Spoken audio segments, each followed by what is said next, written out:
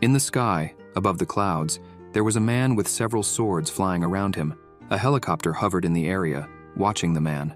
A group of reporters was present, and the man with glasses asked the cameraman if he had managed to capture it, as this was a live broadcast to the entire world. He responds that the broadcast was already running. "Hello everyone. It's been 2 hours since a strange guy appeared in the skies of NY City. The individual with long hair is wearing odd clothes and has a piercing gaze, like that of a demon.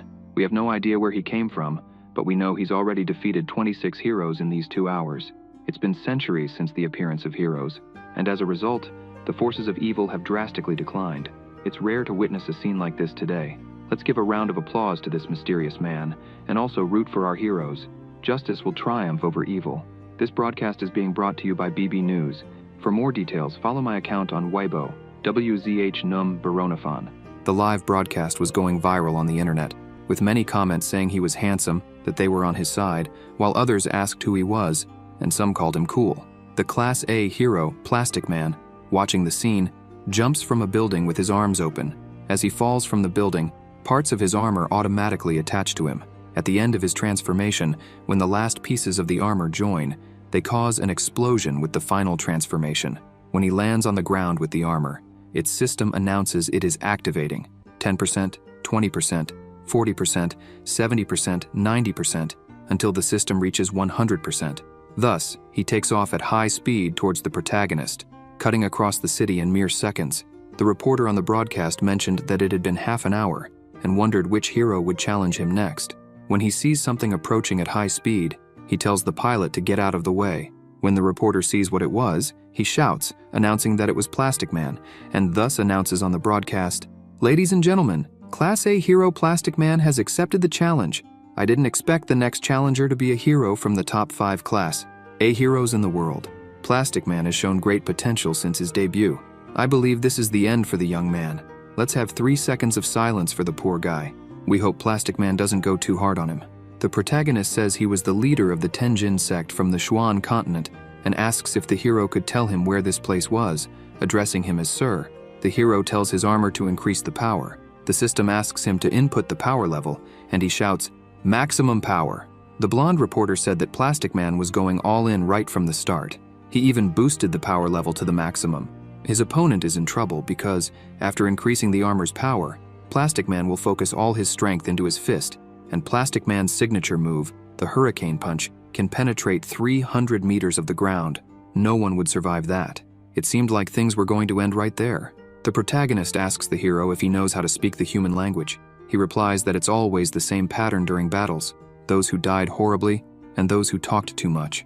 As he gathers power into his fist, the hero asks if he wants to know why those who fought him died. He says it's because he doesn't waste time with nonsense, and then charges at full speed with his power loaded. As he gets close, the protagonist replies that he talks too much and slaps Plastic Man across the face, destroying his helmet. The hero starts to fall unconscious. The leader of the Tenjin Sect sighs and says he was just asking for directions because they were all seeking death. The reporter with glasses, in shock, begins to stutter and says that Plastic Man has lost. When he snaps out of it, he announces on the broadcast, "Quick, someone call an ambulance, fast." Plastic Man fell. He is very powerful. So powerful that he defeated Plastic Man with a single blow. Ladies and gentlemen, our peaceful lives have come to an end. The strongest villain in the world has emerged. A few centuries ago, the Earth was still shrouded in darkness. A bunch of eccentrics, monsters, and evil scientists appeared in the world. Enraged, they ended up causing destructions all over the planet until the emergence of their heroes. Thanks to their great willpower, the heroes were able to defeat the villains. 11 years had passed, the world was finally at peace, and the heroes out of the spotlight. The remaining monsters had become the heroes' pets. There were even heroes who needed to work to stay alive. The cameraman shouts at the reporter to stop the damn narration and points his finger asking if that was who he thought it was. The reporter shouts to the broadcast, "Ladies and gentlemen, the Class S hero Macho Man has appeared. He is a Class S hero. Class S heroes hardly appear. Since one has appeared, the fight should be very interesting. I never thought I would have the chance to meet such an honored hero. I am ecstatic to witness everything from the front row." Thus, the cameraman yells at him to stop the narration as he was blocking the camera. The protagonist looks at Macho Man and thinks that another one had appeared. The Class S hero says he always follows his principle of never wasting time talking nonsense during fights. So he would go straight to the point and says he would be no match for him, and says he recognized his strength after defeating Plastic Man, but they were in completely different dimensions, and if he agreed to become his pet, his rank would go up, and that would save a lot of trouble. The reporter announced, screaming, "Did you hear that, folks? Macho Man offered him an invitation just like that. It seems that Macho Man does not plan to attack, but to turn him into his pet. We'll see what the boy's decision will be. If he accepts, Macho Man's rank will rise considerably." The protagonist questions him and says he was afraid he had to inform him that he was not interested in men. The hero, with a serious look, responds that his decision was not smart at all. Thus, he begins to emit a murderous intent, leaving the reporter shocked. He said to the broadcast, "The boy refused Macho Man's offer, and that seems to have enraged him." This is the aura emitted by Macho Man. It's so strong that it doesn't even allow the helicopter to get close.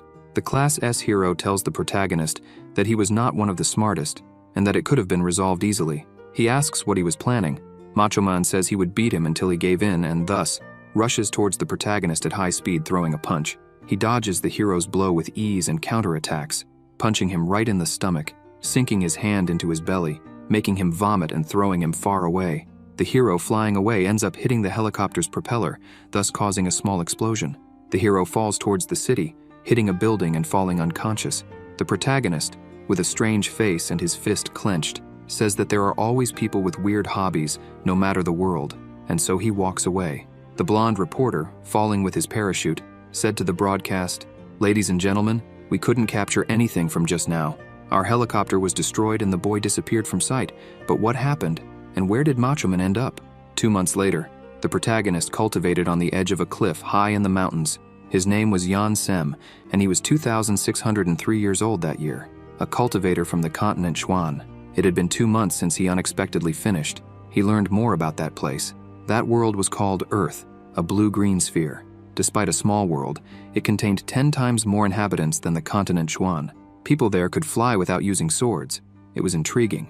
They also did not need any magical apparatus to move quickly. He heard they call these things planes and cars. The women there showed their legs, and he says it's a good thing the spiritual energy there was dense. He wouldn't know how he would tolerate living in that world. In a forest, an injured girl, all bandaged up, was in pain, while her younger friend told her to hold on just a little longer, as the bleeding was almost stopping. The older girl thanks her. The blonde says they were classmates. There was no need for thanks, and says they would be safe once they crossed the gorge. Walking a bit further, she sees on a wall Celestial Connection Tower. She asks if it was a tourist spot. The name was giving her secondhand embarrassment, and continues walking until she finds a hot spring. She tells her senior that they would rest a bit. The injured senior sighs and says she understood. The blonde says she would look for something to eat and tells her to wait there. The senior asks her to be careful, and she replies that she could leave it to her. The injured girl notices that, when she put her foot in the spring, her wounds had disappeared and says that the spring could heal wounds. She looks around and thinks it was a pretty desolate place. There shouldn't be anyone nearby, and thus, she begins to undress to take a bath. Yan Sem was bathing in the hot spring without a care. The senior, with no clothes on the edge of the spring, wondered why there was a hot spring there if there were no volcanoes nearby. It was very strange, and it could even heal injuries, and so she begins to back away in the hot spring when she bumps into Yan Sem. They both turn around quickly. The protagonist, annoyed, loudly asks who she was and tells her to disappear from there, throwing some stones in his hand, leaving her blushing and without reaction. Her blonde friend comes running and asking what had happened. Yan Sen stands up, going toward the senior, who, embarrassed, asks who he was and what he planned to do. The protagonist calls her Miss and says he would not question how she managed to get there and would not delve into that matter, and asks her to leave that place immediately after finishing her bath. The younger friend arrives asking who he thought he was to send them away. Yan Sen begins to dress and asks if they hadn't noticed the words on the rock wall before entering there, and says that it was his home and they were invading. The blonde, embarrassed, says that it was his home then, and says they thought it was a tourist spot. He, fixing the collars of his clothes, says that now that they were aware. The senior, with a serious face, asks Xiao Ying to grab her clothes that they would leave. She replies that she understood. She asks the senior why the rush and says they could ask him to let them rest there a bit longer, as she didn't think the protagonist was a bad person, and says he wouldn't do anything to them. He just dressed and spoke strangely. The senior replies that he wouldn't help them, and it would be very shameless on their part. Suddenly, a helicopter was heading their direction. Yan Sem, with his eyes closed, notices. When the blonde girl asks what that sound was coming their way, the reporter appears screaming that they had found him and begins to announce, A month ago, an unknown man appeared in the skies of NY City. We had lost track of him after he defeated 10 heroes, and today we found him in this canyon. Who will be the next to challenge him? The blonde reporter asks the hero if he had said everything right and calls him Steel Beetle. He replies that it was perfect, and while he portrayed him as a powerful opponent, he would become invincible in the eyes of the people after defeating him. The reporter asks if they were waiting for his team. He says it wasn't necessary, as he would face him alone, and so he jumps from the plane, landing in style on the ground, causing cracks. The blonde thinks he was a professional hero, and thus starts running to the hero saying they were saved. The senior holds her hand and tells her not to get close to them, and asks if she wasn't seeing that they were preparing to fight, and says the hero was Steel Beetle, one among the top 10 in the world, and asks what a hero of that caliber was challenging that guy and wonders who he was.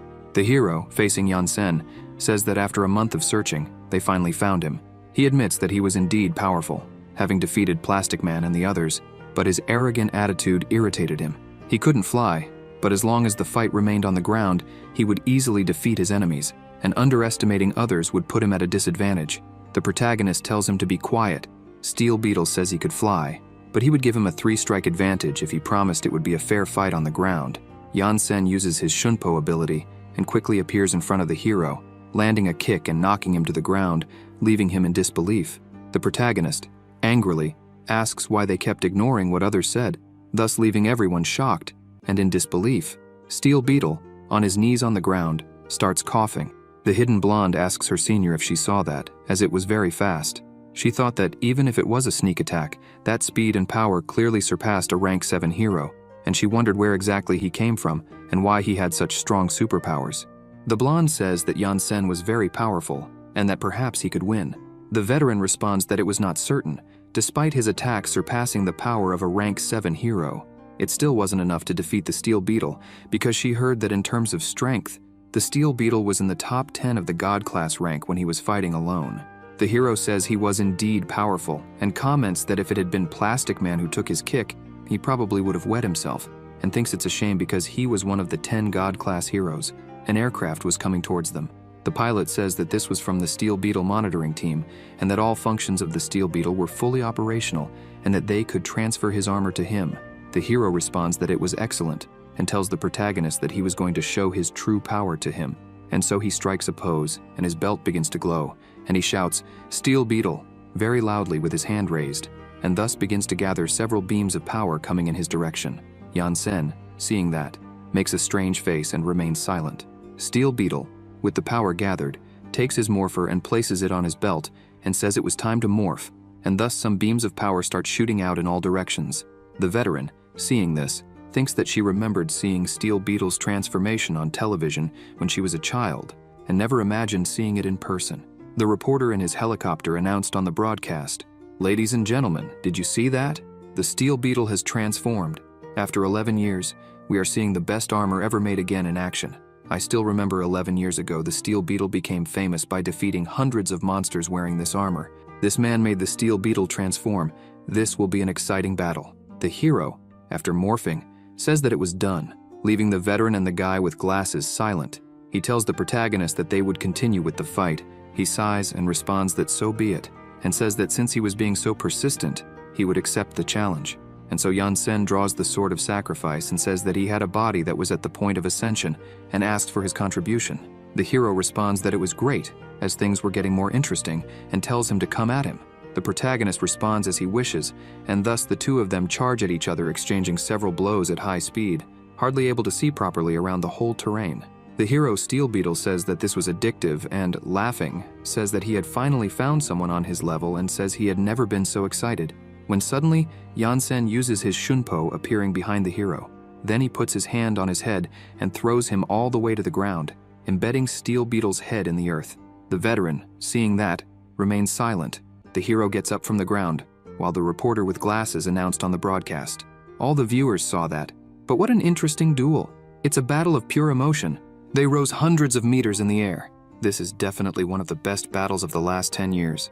Steel Beetle, sweating coldly, thought and wondered what had happened, as he hadn't even seen what occurred, and he thought the person didn't look strong at all, yet he questioned why his aura made him shudder. The hero, fearful and with a trembling voice, said that he was Steel Beetle, the man with the most powerful armor known to man. No one could scare him. Thus, he began to gather his energy, creating several rays around him, loudly declaring that he would make him experience his legendary ability, and used his plasma cannon ability towards the protagonist.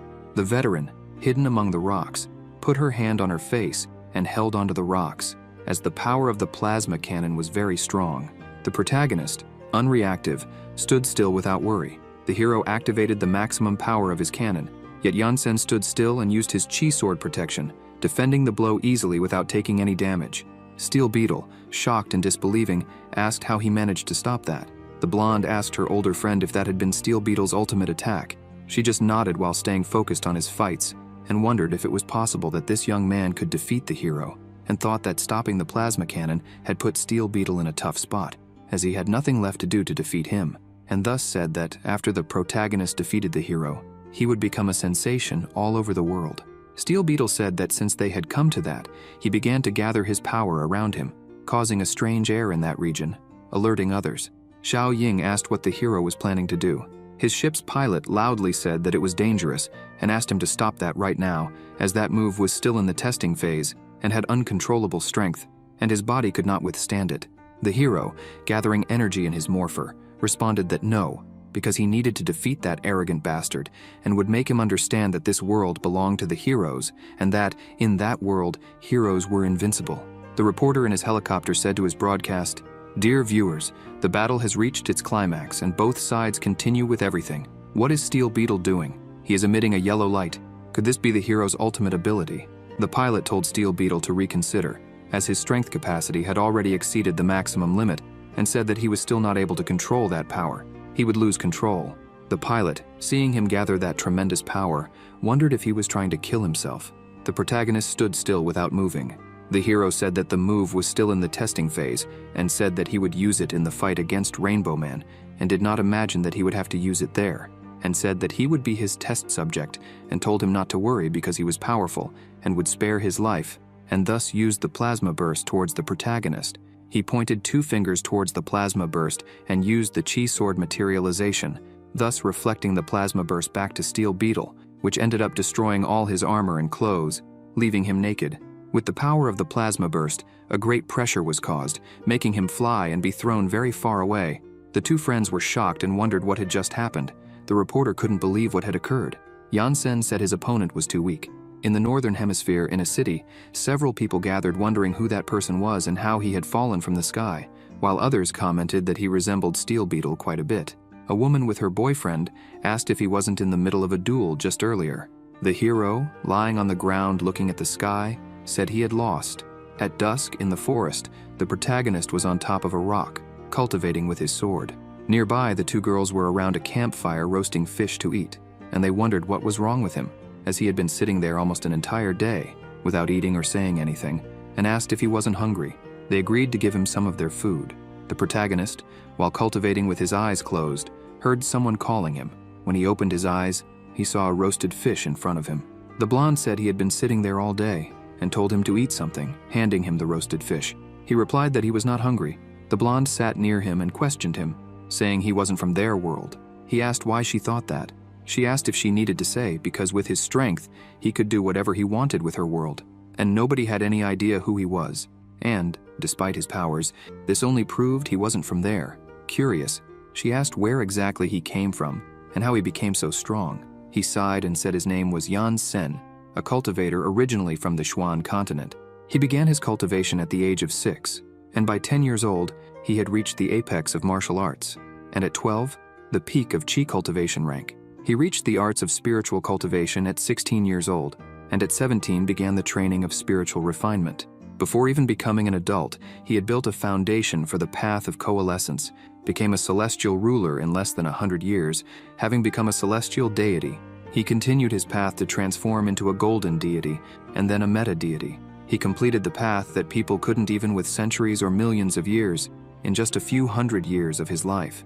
In his old age, he became the patriarch of the sect, passed on his knowledge of martial arts and the path to becoming a deity to the sect, until one day he felt a change in the celestial plane, realized he had reached the highest rank within the celestial limits, the imperial deity, and so that the sect could continue and achieve limitless forms of refinement, he chose to cultivate in isolation.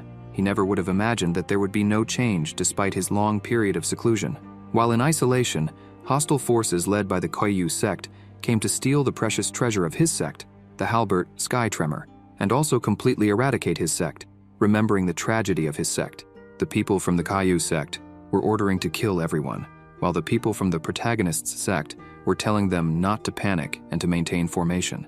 The cultivators from the Koyu sect told their leader that the central formation had been destroyed. The leader ordered everyone in his sect to leave no one alive, and in one night, the skies were dyed crimson.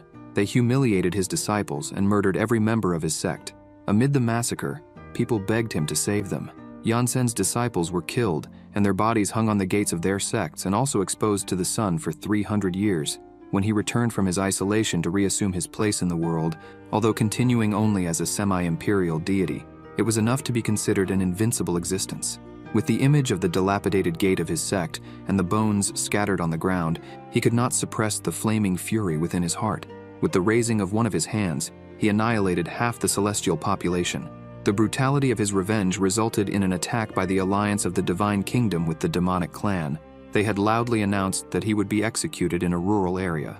In the end, they only managed to seal him in the deity confinement tower, which cost them 5 of their 5 most powerful cultivators, 100 transcendental deities, and the lives of hundreds of meta-deities, and thus they threw him into a dimensional rift, still within the deity tower, to ensure that he would never be able to return for all eternity. And as soon as he woke up, he was in that unknown world. Yansen, after telling his story to Xiao Ying, asked her if there was a problem. She replied that his little story was absurd, but she kind of liked it. The veteran, sitting on the other side, asked what he planned to do from now on. The protagonist replied that his original plan was to rebuild his sect while waiting for the recovery of his spiritual energy. He would open the celestial dimensional gates and return to the celestial realm. However, that world was more complicated than he imagined. The veteran asked what he meant by complicated. He said that this world had something called technology, and there was no place for deities there. She was speechless. The blonde said that was where he was mistaken and stated that this world needed someone powerful like him. Yansen asked if she was serious. She responded by asking why she would lie and said they were students at Jiazia, the Academy for Superhumans. If he was interested, he should visit their school and become one of the instructors. She asked if he didn't want to recreate his sect, as they could help him understand that world. The protagonist pondered, looking at that, and the blonde said that Sister Meng Qi's father was the director of the academy. She would help with the entry procedures, and said he didn't need to decide now, and that he could think about the matter. Yansen said there was nothing to consider, as he would go. Xiao Ying said he had already decided, as she was thinking of various ways to try to convince him. Meng said that, by the way, he had defeated 2 major superheroes consecutively, and recommended that he change his style of dressing, as reporters would not leave him alone if he walked around like that. The protagonist wondered if he had to change his style while looking at his clothes. Xiao Ying stood up and declared it decided, as classes would start in 2 weeks, and she asked him not to forget to submit the entrance application, adding that they would wait for him at the academy.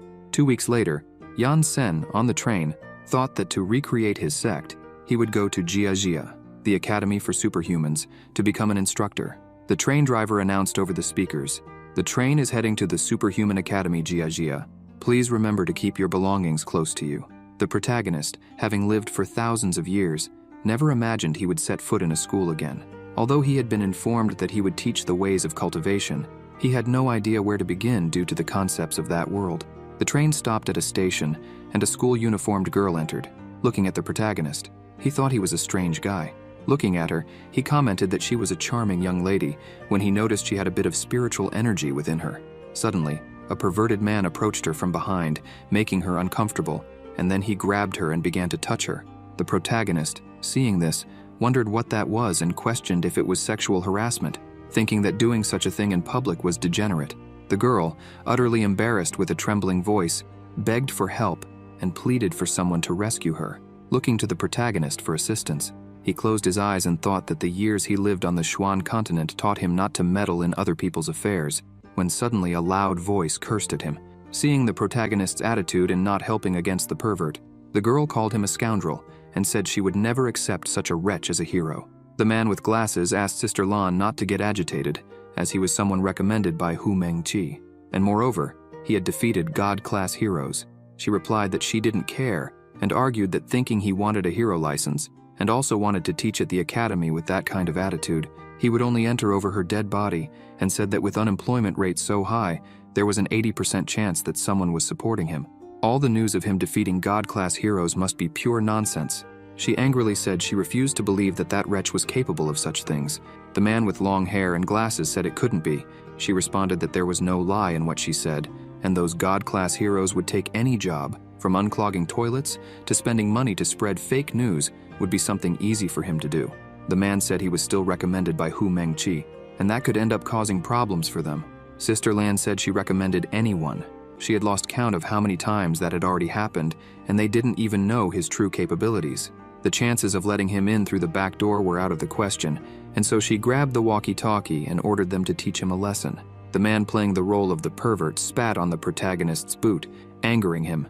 The man and woman watching the broadcast wondered if he had gotten angry and asked him to show what he was truly capable of. Sister Lan, with a sarcastic smile, said things were about to get serious after all.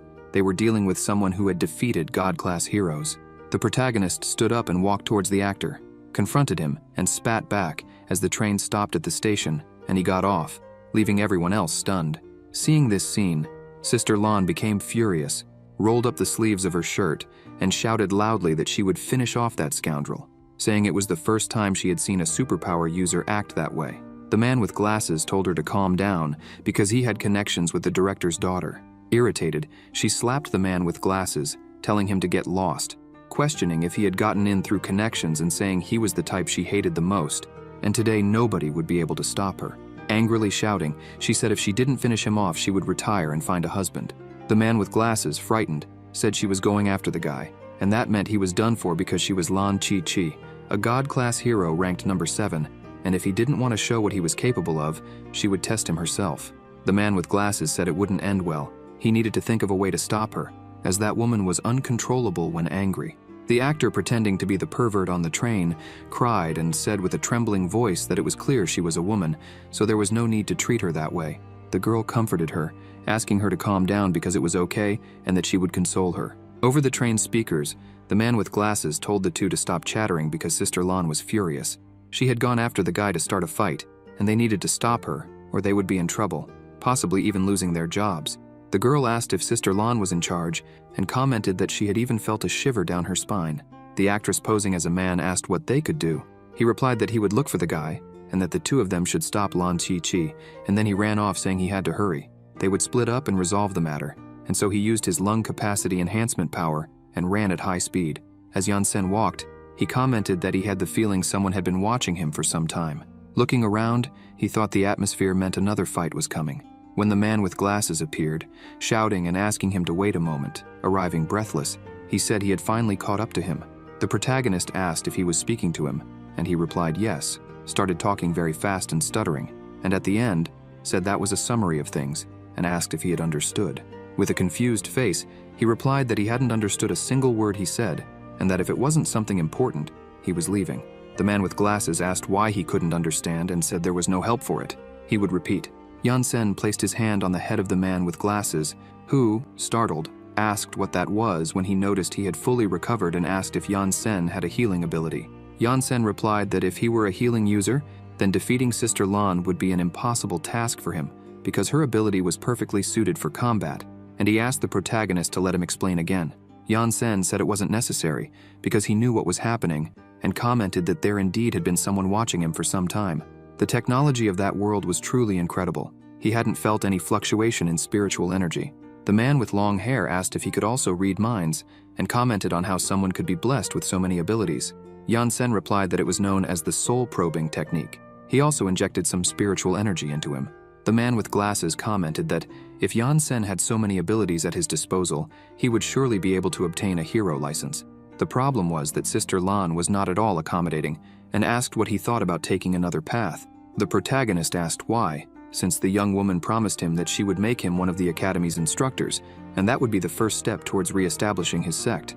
The man with glasses explained that without a hero license, he couldn't become an instructor at the academy, and was sure that he would get the license when someone else was in charge. Then, he stopped in front of the protagonist, pleading. Yansen responded that it was okay, and that he would take another path. The man with glasses, excited, asked if he was serious, and thanked him. Suddenly, Lan Chi used her ground-stomping ability, causing a huge explosion in front of them. The man with glasses wondered what had happened. She replied that she had heard everything and affirmed that he would never get a hero license. The man with long hair was incredulous, wondering how she had gotten there so quickly. Behind Sister Lan, the girls arrived. The four-eyed man shouted, asking how she got there so fast, and questioned if he hadn't sent the two to stop her. The girl in white told him to take a look at them and asked if he thought they could stop her alone, with their faces all swollen. He, surprised, said that woman had no limits and said he had to do something, as he couldn't let her go crazy there, since his job depended on it. He asked the protagonist to forget the idea of getting the license, saying it was not a joke and that he couldn't defeat her. Lan Chi yelled, telling the four-eyed to shut up, or she would beat them both up, leaving him scared. Yan-sen asked what the lady wished. She replied that she would finish him off, and then announced that it was showtime. She made a gesture with both hands saying transformation, and the power of the stars began to come towards her and envelop her body, transforming into a pink suit, changing her hair color to blonde, and giving her a heart-shaped magic wand. The protagonist, confused, asked what kind of technique that was. The four-eyed man with a nosebleed asked how she could transform right off the bat, as it was a lot of stimulation, and said he had no idea how Yan-sen had managed to defeat God-class heroes like Steel Beetle, but it didn't matter whether it was through bribery or force. The person in front of him was on another level. He then ran off, saying he had said all he needed to. Yan-sen, confused, asked what was so special about her, as he couldn't perceive any difference in her compared to previous heroes. She took her magical staff and asked him to show what he was capable of, stating that there weren't many people in that world who could make her fight seriously. He, with a look of boredom, asked why the warriors of that world were so peculiar, questioning if they ignored him when he spoke, or just charged at him looking for a fight, and asked if she had something against peace, questioning if it was so difficult to resolve things through conversation.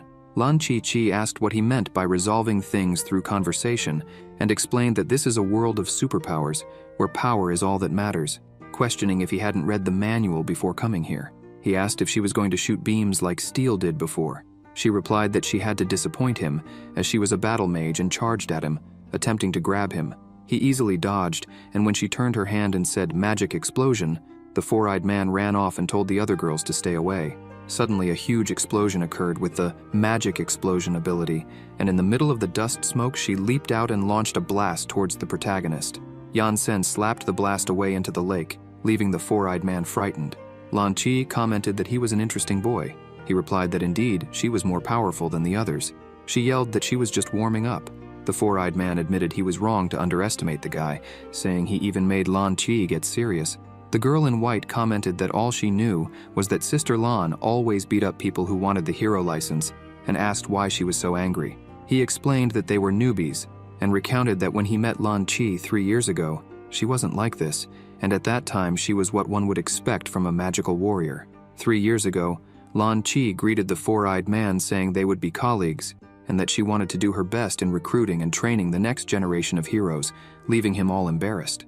During this period, Lan Chi and he met all kinds of people, but none were normal. They saw various strange techniques, and compared to them, his lung capacity enhancement technique was incredible. Lan Chi changed over time, challenged all the weirdos, and even began to reject the idea that a magical girl needs to be cute, vowing to end anyone who said that. The girl who had pretended to be an actor commented that it's no surprise that Lan Chi had a strong temper, while the other observed that she didn't look like a mage. Lan Chi, excited, told the protagonist that he was getting her excited, and mentioned that she had waited 3 years for someone like him, starting to summon magical lightning spheres around her. Yan-sen said that in that case, he might accept the eccentric license, but she angrily responded that for that, he would have to prove the full extent of his powers. He, bored, expressed concern that she would be scared if he really showed what he could do. She laughed and called him arrogant, saying that no one had ever intimidated her. With the magical spheres ready, she challenged Yan-sen to try and scare her and launched the energy spheres at him, advancing afterward at high speed, using her magical power at 100%. Yan-sen apologized for the transgression and with a swift gesture slapped her face.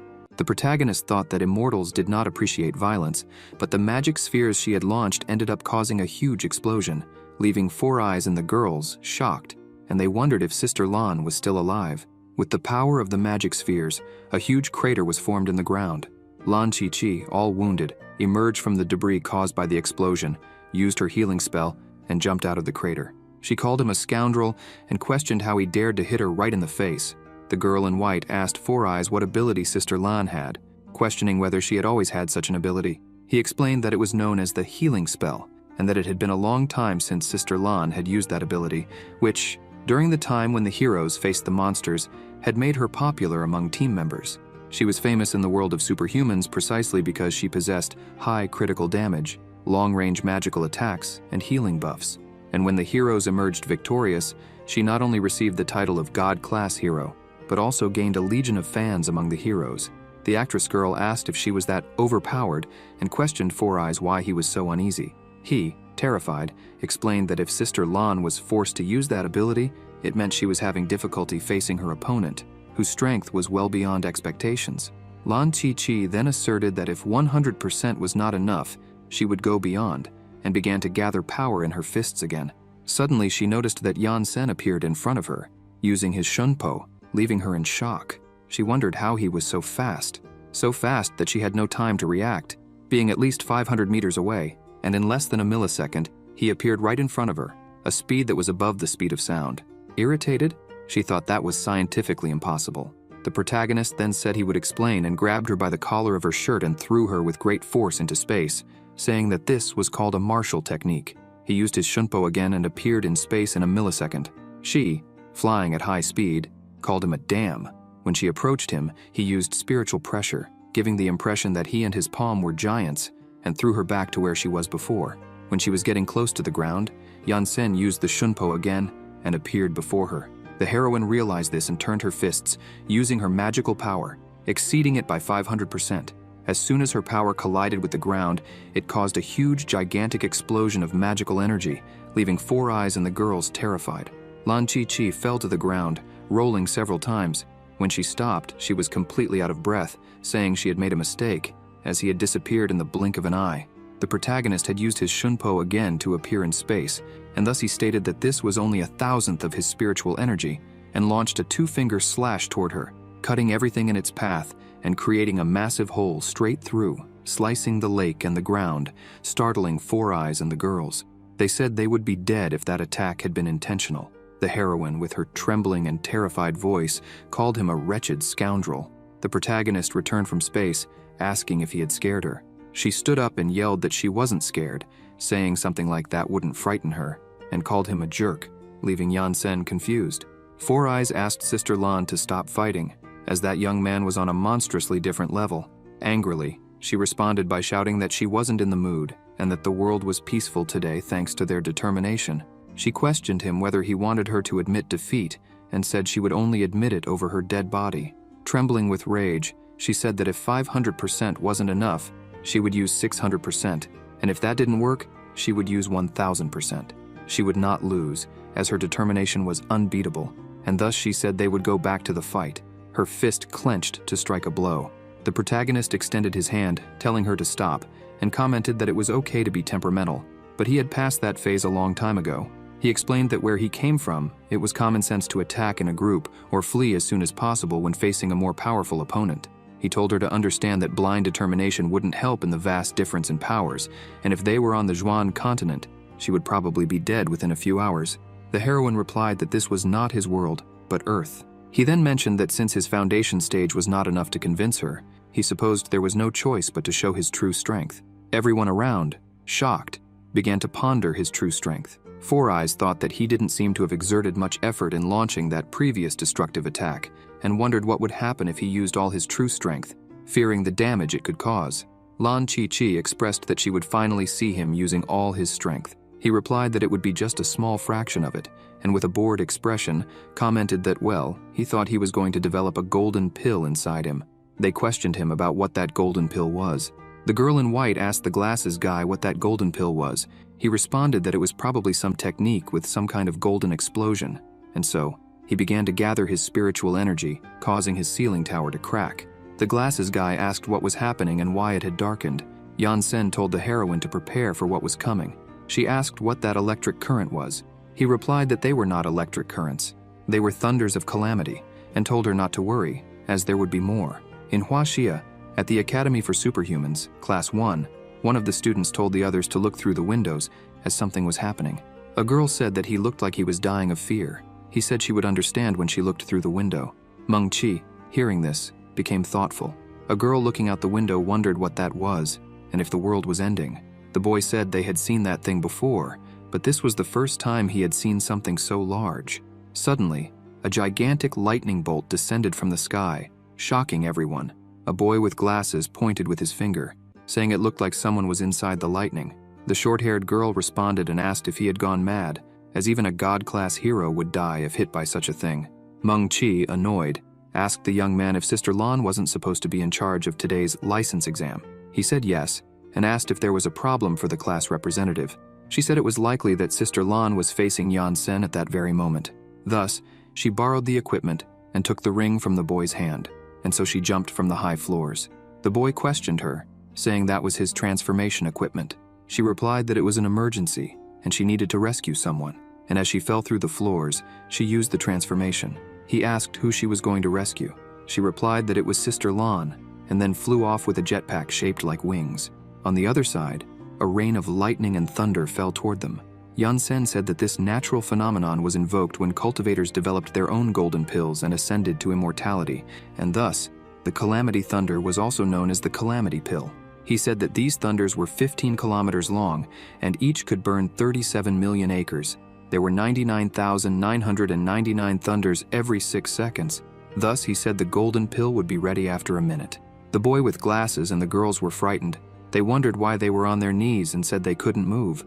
The boy with glasses, trembling, said there were various kinds of powers in that world, but this was the first time he had experienced something of this sort.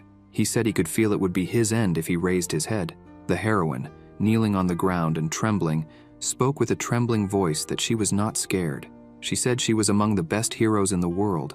There was nothing that could scare her. Thus, she wondered why she couldn't look him in the eyes and asked herself if, in the eyes of that man, she was just a novice. Thus, she shouts to exceed the magic limit by 10,000%. She raised her head and called him an idiot looking at him. She noticed that she seemed like an ant next to him. It was at that moment that Lan Chi realized she was completely screwed. The man was right. When facing a powerful opponent, futile efforts should be set aside, and the attempt to flee should be the main focus. She noticed how foolish she had been to challenge him. That man, someone who was leagues away from her. This wasn't even a battle. To him, she was just a mere particle of dust. All he needed to do was breathe, and she would completely disappear. And it was at that moment that Sister Lan completely lost her composure and her fighting spirit. Meng Chi, as she flew to the scene, noticed that the thunder had ceased, and she no longer felt that immense pressure from before. Thus, she increased her speed and said that this was not good, and she needed to hurry. 10 minutes later, she arrived at the scene and saw where they were, but noticed there was an ambulance. So she landed and ran towards them. Upon arriving, she saw a woman on the ambulance stretcher and asked if that wasn't Sister Lan, and how she ended up in that state.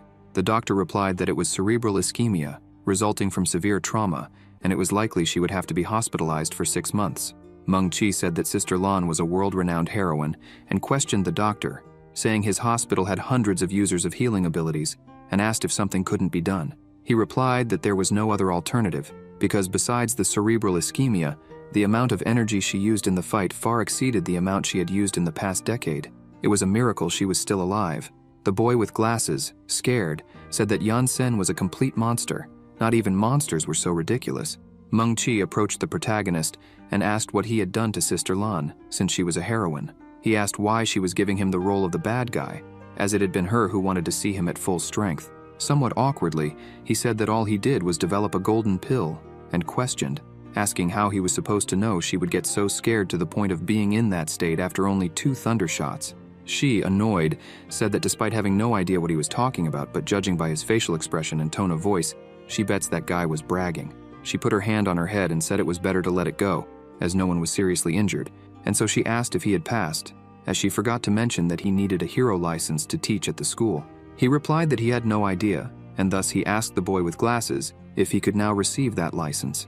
Trembling all over, he said yes and that the license was his, as he never wanted to see his face again.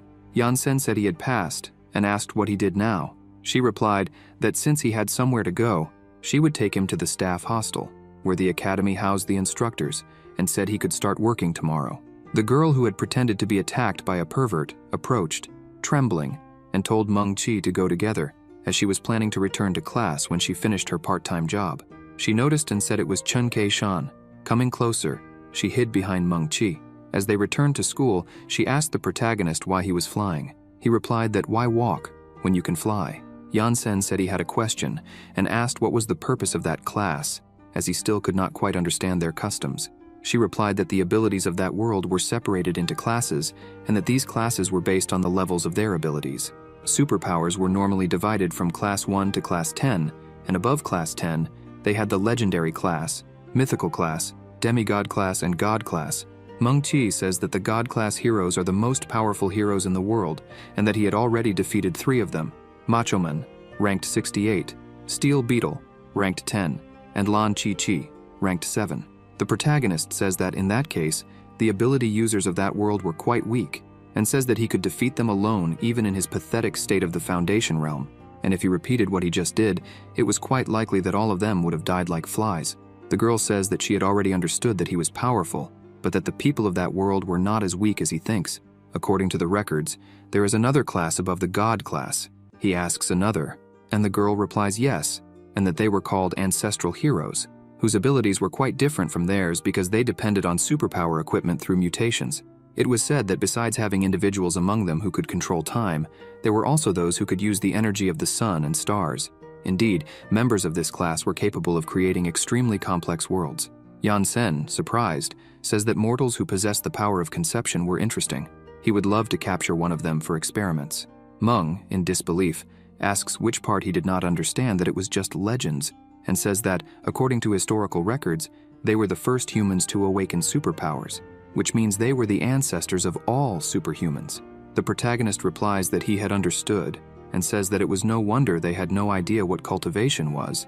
The girl tells him to forget about that and says that the last time they saw each other, he had said he would like to re-establish his sect, and so she asks why someone as powerful as him would care about something like that.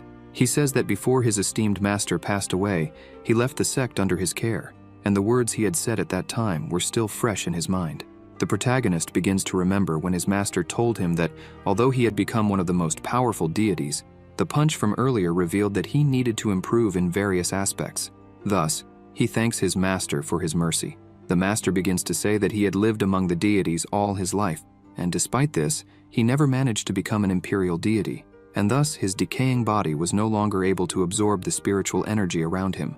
The protagonist says that it would not happen, as the master was one of the most powerful deities in the world. He would not die at all. He replies that that day would come, as only the emperor of the deities was eternal, and says that he would pass on his title of sect leader to him, and thus he hopes that Yan-sen would lead his sect to true immortality, and asks him to remember his words. Never take things to the last consequences. A deity should not put someone under strong pressure. He replies that he would follow his teachings with honor. The master says that was fine. He could leave now as he was getting sleepy. Yan-sen tells Meng Qi that this was what his master had told him. She says she understood, and then he says that it was his recklessness that resulted in the destruction of his sect. With a determined look, he thinks that this is why he must re-establish his sect and fulfill his master's dream. The protagonist begins to speak as if it were no big deal, saying that, in fact, there was another way to recreate the sect. The girl asks what other way, and he replies that, for example, he could destroy the tower of confinement of the deities, and then find some suitable place to create a world, then create life, perhaps even make them born with golden pills in their bodies, and resurrecting the entire sect would only take 2 seconds. The girls, shocked and in disbelief, wonder how to create new lives. The protagonist sighs and says that it was one of the unprincipled methods. He felt that his esteemed master would not be proud if he recreated the sect in that manner.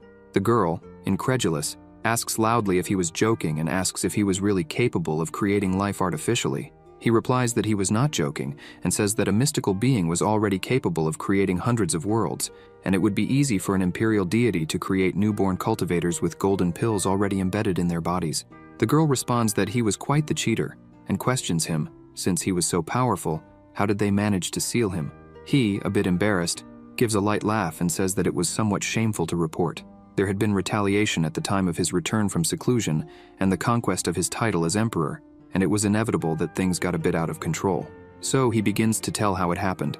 When the retaliation occurred, the surrounding area was completely destroyed, with an ocean of magma around the ground. An old man, lying injured on the ground, said that he was the legendary imperial deity. the monarch of all immortals, even with all the celestial deities and the demon clan combined, and 20 of them were mystical beings. With a single strike, he had killed 5 and mutilated another 10. In disbelief, he begins to punch the ground, calling him a scoundrel, saying that countless others had also died. The celestial realm was doomed, and he questions Kyu why he had destroyed other people's sects for no reason. The old man told the protagonist that, despite having attained the title of imperial deity, he was no match for the Tower of Confinement of Deities. It was a magical treasure of his that took 2.6 billion years of refinement in the celestial realm to be created, and he would never be able to escape once confined. Yansen asked the old man if he believed he could trap him using his mere scraps. The old man then challenged him, asking if he had the courage. So, the protagonist agreed and entered the tower. The old man shouted loudly that the boy had been tricked, and thus he sealed him and quickly opened a dimensional rift, throwing the Tower of Confinement into it, sending him away. And then the old man screamed for all the mystical beings to work together to close access to other worlds. Yansen says that's how he mysteriously ended up there. They also hid the celestial realm in countless smaller worlds, so he couldn't find them. Irritated, he says that the old man dared to trick him, and that once he recovers his strength, he will show them they messed with the wrong person. The girls are left speechless after hearing that story. As they walked, Meng-Chi mentions that the school is just ahead, and that the instructor's dormitory is at the back of the academy. In front of the school, there were several reporters waiting. They said that in a few days, the academy would be holding graduation exams, and there would be several reports to be made. A man with a square haircut asks the woman if she thinks anyone would graduate that year. She replies that it's hard to say, as the examiner that year was the highest-ranked God-class hero, and no student had graduated in 6 years. Then, the man with the square haircut points with his finger, asking who the person coming was, and she says isn't that the man who sent the God-class hero flying straight to the northern hemisphere? The girl puts her hand on her head and says it's those kinds of people again, and tells the protagonist that she had already told him he needed to change the way he dresses. He, with his arms crossed, replies why he would do that, since he hadn't done anything wrong. In the blink of an eye, the reporters surround him and start interviewing him. Hello, I'd like to ask how you feel after defeating so many high-class heroes. When you first met Steel Beetle, what did you think of him? Do you feel any pressure when fighting God-class superheroes? The reporter with the square haircut says that currently he has 1 billion fans worldwide and asks if he would like to say something to them. Yansen, confused, wonders what fans are. The reporters continue with the questions. By the way, what's your name? Where are you from? He replies that his name is Yansen and that he's from the Xuan continent, also known as the Celestial Realm. The reporters continue the interview. Is your superpower some kind of physical enhancement? Why is it so powerful?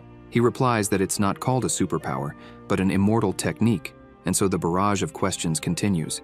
The girls, in disbelief, say that it's the first time they've seen someone so patient and mention that he has a great temperament. Suddenly, a group of people appears. When the reporter with the square haircut notices, he shouts that the Rainbow Rangers had appeared. The people were shocked to hear that the Rainbow Rangers were there, and everyone turned in astonishment. Yansen, confused, wonders, Rangers, what? People shouted that those were the top ranked in the world. The 5 God-class heroes. Red Ranger ranked 2nd God class, Blue Ranger ranked 3rd God class, Black Ranger ranked 4th God class, Pink Ranger ranked 5th God class, Yellow Ranger ranked 6th God class. The reporter with the square haircut says he's not dreaming and runs toward them, saying he'll be the first reporter to interview a top-tier hero. So the Red Ranger shouts to the others to start, and they begin to yell, Red bamboo, black bamboo, blue bamboo, pink bamboo, and yellow bamboo. We are the Rainbow Rangers. And then they strike poses. The girls and the protagonist feel secondhand embarrassment. The reporter with the square haircut comments that the Rainbow Rangers still remain quite peculiar. The Red leader says that although things have changed, the rules remain the same. The reporter asks if the Rainbow Rangers came for the Superhuman Academy's graduation exams. He replies that yes, they would be the main examiners that year, and they eagerly awaited the new generation to take on their responsibilities and protect Earth. Meng-Chi comments that they gave a "protect the Earth" speech, but they had already eliminated all the powerful monsters and wonders if they came just to pass the time. She, irritated, says that she had seen this many times, but still feels secondhand embarrassment. The reporters asked if it was true that they would be the examiners, how powerful the monsters they captured this time were, what their powers were like, and if the students would be able to withstand 10 seconds of the exam. Yansen, confused, asks if they've gone mad and wonders what was wrong with the people of that world. as they all had strange aspects. The girl explains that he had only recently arrived in their world, so it was natural that he didn't know anything. Several years ago, all the heroes, including the Rainbow Rangers, Sister Lawn, Steel Beetle, and others, were the main characters of this world. They protected the world through willpower and an unbreakable spirit, always on the front lines whenever Earth faced danger. After the defeat of the Monster King, the world finally entered an era of peace. That's why they were so popular, and it was natural that the reporters were excited since the world was now at peace. But this brought some negative impacts. Many heroes found themselves with nothing to do after peace arrived. Some became otakus, while others began using their superpowers to work in the cities. However, the superheroes with combat powers were in a disadvantaged position, so to pass the time, they kept the remaining monsters as pets. Meanwhile, high-class heroes like Steel Beetle and the Rainbow Rangers continued to secretly compete. The Red Ranger told Steel Beetle that he had heard he had the best terrestrial armor, and asked if it was true. Steel Beetle replied, "Of course not. He was just a little more powerful than him," as heroes hated to lose, so this situation was common. Meng Chi commented that over time, their world had become a place where the powerful were admired. The girl next to Meng said she never imagined they would be the examiners that year, and was sure they wouldn't pass. Meng replied that indeed, they hadn't even passed the mythical class exam, let alone the god class. The girl, crying with a trembling voice, said she would never graduate. The protagonist commented that the exam they were talking about seemed similar to the Sect test in his world, which he found interesting. Meng explained that it was somewhat like that. He needed to pass the exam to graduate and then become a hero, and according to the rules of the Superhuman Union, students could only participate in the Professional Hero Graduation exam when their superpowers were above level 10. The professional heroes used the monsters they kept as pets during the exam, and students who managed to defeat them would graduate.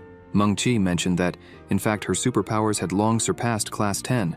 The energy she released was roughly at the legendary class level, and yet she still couldn't graduate. He said it was strange, since her superpowers had already reached the minimum required.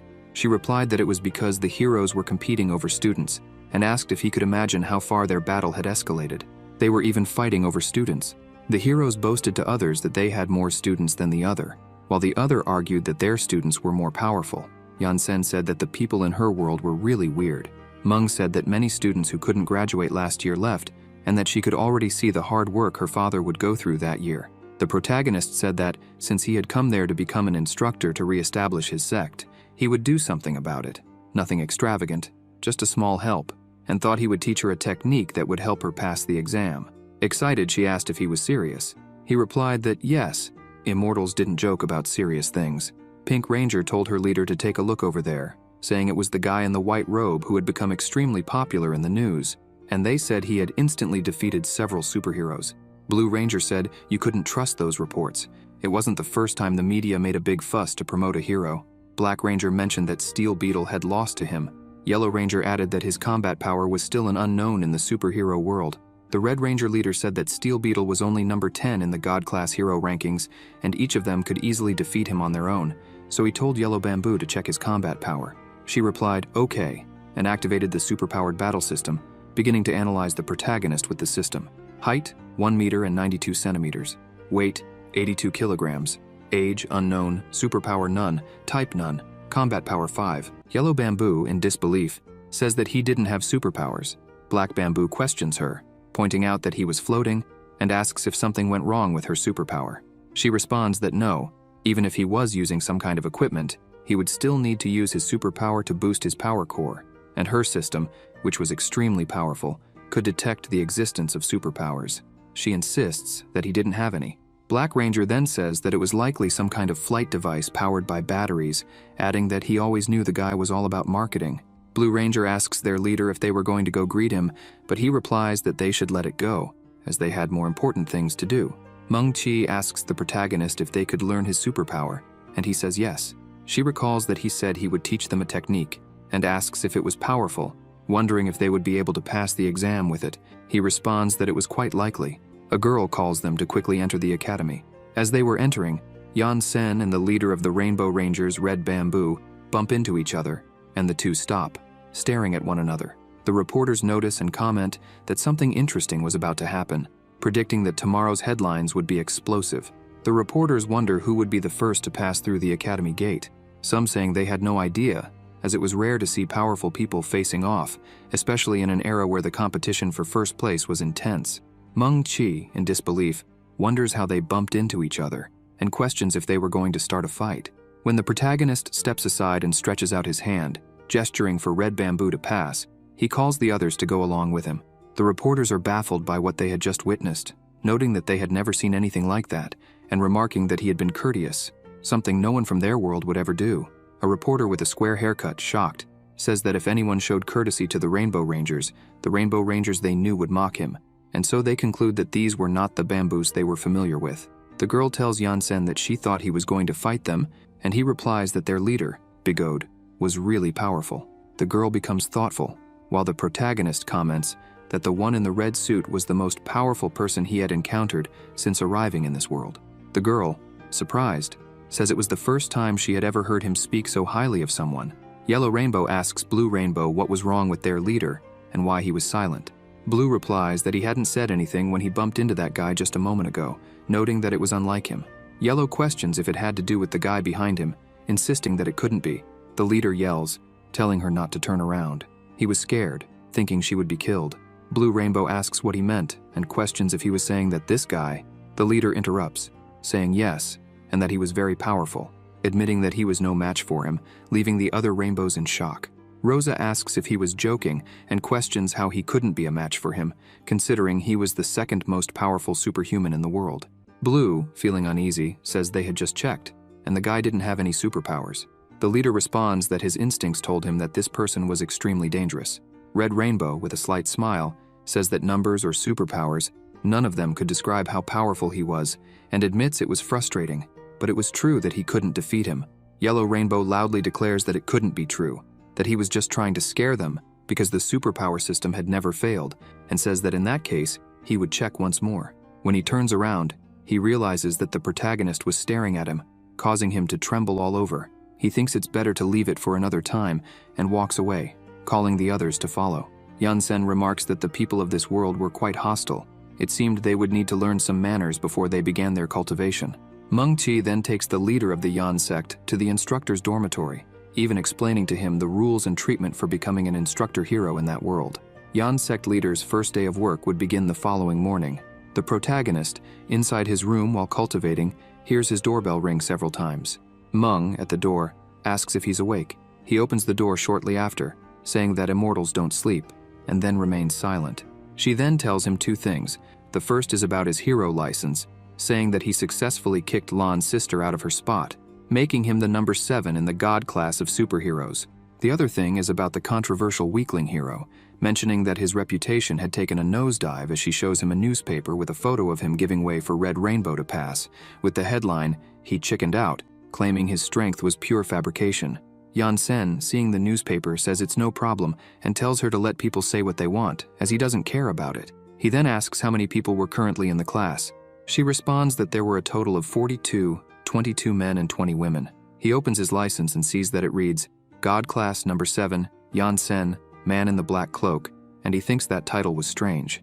Meng Qi tells him to be grateful for receiving a name and says it's his fault for not telling them what hero name he wanted right after passing the test. She comments that he was the only one on the planet to become one of the top 10 heroes in the God class without having to defeat the king of monsters and save the planet. The girl adds that she told their colleagues that the reports were fake and that should save him from a lot of explanations. She even mentions that she might be able to handle the noisy reporters, which would speed up the re-establishment of his sect. Yansen says it wasn't necessary because cultivators shouldn't be impetuous. He was prepared to take a few hundred years to re-establish his sect. The girl is speechless and tells him that his nonsense has gone too far, and she's heading to class.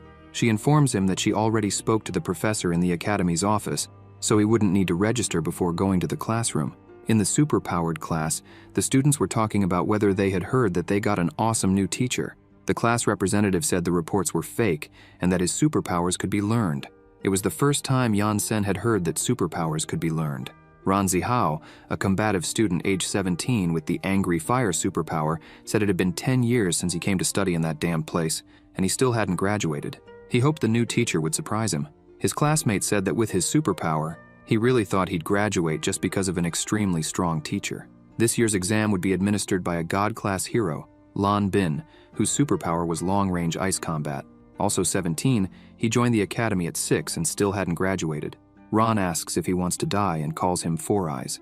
Sun Xiaolu, with the wind superpower, also for long-range combat, also 17, entered the academy at 9 and still hadn't graduated either. She told the two to stop fighting, as their chances of graduating in this lifetime were nil. Anyone would do, as long as they had good looks, and so the class time arrives and the bell rings.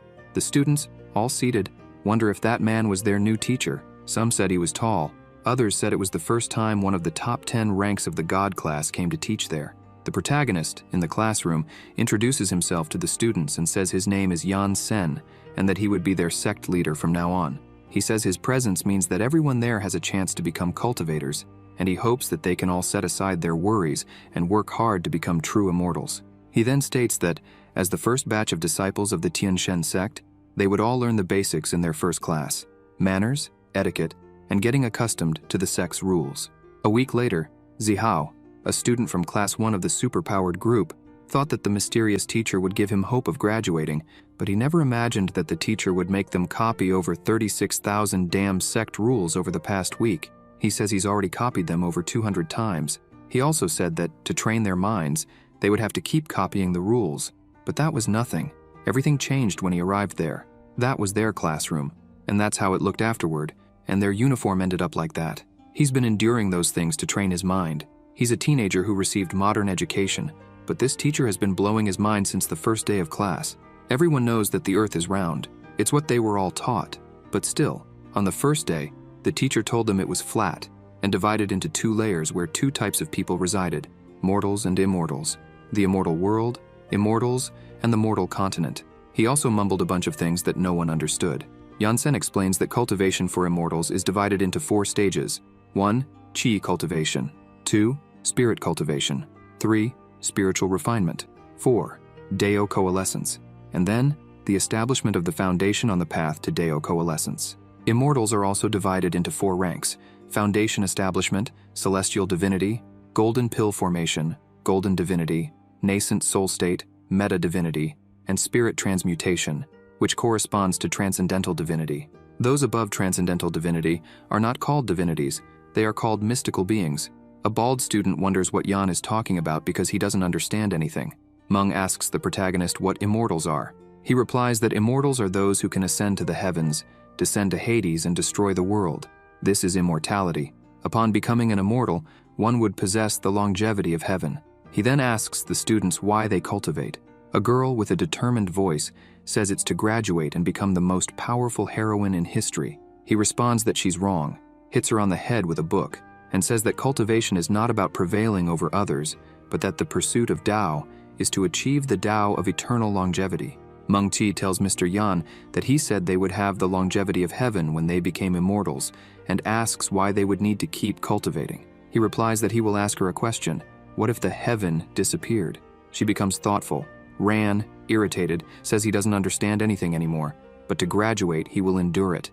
The protagonist says that although mystical beings can create heavens and spiritual energy, they will still die, like the 5 he killed in a single blow. Ran, even more irritated, says he will endure it. The teacher says they will only achieve true eternal longevity when they become the emperor of divinities. Suddenly, Ran Zihao shouts that he can't take it anymore. Angry, he stands up, and raising his voice tells Mr. Yan that he's just been spouting a bunch of nonsense and hasn't taught them anything useful. He says that he even made them copy a ton of rules, and that in that world, the poor rely on mutations and the rich on technology, so common people like them have to work even harder. As a teacher, he should be teaching them how to use their powers, not going on and on about some nonsense like longevity. Frustrated, he throws his hat on the ground and says to hell with cultivation, that he's done. His friend asks where he's going. He says he's going to hit on some girls, that he can't waste time with this, and storms out of the classroom, slamming the door, leaving Yan bewildered. His classmates say that lasting a week was an achievement for him. He must really be on his way to graduating. Another says that the teacher is 7th in the God class, and any other teacher would have been furious if one of their students had done that during class. The protagonist says he will continue. The students, surprised, wonder if he isn't angry. The other replies that he doesn't even seem to care. Lan Bin asks how Zihao expects to graduate with that kind of perseverance. Apparently, in that regard, he was a bit stronger than him. Other students said that only Bin would dare to speak like that about Ron in class. Another added that it was because they had the same strength. But indeed, Lan Bin had more perseverance. In his mind, Bin thought he just wanted to go home. Finally, the class ends, and the students say it's over at last. After the class, Meng Qi tells the protagonist that the area at the back of the academy was a large, empty field for students and teachers to use their superpowers. She asks Yan not to be mad at Zihao's behavior, as he had been wanting to graduate for a long time. He responds that he wasn't mad, and explains that the success rate in cultivation also depended on luck, and he couldn't force anyone into it. The girl comments that it's no wonder he's so calm and asks if that place would work, and if the technique he mentioned was really powerful, and if it would really help her pass the exam. He reassures her that she didn't need to worry. It was a cultivation technique that any martial artist could use, the most compatible one for her, and it would definitely help her pass the exam. She then asks him to teach it to her quickly, since the exam was only a month away. He replies that first, she needed to feel spiritual energy. Ran Zihao, still irritated, was walking behind the academy, tossing a stone into the lake to vent his anger. As he walked away, he muttered that the teacher wasn't the number 7 of the God class, that it was all a lie, and that he was actually powerful. He continued, saying that the class representative had deceived him, and that he didn't need her to graduate. When he noticed 2 people in the distance, he wondered if that wasn't the class representative, and what she was doing in the field at the back with the teacher. He thought something strange was going on and decided to follow them. As he got closer to where they were, he hid behind a rock and wondered what they were doing. He overheard the girl saying it was difficult, and then she hugged Yan, saying she could feel the spiritual energy. Yan replies that the spiritual energy in her world was extraordinarily strong. Otherwise, normal people would take decades to feel it. The girl, seeing several lights, thinks she's glowing and says she didn't know something so miraculous existed in their world. She then asks the protagonist if spiritual energy is like air. He replies that many people believe it's the air that immortals use in the celestial realm, but in reality, it's life. He comments that the fool hiding couldn't feel the spiritual energy. Ran, hidden behind the rock, wonders why they're standing there doing nothing. Meng Qi, with her eyes closed, tells the protagonist that she can feel the spiritual energy and asks what to do next. He instructs her to observe him. She, confused, turns to watch. Yan Sen, forming the yin and yang symbol with his arms, begins to explain to Meng that everything in the world contains yin and yang, and he tells her to use the Qi's ability to sense the changes of yin and yang within the spiritual energy, combine them, and they will become authentic life. As he brings his hands together with the yin and yang energies, he gives life to 2 yellow dragons. Ran Zihao, seeing that, exclaims, "Holy crap!" in disbelief, wondering what the heck that was. Meng Qi, stammering, says she can see it. Yan replies that this was the form of spiritual energy when it comes to life. Ran trembles, still unable to believe it, thinking to himself what kind of superpower that was. He had never seen anything like it before. The protagonist begins gathering yin and yang energy at his fingertips. The girl asks what he's doing, and he responds that he's about to make fireworks. Then, with the energy gathered, he shoots it forward, releasing a giant burst of energy with 2 dragons swirling around it, which then circles the world in mere seconds. Ran, watching, asks what that thing that flew off was. The protagonist's fireworks explode, causing a massive blast. The explosion's pressure flings Meng away. The boy hiding behind the rocks grips them tightly to avoid being blown away. Meng, who had been thrown by the blast, calls out for help, and the teacher effortlessly stops her in midair, holding her with his energy. The boy, holding on for dear life against the force of the explosion, mutters that no normal person could pull off something like that. Meanwhile, the academy students fall to the ground, wondering what's happening and whether it's an earthquake. One of them shouts for everyone to look out the window, and they all gasp in shock, asking if that was a nuclear bomb, while Bin just says he wants to go home. Meng Qi asks Yan if he's the devil, saying it's too much craziness. He replies, "As they say, the greater your Qi capacity, the more powerful the destructive force. That was just a small fraction of his ability." The girl, trembling, asks if he could stop talking for a bit, as she was still trying to calm down. Ran, after witnessing the scene, remains in disbelief. Yan-sen explains that the key to the technique is that the person doesn't need to use their own spiritual energy, Qi capacity, or their elixir field. Instead, it utilizes the life force of the external spiritual energy to release a massive amount of energy. The technique can be executed as long as the person's Qi capacity can feel the spiritual energy and grasp the subtleties of yin and yang. After all the explanation, Meng says she still doesn't understand. He hands her a scroll and tells her to read it, saying she'll understand. Looking at the scroll, she reads in her mind, Dragon Formation Technique of Qi Capacity. She opens the scroll and begins to read, The Supreme Technique of Cultivators. It doesn't require the person's internal spiritual energy. The power it releases can defeat anyone who is not an immortal. She turns to him and asks if this technique didn't use her stamina or spiritual energy, and if it was Jan who had developed such an absurd technique. He replies that he developed it when he was 6 years old. He had just been taken to the sect by his respected master and had to participate in the sect's internal disciple exam. He wasn't even in the chi cultivation stage, so he had no choice but to develop that absurd technique. She finally understands why his master never let him fight with full force. He was afraid Jan would end up killing someone. The protagonist reflects on this, while Ran is still in shock. The next day at the classroom door, Ran was on his knees with a flag on his back, apologizing to Jan and asking him to teach him how to cultivate. The students, seeing this, wondered what had gotten into him and why he was kneeling, while another said that he had just said yesterday that he couldn't take it anymore. Someone else remarked that they wouldn't be able to enter the classroom with him blocking the entrance. Irritated, Zihao shouted for them to stop with that nonsense and use the other door if they didn't want to be turned into toast. The frightened students called the others to leave, while he remained kneeling with his head bowed. He noticed there was still someone in front of him and, still annoyed, asked why they hadn't left yet and if they wanted to become toast. When he looked up, he realized it was the teacher and Meng. She asked why he was on his knees. Embarrassed, he tried to explain, but Jan told him to get up and come inside because disciples didn't need to kneel. Crying, he responded by saying Jan was a great person. Ran stepped aside, letting the teacher in first. When Jan Sen entered the classroom and instructed everyone to prepare for the lesson, Meng, with a suspicious look, asked why Ran was acting so nice. The teacher said it was likely because he had seen them cultivating. Zihao recalled what he had witnessed and said it had been incredibly powerful. Jan had only moved a finger, and a massive amount of energy was released. Yesterday's explosion was still etched in his mind. He added that he couldn't let Bin find out about it, or Bin would graduate first. Inside the classroom, Ran's friends commented that he smelled bad. He told them to shut up and explained that his anger yesterday had made him throw his uniform in the trash, and when he went to retrieve it, he couldn't find it.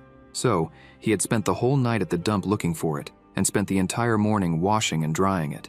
It would be strange if he didn't stink. Lan Bin remarked that it was impossible for Zihao to have come back, given his personality, and said something fishy was going on. A short-haired student mentioned that Bin might not have heard, but Zihao had been kneeling in front of the door until the teacher let him into the classroom. Bin thought about that. The student said it was time for class and another day of copying rules. Jan Sen told them that after copying the rules so many times, he might acknowledge that they had memorized them, and they would take a break from copying. Two excited students stood up and shouted that they would finally stop copying the damn rules. At the end of the class, the teacher instructed those two to write the rules from memory and said he noticed no one had used the model while copying. He asked them to write the 36,000 rules in reverse order. And so, sect leader Jan made his disciples write the sect's rules in reverse order, from memory, over and over again, until the day of the graduation exam. On the day of the graduation exam, at the stadium, the reporters announced over the loudspeaker, "This is the live broadcast from BB. Welcome to my show, folks. Today is the day everyone has been waiting for.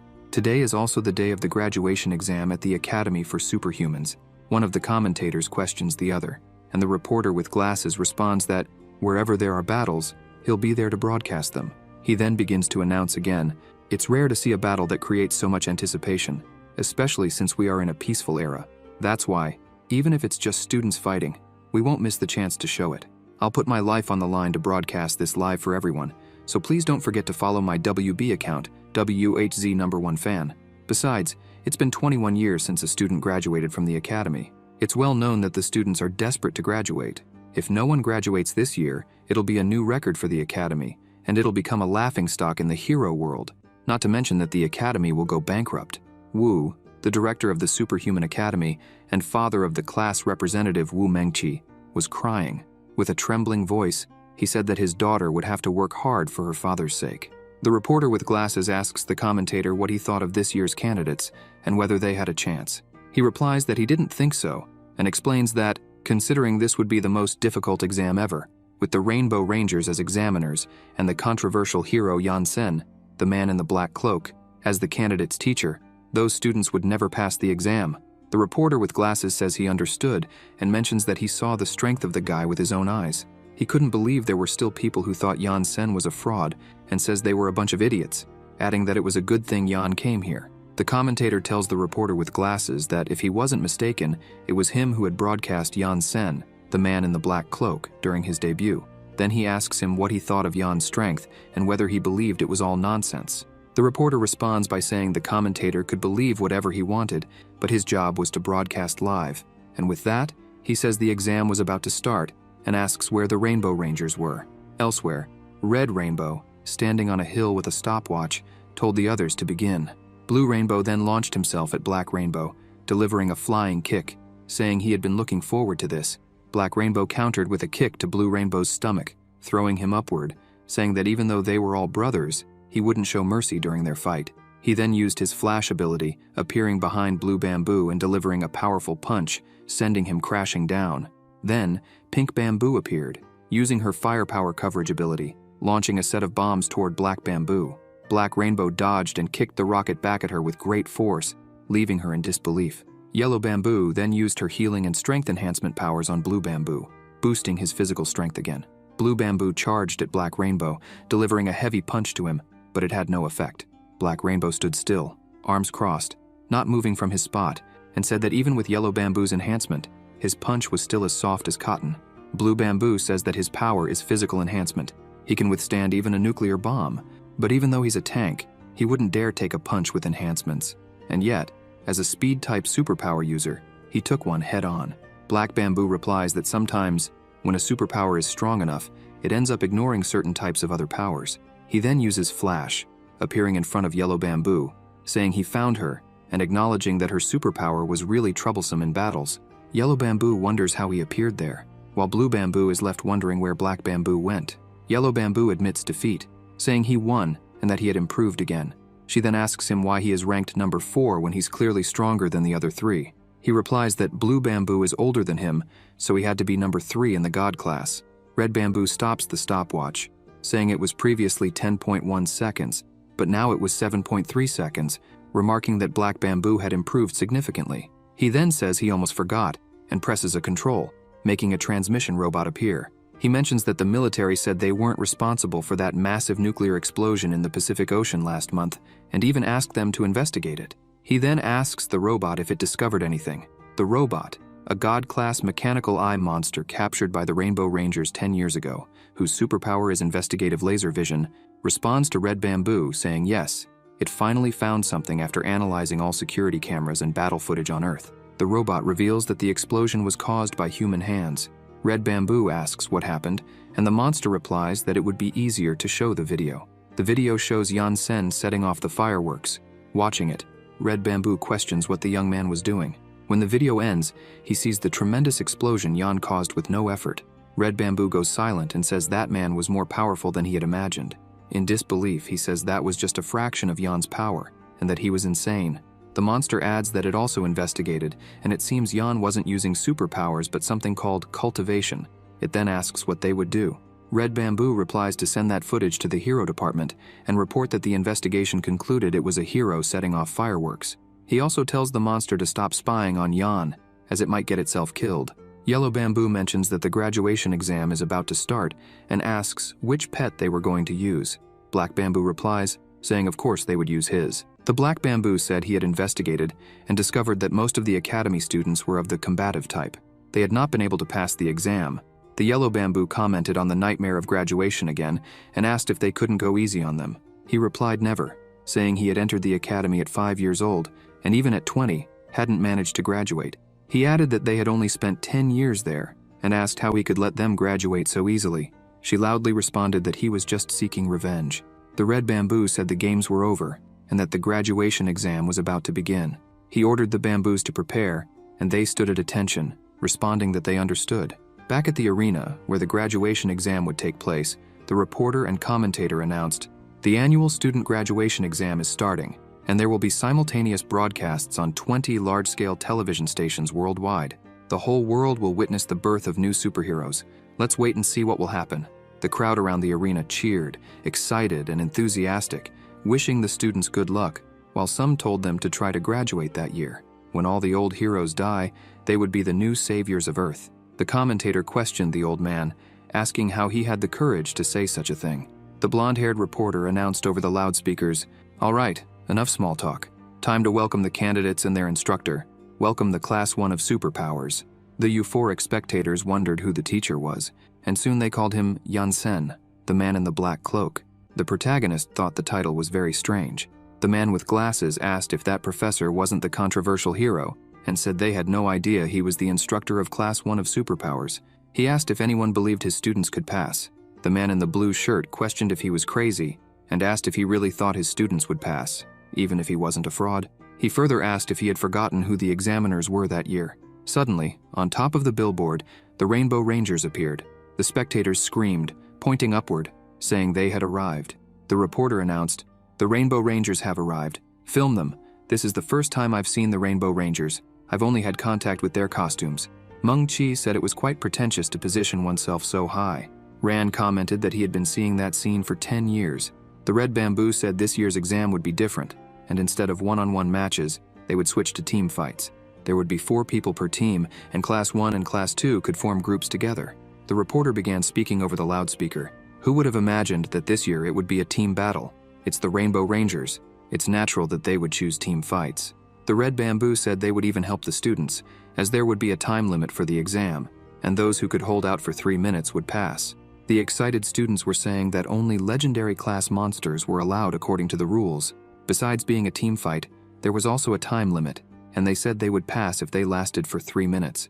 Ran, irritated, shouted at them to shut up and asked if they were idiots, saying that if it were that easy, they would have graduated a long time ago. The 2 students hung their heads, agreeing that this was true. Meng said she was really nervous because of Professor Yan, as it was very difficult to perceive the yin and yang of that technique. She still couldn't use it, and wasn't sure if she would pass the exam. He replied that cultivators don't become impatient, and told her to cultivate her mind first. He also said that if she couldn't pass that year, she could try again next year. She responded that this year was very important. Then, he placed his hand on her head and said that maybe something unexpected would happen if she freed herself from her fixations, causing Meng to blush. When he removed his hand from her head, she noticed she was no longer as nervous. Thinking to herself, she wondered if Mr. Yan was trying to reduce the pressure she was feeling. She thought that everyone said he was the devil in the classroom, but that he also had his caring side. The protagonist told his disciples there was no reason to be impatient since they had become immortals. If they didn't pass that year, they could try again the next. And if they didn't pass the following year, they could try again in 3 years. He said he believed they would all pass the exam within 100 years. The 2 students who always wrote down the rules said they couldn't take it anymore. 5 minutes later, 2 students from Class 2, superpowered, greeted Xiao Lu and Xiao Yi, saying they had heard their teacher was very strong. One of them asked if they had learned anything useful. Xiao Lu replied that yes, he had learned to copy rules and could transcribe 36,000 rules 5 times a day. Xiao Yi said he was 10 times faster and even dreamed about it. The 2 students, in disbelief, looked astonished. They said it didn't matter if they hadn't learned anything because they knew which monster the Rainbow Rangers would use, and they invited them to form a team. Their types of superpowers could suppress that monster, so if they could last for 10 minutes, it was guaranteed they would graduate. Xiao Li asked if they were serious, as the Rainbow Rangers had 100 monsters, and he wondered if they were sure they could predict which monster would be used. The student replied yes, he could bet on it, as he had spent 3 sleepless nights researching the Rainbow Rangers exam. It was going to work, he could trust that.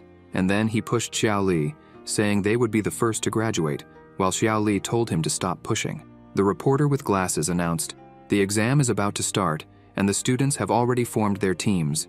Which monster will the Rainbow Rangers use? Everyone is curious, myself included." "All right, enough small talk. We're here to see the fight. The exam has begun." And so the students followed the professor, and the bamboos started the test by summoning the monster inside the arena. The spectators were wondering what monster they would use, while some said they hoped the students could last at least 5 seconds. The reporter began announcing, "The first team to face the challenge consists of 2 pairs of twins from Class 1 and 2.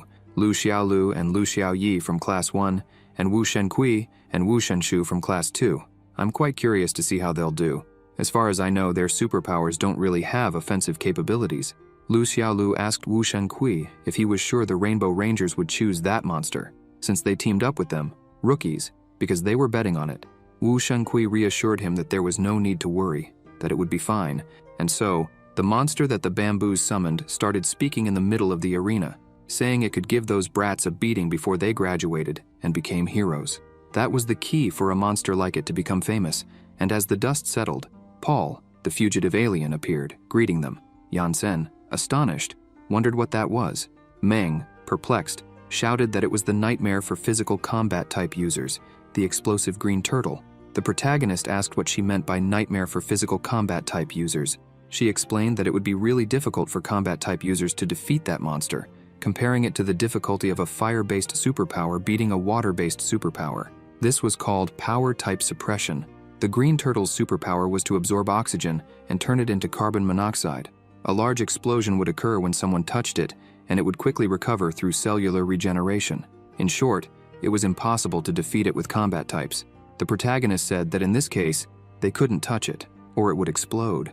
Meng confirmed this and added that they weren't ashamed of using such a monster, considering most of the academy students were combat types, and she wondered how they were supposed to beat it. The spectators were commenting that the monster this year would be the explosive green turtle, and that it looked like no one would graduate again. The commentator began speaking. "Did you see that, folks? The Rainbow Rangers used the explosive green turtle. The students are in trouble. It's going to be really hard for them to graduate." Wu Shenshu said the commentator was just talking nonsense, because they were going to win, and he remarked to Xiao Lu and Xiao Yi that they were right. It was indeed the explosive green turtle. They started laughing, saying it was amazing. The explosive green turtle began using its superpower, an explosion of unprecedented scope. Wu Shenshu, in disbelief, said the timer hadn't even started yet, and then he exploded, causing a huge blast in the arena. The pressure from the explosion threw several people. The glasses-wearing reporter, while flying through the air, announced over the loudspeakers, "Oh my goodness, folks. Who would have thought that the monster would use a technique like that right off the bat? The explosion might have affected the judges' area, which is 100 meters above the ground. Not to mention, this isn't the energy of a legendary class monster. Is this some kind of joke? This level of power isn't from a legendary class monster. There's a second explosion, and everyone in the stadium is in danger." Yan Sen, seeing this scene, stretched out his hand toward the explosion. The girl, not understanding, wondered what he was going to do. Then he launched the explosion upwards, creating a hurricane that sucked up the entire blast, protecting the people. The Rainbow Rangers, holding on to each other, wondered if that had really been an explosion, questioning what kind of air pressure they were feeling. The leader told the black bamboo that the green turtle might end up hurting the audience. He responded that he hadn't expected that either, and they questioned it, as the air pressure was clearly more powerful than the explosion. It had even neutralized the second blast. They wondered where the air pressure was coming from, while the red bamboo, sweating nervously, looked deep in thought. The spectators said they had been saved, but wondered what had happened. One of the students asked Sun Xiaoli if she was the one with the wind superpower, and if she had done that. She replied that if she were capable of creating that kind of air pressure, she would have graduated decades ago. The student laughed and agreed with her. Sun Xiaoli thought to herself that they hadn't noticed, but both the representative and Mr. Yan were the only ones in the stadium who hadn't been thrown back. It was obvious that it hadn't been the representative who did it, so that left only the professor. The commentator and the reporter were saying, "Folks, the force of the explosion clearly exceeded the legendary class. The difficulty of this exam is beyond the student's abilities." The monster told the commentator that he was beyond the exam requirements, that he was indeed a legendary class monster, and that he had just made some preparations beforehand to gain fame in the monster world. He asked the black bamboo to throw him into the swamp covered in poisonous gas. The foul odor was still stuck in his head, and then he said he would show them the power of his explosion after a few months of buildup.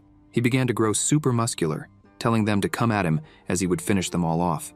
The spectators wondered what kind of ripped form that was, as they had never seen anything like it before, while others questioned whether the green turtle had such a technique. They commented that it seemed it wasn't just the students who had been preparing for the graduation exam. The monsters had been getting ready too, and they said that in this case, no rules had been broken. The twins from Class 2 told the green turtle to shut up because they were going to graduate, and said it would end up in obscurity instead of becoming famous. The twins from Class 1 told them to stop talking nonsense, as even though they could fuse the surrounding rocks into one, it still hurt when the explosion hit the rock. The twins from Class 2 reassured them, saying they didn't need to worry, as they would heal the turtle and graduate once the 3 minutes had passed. The glasses-wearing reporter, seeing this, shouted loudly on the broadcast, "Do you see this, folks? Who would have imagined that the students would come prepared too? It seems they predicted which monster the Rainbow Rangers would use. The only pair of twins in the academy, one with healing powers and the other with defensive powers. This is a perfect formation against the green turtle. It might be possible for them to graduate. Bravo, the climax is near." The spectators were commenting that they seemed like a strong team and that they could graduate if they held out for 3 minutes. Meng Qi said that pair of twins was incredible. She had always thought they were nobodies. The protagonist remarked that if the monster came prepared, it was very likely it had already thought that some students would try that tactic. The green turtle laughed and said it already knew that some would attempt that, and then claimed it would show them its new technique. Suddenly, it began to contort, and from its mouth, an arm started to emerge, leaving the audience in shock. People were disgusted, while someone commented that the technique looked familiar, thinking they had seen it in some manga. The green turtle, out of breath, asked what they thought, and then a copy of it came out from inside, and the copies began generating others, each smaller than the last. The crowd, irritated, asked what the hell that was, and wondered if it was some kind of matryoshka doll, saying the monster had to be joking. One of the twins, spying through a hole in the wall they had created, surprised, said it couldn't be real, while the other told him to stop peeking because something strange was coming. The green turtle gave the command for the other copies to attack the stone shelter, and they started self-destructing, causing several explosions. The twins, Xiaolu and Xiaoyi, began saying that it was hurting them. The twins from Class 2 told them to hang in there, that they would graduate soon. The twins from Class 1 replied that it was easy to say, since they weren't the ones being hit. Wu Shun responded that it was really unfortunate, but he was just a healer. Suddenly, a voice behind him greeted him. Wu Shankui turned, shocked, and saw that it was a small clone of the monster. The monster said, "Hallelujah, brothers," and self-destructed, causing an explosion inside the shelter, destroying it and throwing everyone into the air. Meng Qi asked what had happened, because they were doing well until then. Yansen commented that it seemed they had been defeated. The twins from Class 1 said they wouldn't have done that if they had known what was going to happen, and called the healers useless. The system sounded, indicating loss of will, exam failure. The glasses-wearing reporter, confused, said, "What did they do?" and wondered if they had really failed since they had been praised just moments before. The audience, also confused, wondered what had happened, as many didn't even see what had occurred. While some said the monster was powerful, others commented that even though it was just a legendary class monster, not even a god-class hero could withstand that much energy accumulated over months. But now the question wasn't whether they would pass the exam, but whether they would leave alive. So, the monster called for the next group to enter the arena, and so, throughout the afternoon, more than half of the candidates failed the exam. With the Green Turtle's unilateral victory, the exam became completely monotonous. The spectators sighed and commented that the students were being defeated in seconds. There wasn't even any suspense. Some said they were going home to watch the recorded programs. The exam was supposed to last 3 minutes, but the students couldn't even last 3 seconds. It seemed that, besides no student graduating, there wouldn't be any fights either, as the Green Turtle was too strong. It was more than clear that they weren't on the same level. During the break, the spectators commented that, even though there weren't any fights to watch, at least the school was offering free food. During the break, at the back area of the academy, Ren, Meng, and Yan were gathered.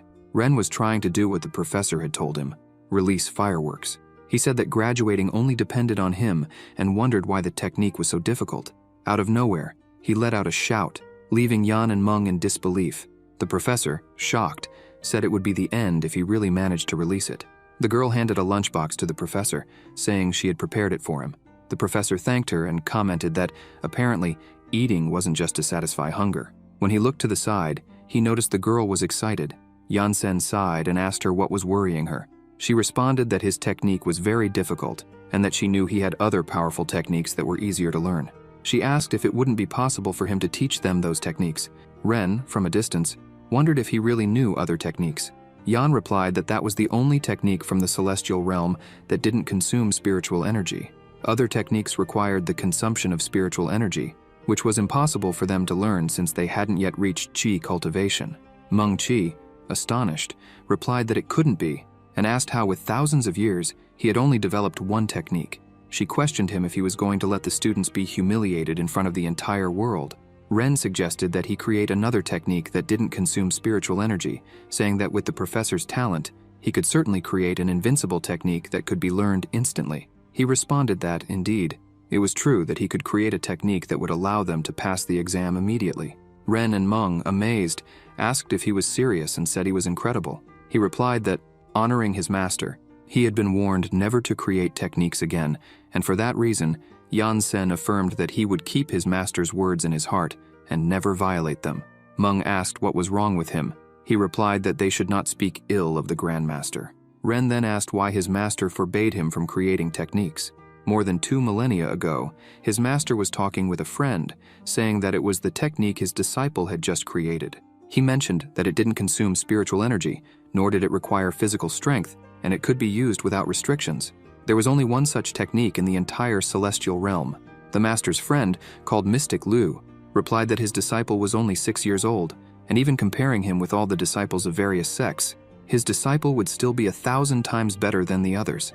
Annoyed, the master's friend responded that he didn't care and called him a shameless old man, stating that the disciples recruited by the large adjacent sects were either geniuses or demons, unlike him, who had recruited a freak. He asked if the master wasn't afraid of the great repercussions that could arise in the future.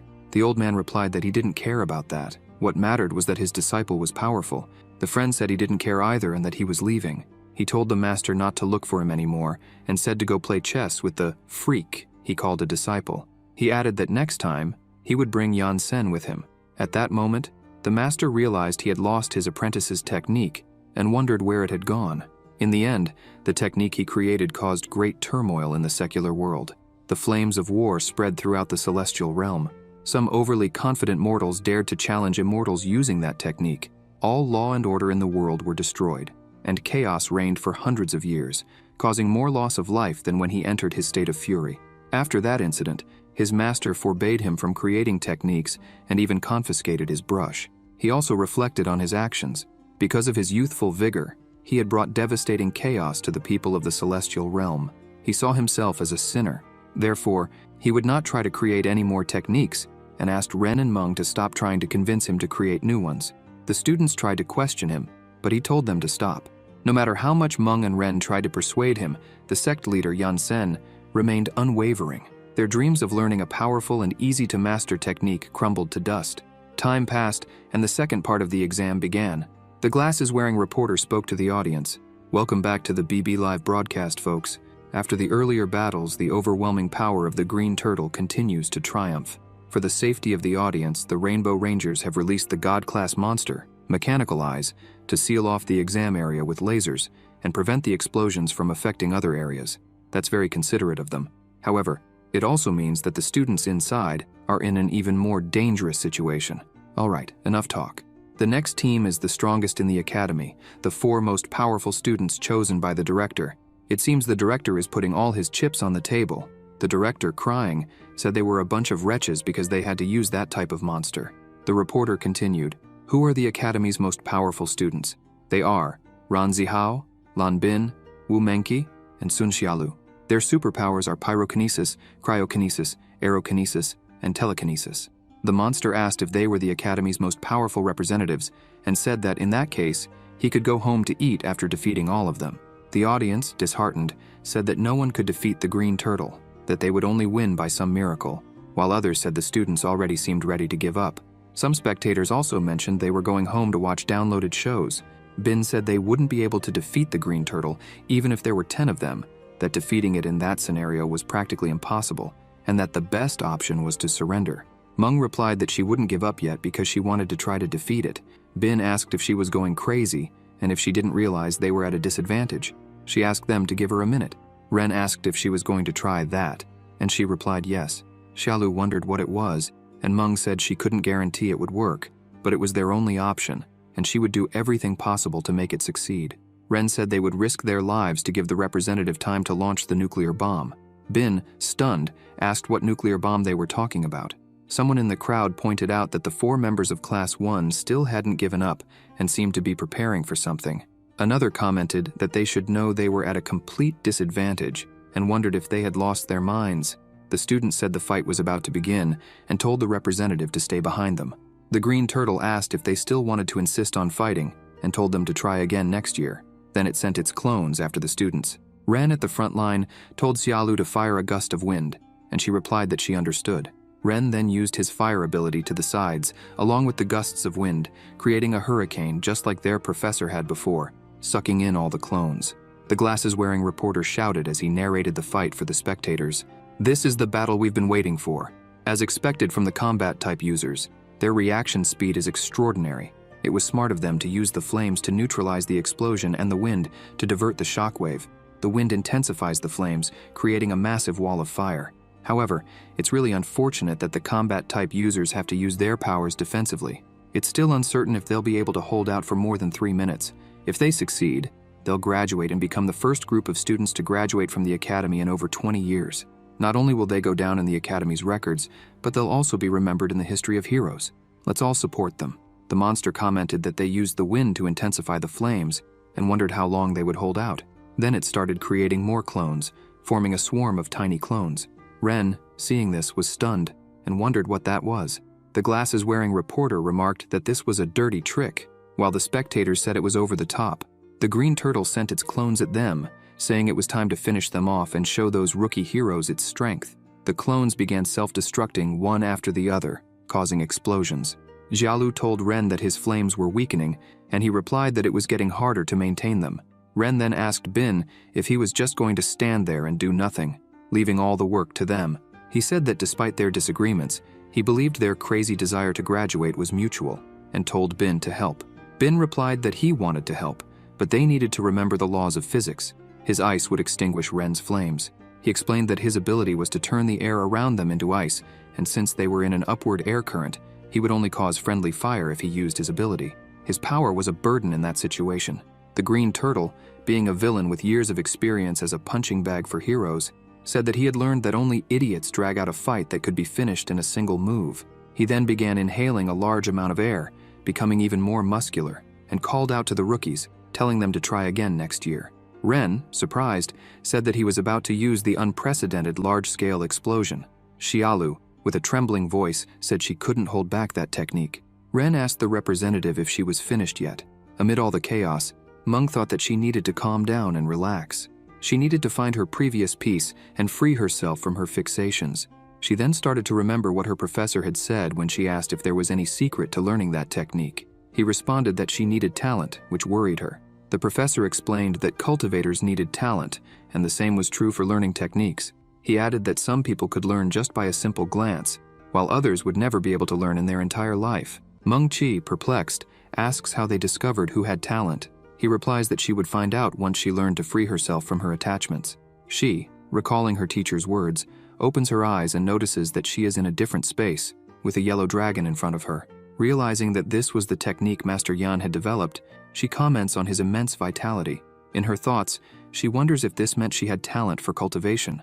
The spectators said they couldn't see anything because the wind was covering the students, while others questioned whether the representative was going to do anything, asking if her telekinesis power wouldn't be a good choice to prevent the explosions. Yan, seeing Meng in the arena, gives a slight smile and thinks she was extremely talented. The crowd told each other to watch the monster, stating that the explosion it would cause would be worse than the last and that the students would be seriously injured. The green turtle, laughing, tells the students to try that crap next year, and then uses its ability, causing an unprecedented large-scale explosion. Bin, seeing this, comments that he didn't care and used his power at full strength. Sun Xiaoli warns Bin that the representative was still behind them. Thus, the monster's ability explodes, causing an even bigger blast than the previous ones. But the monster that the bamboo had released earlier to help protect the spectators uses its ability to contain the explosion, preventing anyone from getting hurt.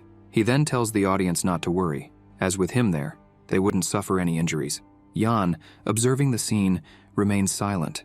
The commentator and the reporter wonder if the students were okay, as the attack had been massive and it was impossible to see anything through the smoke. The commentator, trembling, remarks that it seemed no one would graduate that year and wonders how the students were, until the reporter notices that they were all fine. Ren says that Lan Bin used his power at just the right moment, and if not for that, they would have been toast. The cold was unbearable, but it was better than being torn to pieces. Bin replies that he had used up all his energy and wouldn't be able to launch another attack. Sun Xiaoli, irritated, calls them idiots and says that they protected themselves but forgot about the representative. She asks how they could forget about the representative when they launched the attack. Bin explains that the explosion was so terrifying that he forgot. The air currents had turned to ice, so the representative must have been hit. Ren comments that the representative was there, and everyone wonders how she was unharmed. Sun Xiaoli responds that she already knew the two were useless and had used her last strength to protect the representative from the explosion. Bin then says that this was why the air currents, which had turned into ice, didn't hit the representative, praising Xiaoli for being super smart. The glasses-wearing reporter starts speaking on the broadcast. My God, all the students are fine. but they seem to have used all their energy to contain the explosion. However, only 1 minute has passed. What will they do now? The audience agreed, saying they were already exhausted, and there were still 2 minutes left. Everyone wondered what the students were going to do. The green turtle commented that the students were fine because it had stored energy for months to use the unprecedented large-scale explosion to its fullest. Meng, standing in the middle of the arena and still focused, began to say that they needed to free themselves from their attachments and combine yin and yang. Around her, the air began to experience some tribulations. The audience and the monster, looking at the representative, wondered what was happening. Meng Qi started using the Qi Dragon technique, creating yin and yang energy with her arms. She combined the two energies, causing 2 giant yellow dragons made of yin and yang energy to appear, leaving the green turtle incredulous. The people in the audience, surprised, wondered what that was and if it was a superpower, as it was the first time they had seen something like that. The reporter with glasses said, "Dear viewers, the representative of Class 1, Wu Mengqi, has done something incredible." The audience, still in shock, questioned whether it was really a superpower, as they had never seen anything like it before. Meng's father ordered Secretary Liu to bring the family manuscripts. Upon examining the manuscripts, he noticed something strange and commented that there was nothing like it in them, wondering what kind of superpower that was. Ren shouted, telling the representative to stop showing off and finish off the monster while it was still stunned. The green turtle, seeing that, commented that it was a surprise and that those students never stopped bluffing, stating there was still time and that it would see what she was capable of. Meng said that if he had the courage, he should stay still and not move. She wondered if that power would destroy the whole place, but believed that with Master Yan present, there wouldn't be any problems. The monster accepted the challenge and replied that it wouldn't move, saying she was the weakest student among the 4 with combat powers and wouldn't be able to hurt it. Ren, irritated, shouted loudly, ordering the representative to launch the fireworks at the monster already. So she launched the fireworks at it. The green turtle commented that they were nothing more than fireworks. The red bamboo ordered it to get out of the way and called it a green idiot. The monster became confused, wondering what was going on. As the blow approached, the dragons merged, transforming into a giant dragon with sharp teeth, heading toward it. Realizing that the situation was going to get ugly, the spectators and the green turtle started running, getting out of the way of the representative's power, leaving even the other monster incredulous at the strength displayed. The fireworks began to destroy everything in their path, devastating the exam arena, circling the earth, and causing destruction. The explosion was similar to a nuclear bomb, leaving everyone shocked and in disbelief. The explosion was so powerful that it exceeded the planet's center of gravity. The blue and black bamboo, in disbelief, wondered if that energy had really been unleashed by a student. Monkey's father, mouth agape, remained silent, while the glasses-wearing reporter, trembling all over, announced through the loudspeakers with a shaky voice, "Dear viewers, I've been a presenter for over 10 years, and this is the first time I'm at a loss for words." The audience remarked that she was just a student, while others said they wanted to leave. Meng stood in silence, unable to believe the power of what had just happened. Bin, with a trembling voice, told everyone to look at the size of that mushroom cloud. The representative said she had made a mistake, intending for the explosion to only hit the lower part of the stadium. Ren asked her what had gotten into her, and why she didn't aim at the lower part, questioning why she was afraid since the teacher was there. She replied that she didn't know what had happened, that everything happened too quickly, and she didn't know she needed to detonate it manually. Amid all the dust, a voice insulted her, and when everyone looked, they saw the monster missing part of its body, furious, saying that it couldn't believe it couldn't regenerate, and that, if the red bamboo hadn't alerted it, it would have been done for. The representative retorted that he was the one acting all tough, and that it wasn't their fault. Ren remarked that she managed to hit it dead on. The monster, enraged, said it was pissed off.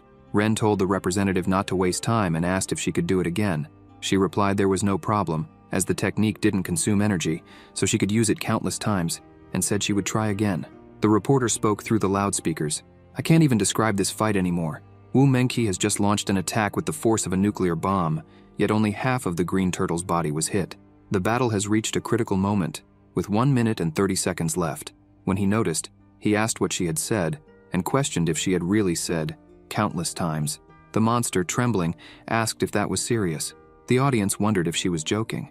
Ren commented that she had left everyone astonished. When he looked, he saw that she seemed a bit off and asked what was wrong. She replied that she didn't know.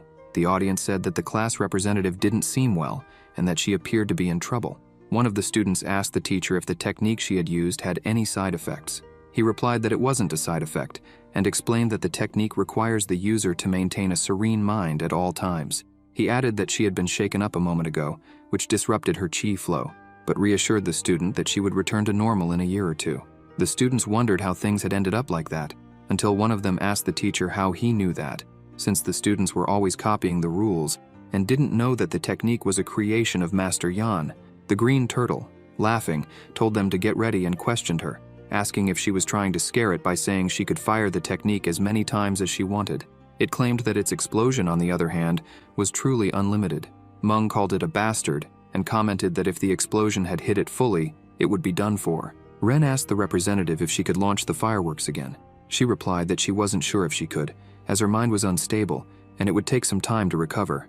Ren responds that they didn't have time for her to recover and comments that without her, graduation was already lost. Meng Qi says she was able to transmute the dragon, but thought that was it. She didn't know she had to keep her mind calm. Her pride had gotten in the way, and so she apologized.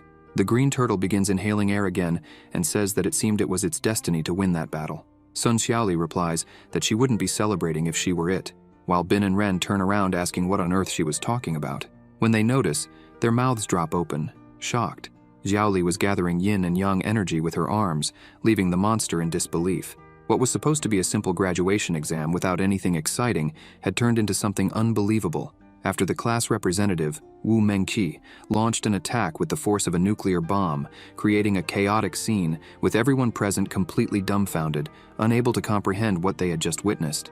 Ren and Bin, irritated, ask Xiaoli if she could do it too, saying it was very unfair. She replies that it wasn't that hard.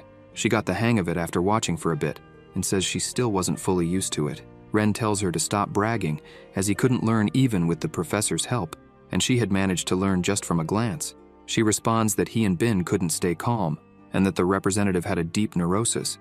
She adds that the professor had said that cultivators needed to be patient, and asks if even after copying the rules over and over they still hadn't understood them. They say Xiaoli wasn't worried about graduation, and since she had a calm personality, it wasn't strange that she had learned easily. Ren says that in that case, he would try too, and Bin says he would as well. Then they notice the spiritual energy, and Ren asks if that spiritual energy was also coming from Bin, questioning if he had also managed to learn it. Bin responds that while he stayed low-key the whole month, he was observing and then saw that cultivation technique, saying he didn't know it had the power of a nuclear bomb. Ren then says he wouldn't lose to him, and Bin replies telling him to first get a handle on his ambitions. The representative, seeing this, says she wouldn't be left behind either. Yan Sen, surprised, says that when the scroll fell into the mortal continent, not everyone was able to use it. Only geniuses could learn it in a short time, and he thinks he didn't expect to find 4 of them there. Happily, he says he was very lucky. The protagonist thought that, however, they were still novices, and the transmutation of chi energy into a dragon took a considerable amount of time, and he thought the enemy wouldn't give them the chance to use the technique. The protagonist looks at the green monster in silence and sees that it was inhaling more and more air. He thought he couldn't allow the students to get hurt, as potential immortals like them couldn't be cut down by a simple test like that. The glasses-wearing reporter announced through the loudspeakers, "Dear viewers, the battle has reached a critical point. Both sides are accumulating energy, and only 30 seconds remain. Will they pass the exam?" The green turtle cursed the students, saying they would soon find out who was faster, them or him. The reporter suddenly asked what was flying in the middle of the arena and realized it was a piece of white cloth, announcing that Class 1 had surrendered. He repeated the announcement, declaring that Class 1 had forfeited, and the exam was over. Bin, in disbelief, questioned if they had really given up. Ren asked why Master Yan had done that, and he responded that it was for them to try again next year. The spectators were surprised by the outcome, and the monster protecting the civilians said it would never witness another academy exam again. Bin, still in shock, stated that their professor had given up, while Ren lamented, saying they were so close. Sun Xiaoli told them to forget about it and come back next year, adding that waiting another year wouldn't kill anyone. Bin remarked that she was far too calm, which explained how she had learned the technique so easily. Sun Xiaoli, arms crossed, asked if they were stupid and if they couldn't use their brains, explaining that while the technique was powerful, it took too long to execute, and the green turtle was faster than them. The professor didn't want them to get hurt. Suddenly, the monster used its unprecedented large-scale explosion ability. The reporter yelled that the exam was already over, that Class 1 had surrendered, and then a massive explosion occurred, leaving the audience in shock, wondering why it had happened. The reporter, voice trembling, noted that the students were still there. As the dust from the explosion began to settle, the green turtle said it felt much better, but then noticed something. The students were in the sky, covered in chi. The representative said she couldn't believe they had come out unscathed. Ren looked down and saw Master Yan there, asking if he had been the one to protect them. Suddenly, everything began to shake. The confused spectators said it was an earthquake. The audience held on, wondering what was happening and why an earthquake had started at such a moment, noting that this quake didn't seem normal. The green turtle questioned what was going on and what kind of power that was. The air was incredibly heavy with a tremendous pressure, and the once clear sky had turned a dark red. The monster, choking with a trembling voice, said it couldn't breathe. The protagonist, nervous, let out a small sigh, and the monster realized that the pressure was coming from him, wondering what immense energy this was. Hyun-sen replies that he didn't need to be so courteous and asks if he was seeing that one right there, telling him to teach her a lesson. The bamboos inside the ancestral mecha, startled, wondered if he was an expert in that type of skill. The red bamboo says he knew. The ancestral mecha states that after all those years he finally remembered him. He responds that they never had a worthy opponent, but now he has appeared, standing right in front of him. The Great Spirit, the sovereign god of the sword, tells the prota that he only needs one cut from his blade to eliminate him, while the ancestral mecha tells the red bamboo to give him a few seconds, and he would split them in two. The shocked commentator exclaims that this is going to cause trouble and says someone needs to stop them. The bespectacled reporter slaps the commentator and says, "Stop what? Even if the world is annihilated, that fight is going to happen." He, excited, claims that life can't just stop, just like the battles, and the heroes of the association will have to figure it out later. He is a professional presenter. He will put his life at risk to describe that wonderful battle for all of them, and turns to say that everyone there is in danger, urging everyone to evacuate the premises. When he realizes it, he sees that the place is completely empty and wonders where everyone is. Ren, running in front, shouts that everyone has already evacuated because there was no one stupid enough to stay. Moments ago, the mayor of City Y had asked all citizens to evacuate to a remote part of the city, on a cliff far from City Y, where all citizens and students were gathered. Ren remarked that it was just a simple graduation exam and questioned how things ended up like this, while the reporter announced live, "Dear viewers at home, this is already a shocking scene, and the battle hasn't even begun." The ancestral mecha, drawing its sword, states that there is a saying in its world, "Go straight to the point without beating around the bush." The Great Spirit, the sovereign god of the sword, unsheathing his sword, agrees, and so they both charge at each other at high speed, declaring that they will unleash their power to the limit.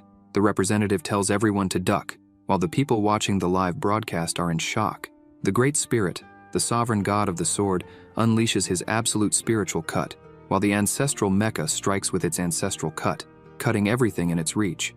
The bespectacled reporter nearly loses his head, going into shock. The students watching are equally stunned. The sword spirit, with a slight smile, remarks that the big guy hasn't suffered any injuries and says he is interesting. The mecha responds that if one cut isn't enough, then he should make another, and so they begin exchanging several sword strikes. The bespectacled reporter continues to broadcast live, saying, "Dear viewers, it's a simply epic battle scene. Their abilities have shortened the height of the mountain range, yet their gigantic bodies remain intact. Their large size doesn't prevent them from moving with speed. Every movement they make surpasses the sound barrier. This is beyond the reach of mere humans. As they fought, they destroyed the entire city." Citizens, crying, exclaimed that the city was being destroyed, while another lamented that he still had his mortgage to pay. The ancestral mecha, while battling the sword spirit, exchanged several sword strikes until their swords clashed and flew apart, landing embedded in the ground. The mecha tells the bamboos that it needs more energy. The bamboos respond that they understand and say they will give it their all, and thus it flies into space. The Great Spirit, the sovereign god of the sword, watches as the prota tells him to forget the sword, as he won't need it. He will help him fly and urges him to hurry up and finish him off. He responds that he understands and flies after the ancestral mecha. As the ancestral mecha flew in space, the yellow bamboo noticed and said he could fly too, exclaiming how fast he was. The sword spirit commanded him to stop fleeing. Annoyed viewers wondered where they were, as they couldn't see anything, and they expressed a desire to witness the fight, questioning who was broadcasting and demanding negative analyses. The bespectacled reporter, shaking his mechanical eye, asked where they were and urged him to transmit. He replied that he should stop shaking him, as he had already understood, and remarked that all humans were strange, questioning if they would risk his life just to watch a fight. He then used energy tracking and stated that they were connected. The twins, watching the broadcast in disbelief, exclaimed that they had gone into space. One of them expressed a desire to become immortal in cultivation. The pink bamboo remarked that the sword spirit was very powerful and was getting closer. The ancestral mecha declared that it was time to stop running and unleashed its ancestral cut. The great spirit asked if he still had a blade, then used his body protection aura to shield himself. The strike hit him, sending him hurtling back to Earth. One of the citizens exclaimed that something was falling. Yansen asked if everything was all right with the sword spirit. He replied that he was fine and got back up, landing upright in the city, thereby destroying several parts of City Y. The mayor, witnessing this, fainted, worried about his city. The mayor's guards asked what was wrong with him, while another said not to let him die. The great spirit picked up a huge chunk of the city and hurled it toward the ancestral mecha at high speed. The pink bamboo screamed that this wasn't human. He had thrown half the city out of the atmosphere. The mecha responded that it was no problem and sliced it in half. When he cut it, he realized that the sword spirit had used that opportunity to launch a sneak attack, delivering a punch to the mecha's face, sending it flying away and dazing it. Seizing the opportunity, the spirit grabbed it by the foot and began spinning the mecha to gain momentum, declaring that it was time for him to come down, and thus hurled the mecha back to Earth. The ancestral mecha fell into the ocean, and the spirit called it pathetic. The ancestral mecha asked the yellow bamboo for help with repairs. She replied that it was all right, and helped him repair himself. Thus, he emerges from the ocean, and suddenly the sea begins to churn violently, with lightning appearing all around. People start to wonder what is happening. One person remarks that he is an ancestral hero, so it must be some sort of special technique. The reporter tells them to be quiet, as he is checking the records, and states that according to the book, the Rainbow Rangers summoned some kind of combinable armor, and its ability was control over nuclear fission. After reading that, he is horrified.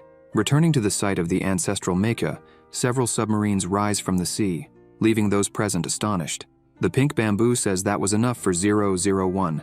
He responds that it's not yet enough, and instructs to concentrate all the nuclear warheads in the world. The mecha then uses the superpower ability of control over nuclear fission, leaving everyone in shock. The ancestral mecha hurls the nuclear warheads toward the sword spirit. The spirit retorts that they are merely fireworks and claims he can do that too, starting to use the conversion of yin and yang qi. Ren and Bin, witnessing this, are stunned, and the representative thinks it will turn into a firework competition. Then the great spirit, the sovereign god of the sword, unleashes his ability as well, causing the powers to collide and resulting in multiple explosions in space. The students, terrified, exclaimed that if this fight continued, they would all die. The reporter continued the broadcast. "Dear viewers, they are throwing nuclear bombs at each other in outer space. The sky is completely illuminated." The people, irritated, shouted that it was all his fault, pointing their fingers at the bespectacled reporter. The reporter replies that it's all right, the fault is his, and states that they are not dead yet, telling viewers that according to the book, the name of the armor is 001. He explains that since the Rainbow Rangers hardly ever used it, they knew very little about it, and he reiterates that he is a genuine ancestral hero, emphasizing that since he is a robot, he is a survivor from ancient times, announcing this to the broadcast. The book also states that he amplifies the powers of the Rainbow Rangers, meaning that 001 may possess more techniques that have yet to be revealed. The ancestral mecha is formed by the red bamboo, revitalization plus the blue bamboo, hardening plus the black bamboo, flash plus the pink bamboo, bombs, and finally, the yellow bamboo, healing. Thus, the ancestral mecha is formed. The ancestral mecha continues to use the warheads against the sword spirit and calls for the black bamboo. He responds that he understands and uses the flash ability to appear behind the spirit. The mecha uses the superpower, lightning strike, declaring that victory is his. The great spirit retorts that he thinks not, and teleports behind the mecha to strike, but the black bamboo uses the flash to dodge the attack at the last second. The people watching the broadcast are astonished. While in space, the ancestral mecha and the spirit continue to fight, dodging each other's attacks in various places at high speed. The onlookers wonder how long they have been battling like this and question whether they ever tire. One man urges the reporter to check the book to see if there's anything relevant. And so the exchanges of blows in space continued. The battle was fierce, with both dodging each other's attacks at the last second. They then both pulled away and charged at each other at high speed. The mecha called for the blue bamboo to use the superpower ability of mechanical hardening.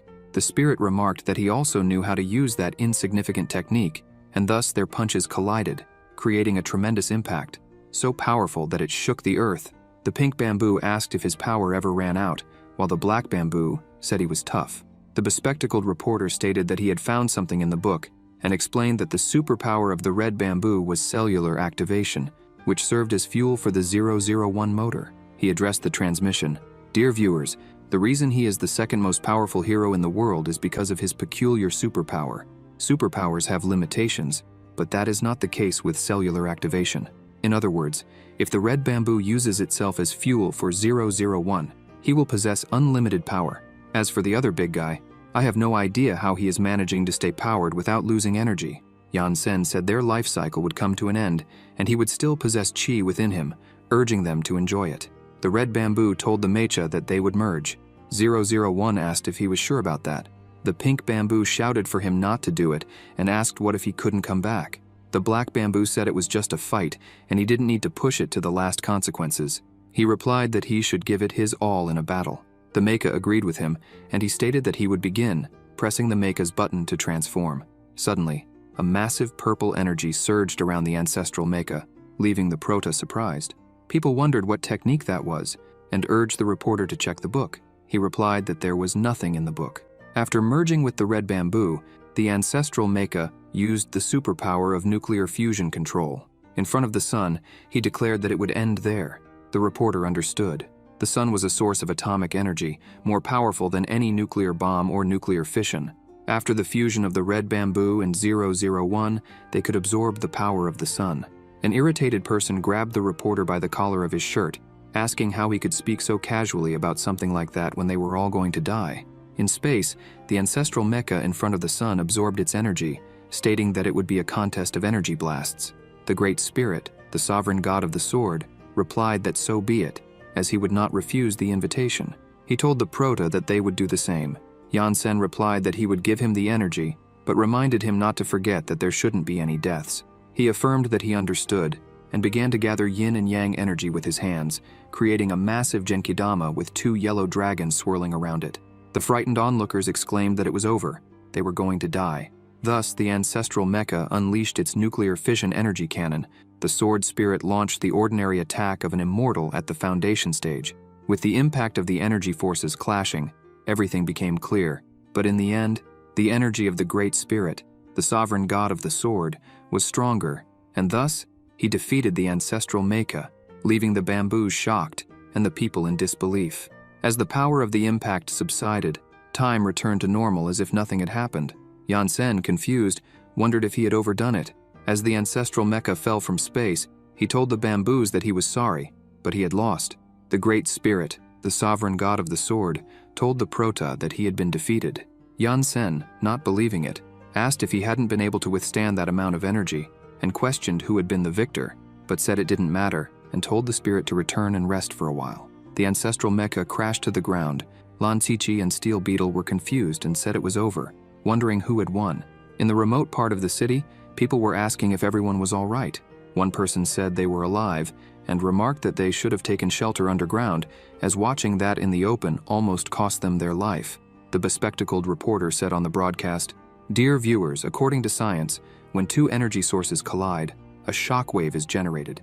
It's a complete miracle that we're still alive after an impact like that." The flying eye yelled that without him, everyone would be dead. Representative Meng commented that it was terrible and thanked the fact that they fought in space. Bin said it was supposed to be a simple graduation exam, but it turned into that, and a city had been destroyed in an unbelievable way. Ren remarked that at least almost half of it remained, and since the academy was far from the exam center, it should still be intact. He replied that his house had been destroyed. A man in a blue shirt mentioned that they still didn't know who had won. The man with binoculars said there was a group of people down there. The reporter asked the mechanical eye to take him there and told him to check on his owner's condition. Xiao Li suggested that it would be better for them to go too. The representative said they should borrow a flying device from their colleagues. Bin asked how they were going to do that since they didn't know how to fly. The mechanical eye, irritated while carrying the reporter, snapped at him to shut up when he asked if he could fly faster. When they arrived and noticed an ambulance there, the reporter wondered how they had arrived so quickly.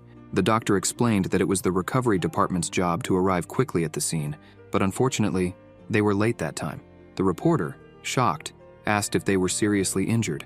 The doctor responded that the shock caused a mild intracranial injury, an increase in acetylcholine, a reduction in cholinesterase, and elevated potassium levels. The reporter asked what that meant. He said it meant they had a concussion and would be fine after 2 years in the ICU, and told them to take them away quickly. The reporter was left in silent shock. Then, he noticed the Prota was there, and asks the teacher who won. Ren, exasperated, says he must be blind, and asserts that it was obvious Yan had won. The Prota responds that it didn't matter who won. What mattered was always remembering to respect your opponents. He explains that they were powerful and had the ability to summon avatars, adding that the opponent was the most powerful person he had encountered in that world. The students asked the teacher if he was serious when he said it would take 40 years of Qi concentration to reach the stage of Qi refinement. He replies that it would depend on their abilities, as it only took him 3 days. The bespectacled reporter was deep in thought. In the end, the battle concluded with the attack that made both giants disappear. The epic fight had reached its conclusion. From that day forward, no one ever dared to question their master's strength, nor insinuate that his power was just nonsense. Master Yan Sen surpassed the Rainbow Rangers, becoming the second most powerful superhero in the world. The next day, the whole world buzzed with the news, from major news agencies to flyers and advertisements, all reporting on how Yan Sen, the man in the black cloak, had become the most powerful combat-type superhero in the world. Fortunately, the shockwave occurred far from Earth, and our academy was saved in the process, since it was located on the edge of the city. Most of the students decided to set up tents at the academy and wait for the Department of Architecture and Urban Planning to restore the city. At the academy, classes were about to start. Meng Qi handed clothes to the Prota for him to get dressed. In the classroom, Yan said they would continue with the lesson and told them not to worry, as in a few days they would have a new classroom and new cloaks. He then turned around and asked what the problem was. The students, silently, knelt in the middle of the room, asking the teacher to show them the path to become immortals through cultivation. Yan Sen told all the disciples to stand up, as disciples of his sect did not kneel, and thought to himself that he looked forward to the day they would stand by his side in the celestial realm. After that battle, Master Yan became one of the most powerful superheroes in the world, and Meng Qi's father, the academy director, not only paid him an exorbitant salary, but also granted him full authority over the academy. Thus, the Superhero Academy became the Sect of the Celestial God Area Huaxia Immortal Cultivation Academy, while 2 people were busy arranging the words on the academy's sign. The Prota said that the word God wasn't aligned with Celestial, and instructed them to adjust it slightly to the left. The men asked if it was correct. He replied that it wasn't yet, and told them to adjust it a little more to the left. The men made the adjustment and asked how it looked. He responded that they should readjust it to the originally proposed position. One of the men, irritated, said that since he was so powerful, he could just fix it with a wave of his hand, and questioned why they were wasting time on it, asking why he didn't do it himself. He replied that all humans in the world followed a certain order. The human world was no exception, and different people performed different roles. He would never interfere with others' work. One of the men, annoyed, called him a bastard, and said that if he weren't so powerful, he'd let him taste his laser. His friend told him to stop complaining, saying that kind of job was what made them money, and besides, he had paid them double the usual amount. He asked again if it was correct, and the Prota responded that the word celestial was still slightly crooked. Master Yan Sen seemed very committed to the sect. After receiving full authority, the things he could do weren't limited to classroom changes. Over the months, the academy's structure, cafeteria, and main gates were completely remodeled. The academy, once known as Jia Jia for superhumans, had become the Immortal Cultivation Academy, the sect of the Celestial God. After witnessing the formidable powers of the teacher, the students stopped resisting the rules, but he still insisted they follow them for another 6 months. The Prota told the students that they were finally taking the next step towards immortal cultivation, and said that the past 6 months had been difficult, acknowledging their hard work, and welcomed them to the world of immortal cultivation. He added that from now on, he would oversee their diet, rest, and recreation, leaving everyone in shock. Yan Sen explained that to maintain their inner peace, he had decided to move their classroom to another location. Then, with a snap of his fingers, everything around them began to tremble, leaving the students confused. Their classroom began to float and rise into the sky above the clouds. The twins wondered if it was some kind of spatial transfer and asked where they were. He replied that from that day onward, lessons would take place there, 12,000 meters above the ground, and he hoped they would dedicate themselves to their studies. The students couldn't believe what was happening. Ren, with his mouth agape and a trembling voice, said that his mother didn't need to worry anymore because he had no way to skip classes now. And that's how Master Yan Sen moved the classroom to a space 12,000 meters above the ground. Any thoughts of slacking off or running away were completely crushed. In Antarctica, the Prota told his students to run with more effort, stating that he would train them for 12 hours non-stop every day. On Tuesdays, Thursdays, and Saturdays, they would run 10 kilometers in the morning, afternoon, and evening, and he instructed them to push their physical abilities beyond human limits. In an isolated area of the Pacific Ocean, Yan said the routine would be the same for swimming, 10 kilometers in the morning, afternoon, and evening on Tuesdays, Thursdays, and Saturdays, and asked if they wanted the power to move mountains and shift oceans, telling them to keep going. The Prota said this while lying in a boat as Bin and Ren pulled him. Bin remarked that his form of encouragement was touching. Ren said it was better than Bin's, and so the two began to argue. The sword spirit told Meng to keep alternating her legs. He said that learning to swim wasn't easy, assuring her that she had plenty of time to learn. Meng Qi and Xiao Li were taking pictures together, and the representative asked Xiao Li how she managed to stay in shape. Xiao Li replied that they were training every day. Meng said that she trained too. The sword spirit told Meng that if she didn't continue with her training, her perverted master would give her a beating.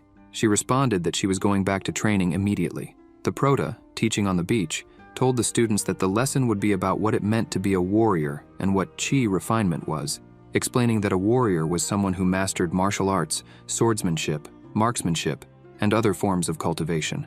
He explained that, at that moment, they were ordinary warriors who could live around 150 to 200 years if they practiced martial arts and stayed healthy. He continued by saying that when they managed to absorb qi into their bodies and use it to preserve their health, their longevity would increase. The prerequisite to becoming a qi refiner was reaching the peak level of a warrior, which was the human limit. Speed, strength, and spiritual energy would all exceed their limits, allowing them to absorb qi into their bodies. That's why they needed to exercise daily, as everyone had an elixir field. Once all aspects reached their limits, their elixir field would have the space necessary to absorb the qi of heaven and earth. That process was called qi refinement, and he explained that in his world, common people used to refer to the qi within their bodies as true qi, but in reality, it was just spiritual energy. As the days went by, they lost track of how much time had passed since they started their training. While Yan Sen was cooking, he asked the representative to pass the salt. She said she would take care of it. The representative told her friends that the master cooked for them every day and asked if they should lend him a hand. Ren, with his mouth full, said he didn't know how to cook and that his food would never be as good as the master's. Bin told the representative to join them and to sit down with them before all the food disappeared. Meng, irritated, said she felt like throwing that soup right in their faces. One of the students was holding a hamburger in his hand when another slapped it out of his hand, asking if he was crazy, reminding him that Master Yan had said they shouldn't eat outside food during their training. The surprised boy responded that it had been so long since he had eaten those things and said he just wanted to remember the taste of a hamburger and fried chicken. One of the students reminded him that the master had said that all the food he prepared contained herbs that helped them in their training, and asked if he had forgotten that when the twins took a sip of Coca-Cola, they were stuck in horse stance for an entire night. He asked if he didn't remember that, and told him to get rid of it before the master found out, saying he could eat those things after training was over. The other replied that they were going to rot like this. The Prota, seeing this, gave a slight smile. Sun Xiaoli was cultivating and said she needed to maintain deep concentration. Her friends, confused, asked what she was doing. She told them to be quiet while they remarked that she was too obsessed with cultivation and asked if she really needed to do that while eating. While she was focused, she suddenly opened her eyes and, with chopsticks, caught a fly, leaving all her friends with their mouths wide open in disbelief. She said she had finally caught that disgusting fly. Yan Sen, smiling, said she was the first in the class to reach the peak of a warrior. The students had just finished eating and said they were full. Ren, annoyed, said he wanted to continue training and would swim 30 kilometers. Bin responded that he would swim 40 kilometers then. Yan told them not to waste the food and that they would return to training once all the food was consumed. Both responded that they understood. Despite Master Yan's severe training, he sometimes took them to bathe in a hot spring. The protagonist said that the medicinal spring was excellent for aiding their training. They also experienced what it was like to bathe at 12,000 meters in altitude. They were somewhat scared at the possibility of falling. While they were training, sudden changes occurred in a certain part of the world. Deep in the mountains, an old man with a hoe on his back noticed something as he looked up at the sky. He couldn't believe there was a crack in the sky with two swords flying through it. At the far ends of the universe, a star fleet in space had its sights set on planet Earth. They were 130 million light-years away. The leader of the star fleet, with his lightsaber, said, "Long live the Empire." In the Superhero League's headquarters, deep underground, the system alerted with an announcement, "Earth Crisis, requesting the awakening of the #1 hero in the God class. Request accepted." And thus, the system awakened the #1 hero from his slumber. 2 years later, on the athletic field, Ren and Bin were running at high speed. Ren, excited, said that this was what having chi inside his body felt like, and that it was a wonderful sensation. While Ren was talking, Bin overtook him and called him a novice. Ren, irritated, responded that he was faster, and questioned Bin, asking if he was calling him a novice. He then called him a bastard, and told Bin to stand still. The other students were also running, but were able to absorb Chui into their bodies. They wondered if that was what divine talent was, while others said they didn't care whether they were talented or not. However, some commented that they also wanted to absorb Qi into their bodies. Zhaolu had been the first in the class to absorb Qi into her body and reach the initial stage of Qi refinement. The class representative had been the second to succeed. The boys were angry because they had also succeeded, but were irritated for achieving the feat at the same time. The representative, while studying, said that she first needed to circulate Qi throughout her body. Frustrated, she wondered why that ghost step technique was so hard to learn. Even though the representative was more talented than the others, she didn't seem to understand cultivation methods very well. She was the kind of person who was born struggling with math. While the protagonist rested, Xiaolu approached him, telling him to open his mouth because she was going to give him a fruit. He was confused but accepted and tasted it. She commented that it was an exclusive fruit and asked if he liked it. He replied that it was great and asked her to tell him what was wrong, as he knew she wanted to ask something, and told her not to flatter him. She said the master was very perceptive and told him that she didn't look elegant at all when practicing the ghost step, asking if he had any other similar techniques. The protagonist said she was smart and handed Xiaolu a scroll. It was the sword manipulation technique. Surprised, she wondered what he meant, using spiritual energy to manipulate the sword in the air. He replied that it was the sword manipulation technique, and that with it, she could fly. Bin and Ren, overhearing this, wondered what the sword manipulation technique was. The class representative, hearing about flying, asked if such a technique existed, but realized she still needed to learn the shadow step. Frustrated, she wondered why that technique was so difficult, and said she also wanted to learn the sword manipulation technique. Yan-sen said it was just a technique that used the sword for flight, and told them to stay at a low altitude, because he didn't want them to get hurt, while they argued with Xiaolu to let them see the technique too. Cultivation was very complicated, but to everyone's surprise, it had become quite fun after they reached the Qi condensation stage. With Qi in their bodies, they could use a wide variety of strange techniques. Besides that, they learned individual techniques and also group techniques. The teacher taught them how to use their abilities every day and also taught them how to create formations, such as the lightning production formation and the 8 trigrams formation. Since these formations required a large amount of spiritual energy, they needed more people to form them. Yan-sen told the students, while they drew the formation, that it depended on the alignment between the spiritual energy of heaven and earth. A formation flag was needed to modify its structure and concentration. Only then would they be able to summon the power of wind and rain. He then hit Ren on the head with a bamboo stick, saying he was in the wrong place, and warned that he would get another hit if he stayed in the wrong place again. Surprised, Ren said he understood, while Bin laughed at him from behind. The teacher asked why Bin was laughing, and said it applied to him as well. The protagonist explained that to release the power of the formation, the flags needed to be aligned correctly, and said that misplacing the flags could result in negative effects, so they should be careful. While some students were running, one of the twins said that for those without talent, it could take years to feel the qi within their bodies. Chen Kei-shan was running behind the twins, but looked very pale and breathless. While the protagonist was helping the students place the formation correctly, the twins shouted that Chen Kei-shan had fainted. Yan quickly appeared, asking what had happened. One of the students replied that it seemed to be from exhaustion. The teacher picked her up in his arms and said that all the exercises she was doing were within the accessible limit, and mentioned she must have been secretly training in her free time. He then asked the others to keep running without stopping. On a bench, the protagonist asked the girl if she was feeling better, and why she didn't just follow her training schedule, also asking why she was training in secret. She replied that they had been training for 2 years now, and one of the worst students in the class was already at the intermediate warrior stage, while she was still at the initial stage, and she didn't want to fall behind. Yan-sen started healing her to relieve her exhaustion and told her she needed to train in moderation. She responded that she understood why he hadn't revealed the results of the last spiritual root test on purpose, so their morale wouldn't be shaken, and said she knew she had an inferior spiritual root. She added that those without talent would never reach the immortal stage and asked if she was right. The protagonist thought that, indeed, there were many warriors in the celestial plane in the same situation as Chen Kai-shan. Although they emitted spiritual energy aura, their roots were damaged. It was common knowledge in the celestial plane that a warrior in that situation wasn't fit for immortality cultivation. However, that wasn't a problem for him, and with a slight smile, he told her she didn't need to worry, as he had principles, and one of them was never to give up on a disciple, no matter how underdeveloped they were. He said he could solve any type of problem, whether it was a low-quality spiritual root, a defective root, or even the absence of one. The girl, cheerful, asked if it was true. He responded that of course it was, and said he was capable of anything. Chen Kai-shan said it was like the master had said before. The path to immortality had to be paved by the person themselves, and using someone else's help would hinder that path. He replied that it wasn't exactly what he had said, and asked if she had ever heard of his master. She wondered, "Your master?" And he confirmed, saying that back then, his master was invincible, the most powerful in the celestial realm.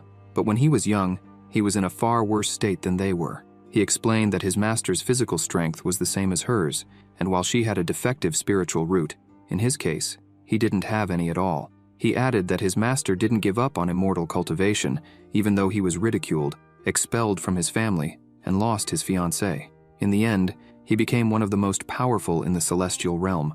With a step beyond the world, using the words from his world, he would be known as the protagonist, and when she said that those without talent would never reach the immortal stage, he had to disagree. Chen Kai-shan, excited, told the teacher that his master was amazing, and asked what he did to be able to cultivate. He responded that his master discovered his strengths and pushed them to their limits. She, excited, stood up and said she understood. She just needed to discover her strengths and train them hard. He replied that that was exactly it. She thanked him for his help and said her doubts were gone. As she was leaving, she turned and asked that, since the teacher's master was the protagonist, what would he be then? He replied that he was above the protagonist. The girl said she would ask him just one more thing and asked what the dimension of spiritual roots was. He replied that he hadn't discovered it yet. Master Yan Sen's words reverberated throughout the class, easing the worries of the less talented students. But one thing was unanimous. Everyone was astonished by his immeasurable power. As Bin finished placing the formation flags, he looked up and was shocked, wondering what that was now. Ren stood up and asked what all the fuss was about. When he noticed and looked up, his jaw dropped in disbelief. There was a star fleet above the sky. Inside the Imperial Star Destroyer, one of the subordinates said they were attacking Earth for the 1,316th time. However, with the Emperor of the Galaxy on board, they would finally be able to eliminate that planet that had caused them so many humiliations. The subordinate informed the Emperor that this was Earth. The Emperor replied that he understood and said it was a technologically backward planet. The subordinate confirmed this and mentioned that they had a bunch of freaks fighting in spandex, which was why they needed the Emperor's help. He added that he had verified that there wasn't a single being on that planet capable of defeating the Emperor, and that he would lead the 7th Fleet to pave the way for him. The Emperor punched the subordinate and asked if he was stupid, saying they were past the stage of landing and sending troops down there. Without further delay, he ordered the most powerful attack, issuing an alert to all troops. The Emperor then gave the command to fire the Planet Disintegrator Cannon and ordered the Dimensional Reduction attack, commanding them to wipe out the entire human race in a single shot. A few minutes earlier, at the Superhero League headquarters, the system was alerting everyone. Extraterrestrial civilization invasion alert. Extraterrestrial civilization invasion alert. It's a red calamity alert. Alert all God-class heroes to report to City H. They will face the enemies. In the God-class top 10 hero sector, a man was calling the Academy, asking if it was the Immortal Cultivation Academy, the sect of the Celestial God. He mentioned that the enemy fleet was vast, and they hadn't been able to contact Yan Sen, the man in the black cloak. The president said they were in trouble. The Academy's director, on the phone, responded to the man, saying he also didn't know where Yan Sen was, and explained that Yan Sen, his daughter, and his classmates had been missing for 2 years. The man urged him to find a way to locate him. The man told the president that he still hadn't been able to locate him, and asked if the situation was really that serious, pointing out that this wasn't the first time they had faced an extraterrestrial invasion. The president responded that their strength was concentrated in the 10 God-class superheroes, and out of those 10, 6 were hospitalized, and one was missing. Their only hope was Yan Sen, the man in the black cloak, and he mentioned that there was someone extremely powerful aboard that mothership. In the hospital, Red Bamboo asked number 001 if that was true. He replied yes, and said that there was someone on the far right of the mothership who possessed immense dark power. Black Bamboo shouted that he wanted to fight. Number 001 asked how he was going to fight, questioning if it would be using his head, and said that after 2 years in a vegetative state, the first thing they wanted was to fight. He asked if they had looked at themselves in the mirror and wondered if any of them thought they could fight anyone. Blue Bamboo said they couldn't just stand there and do nothing. Black Bamboo agreed and asked in which city they would land this time.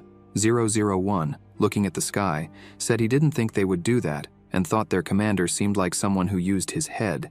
The director called Meng and said he had finally gotten through to her, asking where she was. She replied that she was at the academy and that they had just returned. The glasses-wearing reporter announced during the live broadcast, "Urgent news. Something terrible has happened. You are our last hope, Yan Sen, the man in the black cloak. Dear viewers, as you may have observed, there are at least 1,000 combat ships near our exosphere layer. Mechanical Eye said that there was a guy on the mothership who was extremely powerful and suggested they find somewhere to hide." The reporter responded that he didn't care and continued his broadcast. "Several powerful heroes are gathering in City H at this very moment. If they dare set foot here, they will be annihilated by our heroes." Mechanical Eye said he didn't think they were coming here to fight fairly like they had in the past. In space, the subordinates told the Emperor that the cannon was at maximum energy. He ordered them to fire, and the planet disintegrator cannon shot toward Earth, releasing a dark red beam of energy. The reporter, terrified, wondered what that was, while the superheroes said it was cheating. The president, seeing this, said it was the end for them. 001, witnessing the event, said he knew this would happen and ordered the system to force a reboot, but the system warned. Reboot failed. The hero checked if his equipment had battery power, then leaped, flying into space, breaking through the floors of the building and leaving a hole behind, causing a tremor and frightening people, who wondered what had happened. Once in space, he charged at the energy beam fired by the planet disintegrator cannon, reflecting it. The Emperor's subordinate ran to show him that a UFO was approaching, and the Emperor punched him in the face, telling him to back off. The hero, without wasting time, began to destroy the ships of the space fleet, using his heat vision to blow up several ships. The Emperor's subordinate reported that their ships had been destroyed and wondered what that thing was.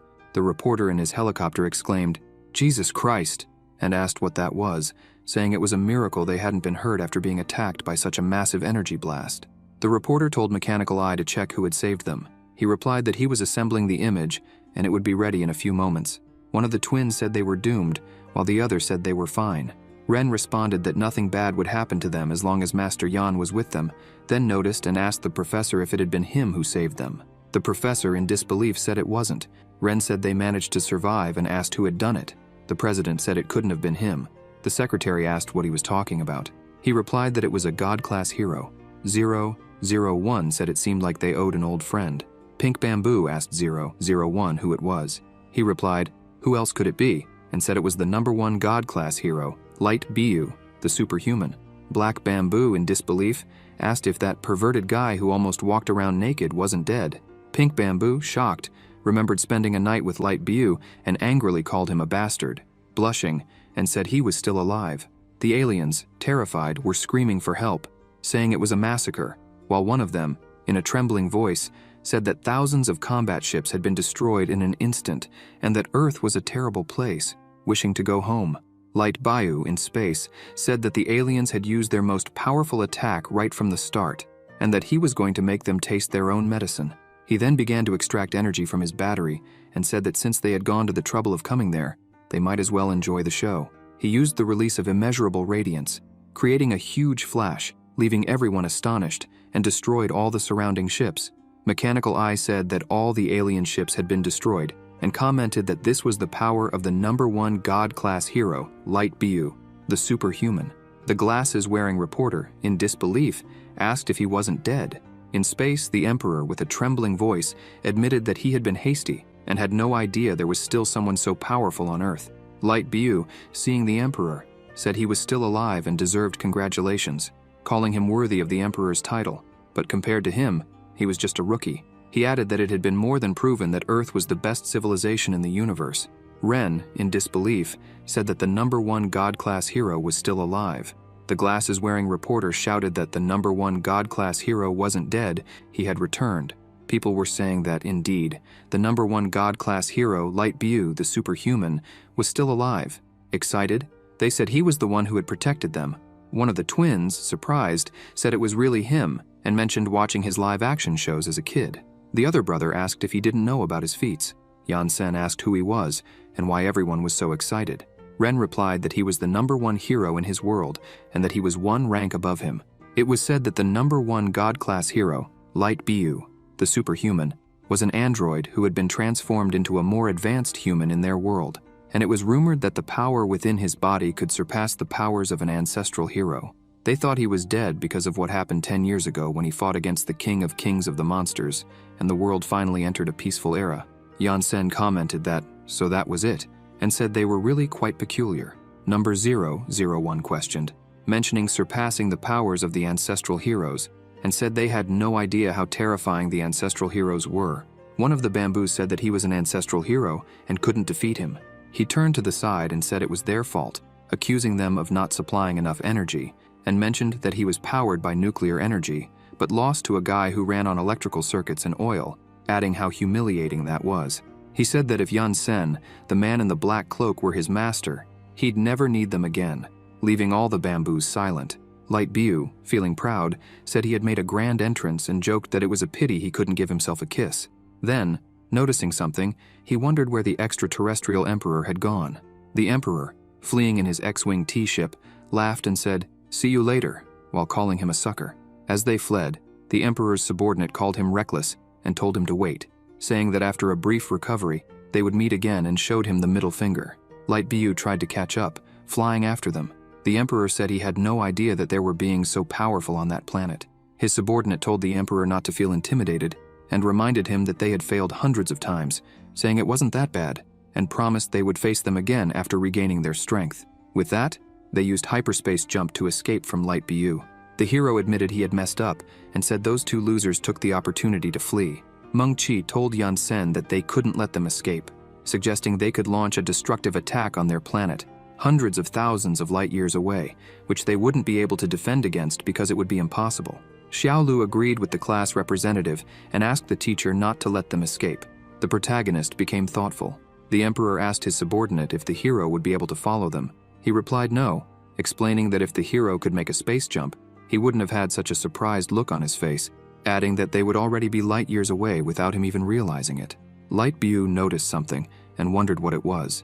The emperor and his subordinate were in disbelief when the emperor remarked that he thought he had heard the subordinate say the hero couldn't follow them, and asked how he managed to become his assistant. The subordinate replied that he didn't know how the hero had done it, and said he thought he couldn't make a hyperspace jump. In disbelief, he mentioned he had seen Earth, and then realized it wasn't the hero following them, but rather, they were moving in circles. The emperor asked if the ship was damaged. His subordinate replied that it didn't seem to have any issues, but he couldn't understand what was happening, so he said he would use full power.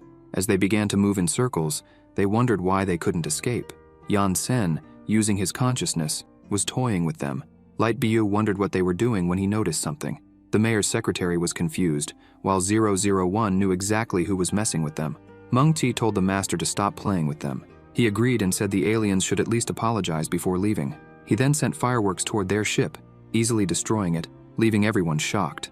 Light Bu, seeing that the attack had pierced through space, was stunned.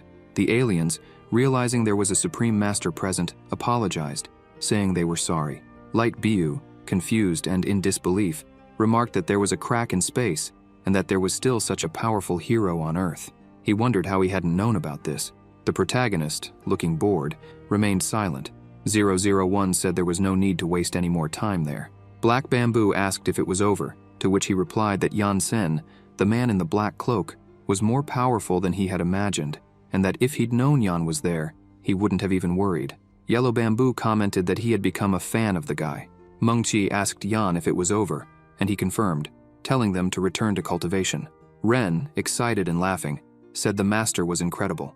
As Light Bu returned to Earth with the emperor and his subordinate, they remarked that Earth was terrifying. The president rushed to the roof of the headquarters, asking Light Bu if it was really him and saying he was still alive. Light Bu replied, "Well, if it isn't the president, and said he'd leave the 2 aliens to him. The president asked what had happened, as everyone thought he was dead, and ordered the secretary to take the 2 to Agan prison. Light Biu said he had survived by luck, and asked the president who the person was that had managed to create a crack in space. The president replied that he thought it was a technique executed by the number 2 God-class hero. Light Biu asked if it was Red Bamboo. The president replied no, and said he was talking about the newest hero who had taken his place. Light Biu, intrigued, said that was interesting, and mentioned that the small ancestral hero had also been defeated. He said he needed to find a way to have some fun with this new hero. The president shouted for him not to do that, reminding him it had been 2 years since his last battle with other heroes, and said half the city was still floating in space. He added that the superheroes needed to stop fighting among themselves. Light Biu said he was just joking, and besides, he had things to do. The president asked what he had to do, then jokingly asked if he had fallen in love with another heroine. Light Biu told him to stop with that, and asked if he thought he was some kind of playboy. The president hesitated to respond. Light Biu then asked if the world-renowned monster hunting event was about to happen. He replied yes and explained that this year was the one in which the monsters appeared every 3 years, and there were only 2 months left until the event. He added that, besides being a celebration for the heroes, it was the perfect opportunity to adjust the ranks. He then asked Light Biu why he was asking, and if the number 1 hero of Class 1, Light Biu, was going to participate in the event. Light Biu responded that there would be problems since the system had alerted him that Earth was about to face a crisis, and said that he had been reactivated. He wondered who was behind it all. The president asked what crisis he was referring to, and if it hadn't already been resolved. Light Biu asked if he was talking about the 2 idiots he had just defeated, saying they weren't the ones, and that they didn't even come close to the monsters that were around. The president, thoughtful, said that if it wasn't the extraterrestrials, then he noticed something and asked Light Biu if he was insinuating something. Light Biu said he was sharp, and added that if he was alive, then probably he was alive too. Oz, the king of kings of monsters. 2 months later, the big day of the monster hunting event arrived. At a convenience store, Yan-sen bought several bags of food. The clerk says the total is 17,000 wen. In line at the convenience store, a woman takes a selfie while 2 men comment that he is Yan-sen, the man in the black cloak. The other one agrees and asks if he will participate in the event. The bald man tells his friend that he might not know, but there's a huge debate online about who is more powerful, Yan-sen, the man in the black cloak, or Light Biu, the superhuman. His friend responds that he thinks Light Biu is the strongest. The bald man insists that Yan-sen, the man in the black cloak, is stronger, and they start arguing about which superhero is the strongest. When the protagonist finishes paying for the food, he uses his storage ring, sucking up all the bags of food he bought, leaving the 2 men wondering what just happened. Outside, a parade is happening in celebration of the monster hunting event. As Yan-sen leaves, he sees this and wonders what's going on. At the corner where the parade was, a reporter is broadcasting live. Dear viewers, the monster hunting event, held every 3 years, will start soon. It's time for superheroes to gather and adjust their rankings. It will be a week-long battle, and the event will be broadcast by hundreds of TV stations worldwide. The cameraman loudly says that Yan-sen, the man in the black cloak, is there, and the excited reporter starts looking for him, asking where he is. The cameraman, confused, asks where he is since he had seen him right there, but suddenly he disappeared. The reporter asks if he really saw him because she wanted to ask him if he would participate in the monster hunting event. While they search for the protagonist, he flies away to avoid being bothered. The president tells the secretary that monsters are classified according to power levels, similar to what was done with heroes. Their levels are Apprentice Master, Master, Intermediate Master, and Grandmaster. The difference is that after the King of Monsters class, which is above the Grandmaster level, there is the King among Kings of Monsters, a category above. Since the King among Kings of Monsters has only appeared once, they know very little about him. The secretary asks the president if he is still studying the monster levels with the number 1 superhero of the God class present, and says they shouldn't worry about it, asking if he doesn't agree. The president responds that Oz is not an easy opponent, and that if they're not careful, the world could be destroyed. The secretary then asks the president what they should do. He replies that they should send a message to the Superhero League, as they will hold a meeting with the 10 God class members to discuss how to proceed. He says they must find Oz, the king among kings of monsters, and work together to destroy him. The secretary responds that he will do that right away, but is unsure if they will come, since it has been a long time since the last meeting with the superheroes. The president assures him that they will come and tells him to say it is something extremely urgent. At the entrance of the academy, there were 3 food stalls. The vendor shouted that he had fried dung beetle monsters. Fried dung beetle monsters, 3 slices for 10 yuan. Xiaolu was studying while flying on her sword, while the other students wondered when they would be able to absorb qi into their bodies. Meanwhile, the vendor asked if anyone wanted to try some. One of the students ordered 10. Suddenly, Ron shouted for them to get out of the way. He and 2 students were hitching a ride on another student's sword. The student carrying them said they used to take the bus without paying the fare, but now they were using his sword, commenting that the sword was overloaded. Ran and the twins urged him to hurry up since they were almost there. Meng asked the teacher if he brought all the ingredients for the upcoming trip. He replied that he did, saying he bought everything he could at the city supermarkets, enough to stock up the storage ring. Meng remarked that he must have gotten used to her world's customs. He replied that somewhat was true and asked what she was watching. She said she was watching a man boasting on a TV show and asked if he wanted to see. On the live TV channel it said, "Here are the morning news. We are very grateful for the presence of the #1 hero of the God class, Light Bu, the superhuman, who will be our commentator today." The reporter asked, "Light Bu, is it true that you will participate in the event?" He answered yes, stating that he would help his sisters in the competition. The reporter said it was very likely that his sisters would achieve great things this time and asked if that wasn't true. He affirmed, of course, and said they would make it to the top 10 of the competition.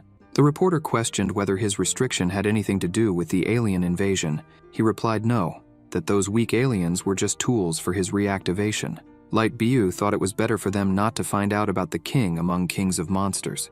The reporter then commented that there was a heated debate about who was the most powerful superhero, him or number 2, Yan Sen, the man in the black cloak, and asked what he had to say about it. Light Bu responded that they had never fought and asked how he could know, saying that instead of fighting him, it was better to let him enjoy life. The protagonist, hearing this, became irritated while the representative smirked mischievously. He tossed the phone back to him and said it was boring. Yan Sen asked why everyone was so peculiar and commented that they seemed to be celebrating a holiday early in the morning, talking about some event. She explained that it was one of their competitions, the monster hunting event. He asked if they were competitions. Meng said that there was a monster invasion every 3 years and that it was similar to what he had told in class, a wave of beasts, like what had happened in his world. Yan Sen, bored, said he understood and commented that they called it an event instead of an invasion. The representative, shaking with anger, said what irritated her the most was that last time the academy came in last place in the competition and she was chased by a disgusting monster. He asked about last time and if they would participate in the event. She, crying, responds that yes, it was a nightmare. Besides the monsters wiping them out, they were also humiliated in front of the other academies. Meng shouts that they've progressed in their training and begs the master to let them participate this year, saying that this time they will defeat the academy that humiliated them in the last event. He replies that senseless violence is not good for training and asks, by the way, if there are other academies. Meng answers that of course there are hundreds of elite schools for superpowers, not to mention numerous public schools. The academies represent the future of their world. The 10 superheroes of the God class used to be students of these academies, and each academy uses a distinct fighting style. They are distributed in 4 directions, each managing a part of the globe: north, east, west, and south. The protagonist ponders. The Super Ninjas Academy to the east specializes in training ninjas, which is the fighting style of the Rainbow Rangers. To the west is the Academy of Super Wizards, specializing in training battle mages. And to the north is the most powerful academy in the world, the Academy for Superhumans, specializing in training battle junkies dressed in tight clothing. Meng comments that the last one is the Academy for Superpowerful to the south, known by all for being the weakest of them all, and says that before he showed up there, they had always been the weakest. Meng asks Yan Sen to let them participate in the event. He says that it won't bring any benefit to their cultivation. She replies that she almost forgot. If they come in first place, they will build a giant statue of him right in the center of the earth, showing that those who cultivate immortality are the most powerful in the world. She mentions that last time, it was Light Bu's academy, the superhuman, that took first place, and now it's their turn. She adds that it's not just that. They will create several handmade action figures, as well as toys and other items using his image. The Rainbow Rangers and Sister Lan love that kind of stuff, and she says the monetary value won't be measured in grams of gold anymore, but by tons. Excited, she asks the teacher what he says, if they will try. He replies no. She begins to throw a tantrum, When he tells her to stay focused on her cultivation, she tries to convince him, but he tells her to forget about it. In the sky, something was flying at high speed, screaming. A boy inside a plane points and tells his mother to look outside because there were several witches flying on their brooms. They are students from the Academy of Super Wizards. The three behind tell the white-haired witch to wait for them. She is Ye Rong, who screams that they are flying too slowly and says that the southern area is just ahead.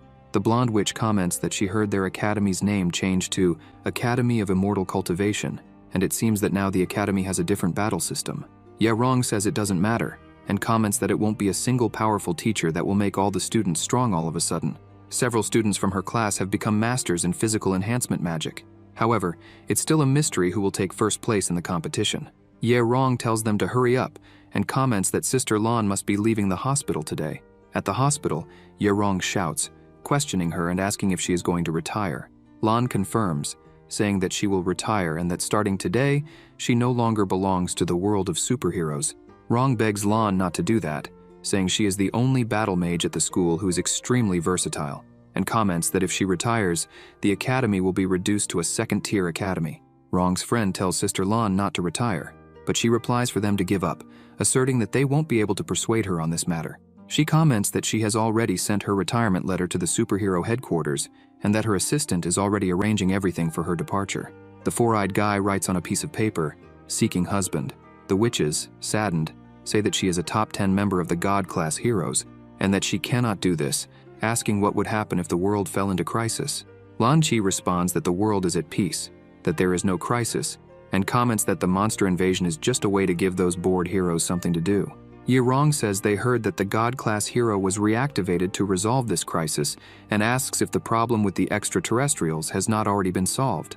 Rong says no, it's not them, and explains that the extraterrestrials were defeated every time they invaded Earth. The blonde comments that a hero is not a hero if they haven't defeated the extraterrestrials yet and says they are very lucky that we haven't invaded them yet.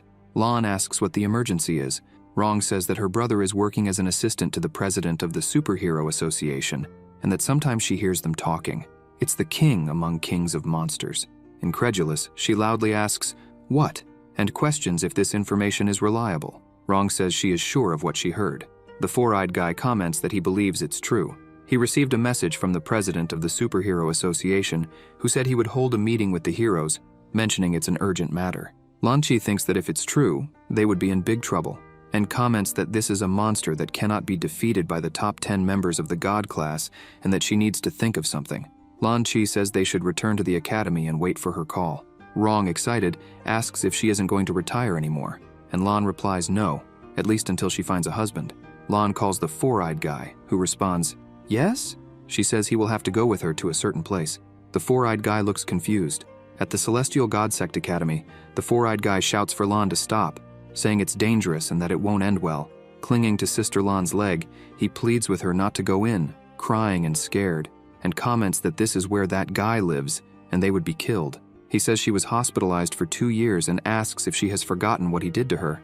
Lan Chi tells him to let go of her, explaining that she didn't come there to fight, but to ask him for help, and comments that if he helps them, the king among kings of monsters won't stand a chance. The four-eyed guy, terrified, says he can't, commenting that he feels they would be killed if they dared to look him in the eyes, and begs to be released. He responds that he can feel the sinister aura all around, and that they would be killed if they set foot inside. Lan Chi tells him to stop, and observes that it's not class time, wondering why there is no one outside. Then, she notices 2 students and calls out to them. The twins say it's Sister Lan and ask what she's doing there. She replies that she's looking for their teacher, and asks where Yan Sen is. They respond that she will have to go to Class 1, where the Master oversees things. They are in Class 2, and their teacher is the Sword Sovereign. The four-eyed guy asks what they are doing. The twins answer that they are copying the Sect rules, and that they just finished their 1,000th copy this month, saying they are going to meet the Sword Sovereign to hand in their homework. They say they are leaving the four-eyed guy and Lan Chi in disbelief. Lan Chi, incredulous, asks if that's his teaching method. The four-eyed guy replies that it's the first time he has seen anything like this, and comments that it's a terrible thing. Coming toward them is the class representative, flying at high speed and calling out to Sister Lan. As she approaches, she stops her sword in front of them, leaving them surprised. Meng comments that it's been a while since she last saw her. Lan Chi, surprised, asks what the hell that is, and questions if it's some kind of superpower. The The representative replies that it's the sword manipulation technique and gives a demonstration to the two, leaving them confused. Sister Lan asks if they already knew they were coming here. Meng explains that Master Yan mentioned there were 2 suspicious people at the gates and asked her to take a look. Lan Qi and the four-eyed guy are shocked to hear this. Meng comments that it seems they are interested in speaking with Master Yan and says he is already waiting, offering to take them to him. As they walk toward Yan, they stop in fear, imagining Yan Sen's sinister aura. Meng looks back and asks if something is wrong. Lan replies that it's nothing. While guiding them, the representative reassures them, saying they don't need to worry about the master, as he is a good person and not the type to hit others over disputes, and urges them to hurry, informing them that Master Yan is in the teacher's office. Upon arriving at the location, Sister Lan tries the tea that was served to her and comments that it's very tasty, saying the discomfort she was feeling has vanished, and asks what it is. Yan Sen explains that it's a tea for meditation and body recovery, stating that she will live longer while maintaining a clear mind, joking that with one more sip, she will live another 30 years, leaving Lan Qi confused. Excited, she asks if he is serious, requests a little more, and asks if she can take some home. Yan Sen replies no, explaining that he only uses the tea on occasions of visits and rarely drinks it, commenting that it's the first time a guest has made such a request. Sister Lan Qi, embarrassed, says that she only wanted to take a little to test it and find out the components. She says that if this thing is really so special, if she drinks it a few more times, she will live forever, and asks if that isn't the case.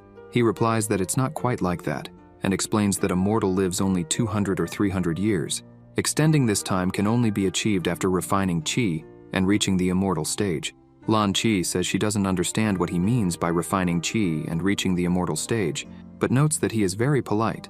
Yan Sen says that this is the principle of immortal cultivation and asks what she would like to discuss with him. Lan Qi answers truth and says that she was almost forgetting. Four Eyes, surprised, asks what place this is. Meng explains that it is the inner part of their academy, the micro-world of Master Yan, and that it was originally part of Earth. Then the Master modified it, creating an enchanted barrier around it, preventing it from being seen from the outside. She adds that this is her Master's stronghold and where the students' rooms are. Four Eyes is perplexed and comments that, since Master Yan turned the place into a micro-world, the space is hundreds of times larger than Earth. Master Yan also said that the floating rocky mountains are naturally formed by the rotation of spiritual energy, and that it takes about 10,000 years to reach the size of a mountain. When the students reach the establishment stage and become immortals, they will have their own strongholds. Four Eyes, terrified, with a trembling voice, comments that this academy is the most intimidating one he has ever seen in the world of the superpowered. Meng says that Master Yan likes to do extravagant things. Four Eyes asks if that is a teleportation portal. She answers that it is sort of, and explains that it is a magic portal, capable of taking anyone to any part of the world. Meng says that her master asked her to give him a tour of the academy and that there is still more to see, calling him to continue. Back in the office, Yan says he understands.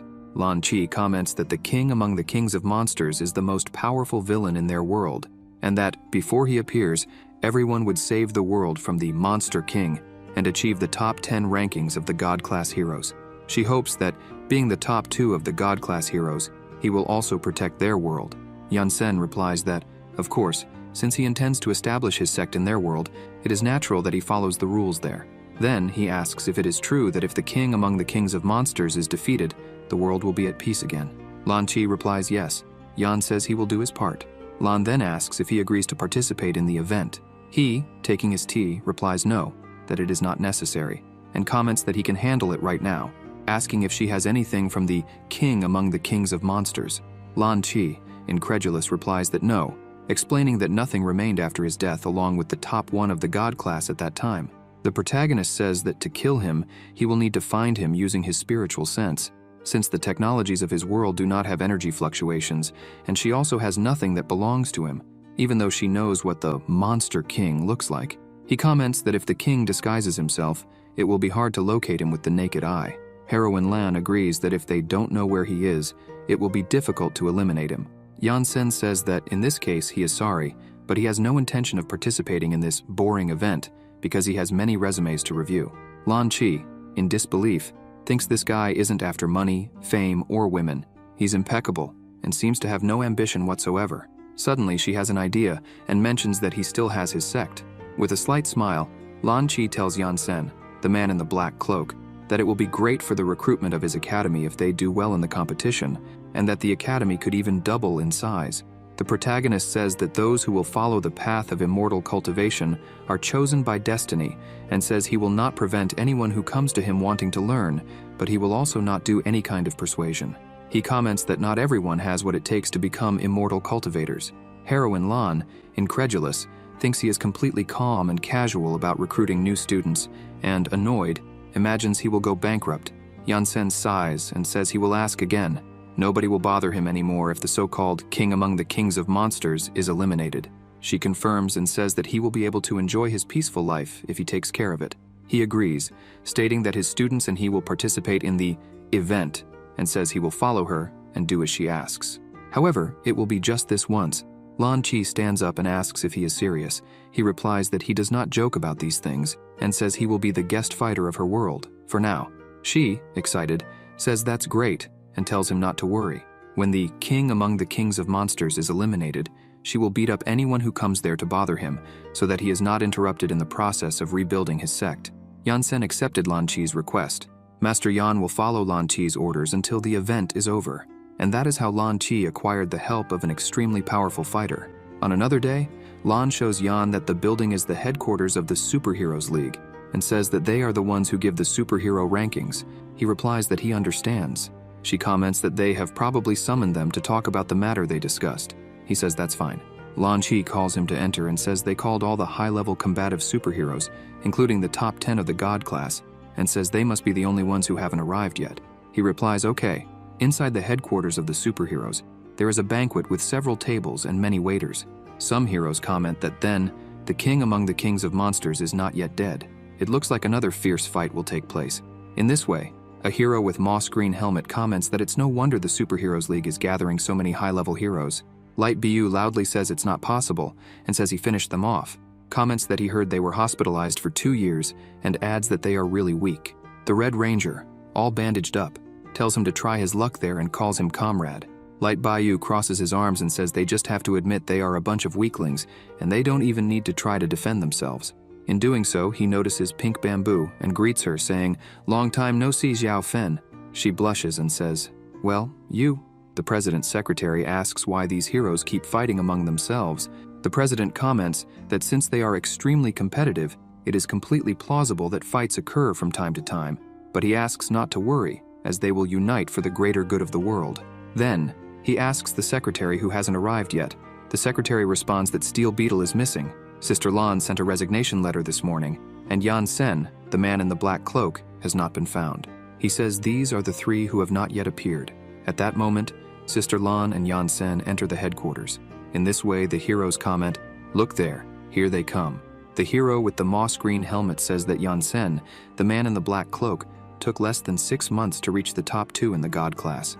Some heroes, frightened, tell others not to look him in the eyes, or he will finish them off and send them to the hospital. Light Bu, upon seeing him, asks if it is him, and finds it strange that they lost to someone who does not have superpowers and whose fighting power is so low.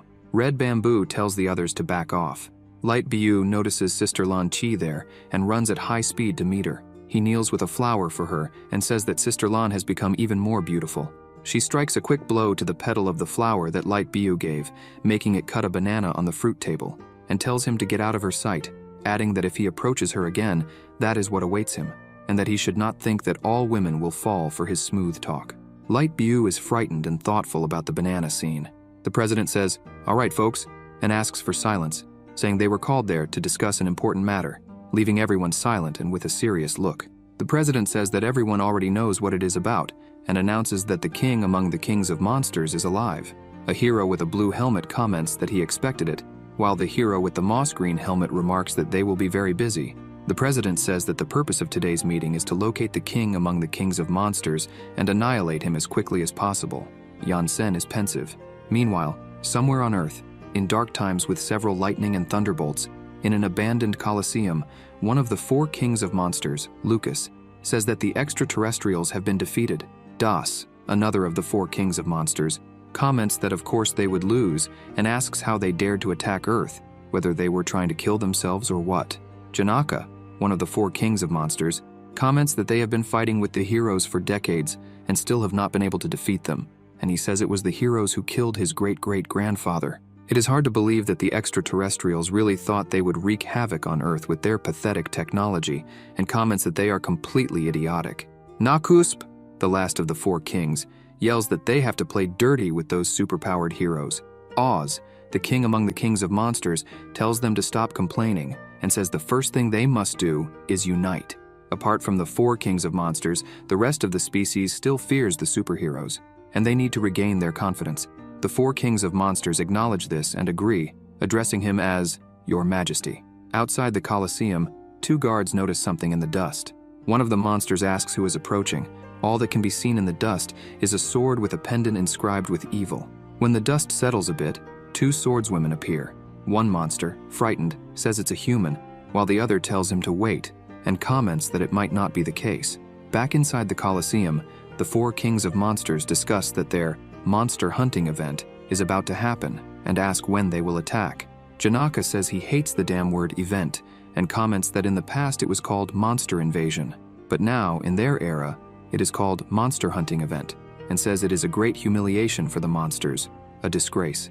Das, one of the four kings of monsters, loudly asks why they don't stop whining and find some hero to fight, and asks how many times he has been defeated by the Rainbow Rangers and Light Bu. Janaka falls silent. Oz asks Lucas if there is any news. He replies that yes, and says the best time to attack will be in 2 days, right after the start of the competition. According to the usual schedule, at the beginning of the competition, various heroes from the planet will be scattered across the globe, searching for monsters to turn them into pets. He comments that the four main academies will participate 2 days later, and that normally, the students of these academies fight among themselves at the start of the event, and they will be able to attack them at the end of that combat. Oz, excited, says that's great, and comments that this time, their invasion will destroy the world of superheroes. Janaka asserts that the heroes don't stand a chance with him there and calls him Your Majesty, saying that victory is already theirs. The monsters inside the abandoned Colosseum shout, "Kill the heroes! Kill the heroes!"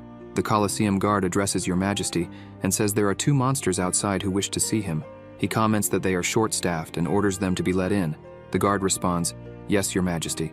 The one-eyed monster comments that it's great that new monsters have emerged, as they are short-staffed, and says that although the two are weak, in tough times they need to stay united, and that any addition is a help for their victory. Upon arriving inside the Colosseum, where His Majesty of the Monsters, Oz, is located, the guard announces their arrival and informs that the king is in the middle of a meeting, discussing what they will do with the superheroes, and asks them to enter and greet him. When they enter the Colosseum, the monsters start asking if they are the new monsters, noting that they look very much like humans, while others say it's the first time they've seen monsters with such humanoid appearances. Some comment that they are beautiful and ask how powerful they are. Janaka calls them novices and asks what kind of monsters they are. One of the swordswomen calls him a parrot, while the other says they are not monsters. Lucas, one of the four kings of monsters, tries to analyze them with his equipment, which reads, Unknown monster type, no superpowers, fighting power of 5, height 1.60 meters, weight 45 kilograms. After the analysis, Lucas says that they have no superpowers and that their fighting power is 5, and he also notes that the system cannot identify what type of monsters they are. One of the monsters in the Colosseum comments that he didn't think they would be weaker than him, while another remarks that they will only be good for mascots. Oz orders all the monsters to be silent and comments that, although their battle power is only 5, they are short on people and they might still be of some use. He says that in the fight against the superheroes, any help is welcome. One of the swordswomen asks if he is the one in charge there. He replies that he is. At that moment, she draws her sword and uses her prominence attack ability, slicing the king of monsters Oz into pieces, leaving all the monsters shocked. When the blood of Oz was about to spread everywhere, the other swordswoman stretches out her hand and throws it all up into the sky.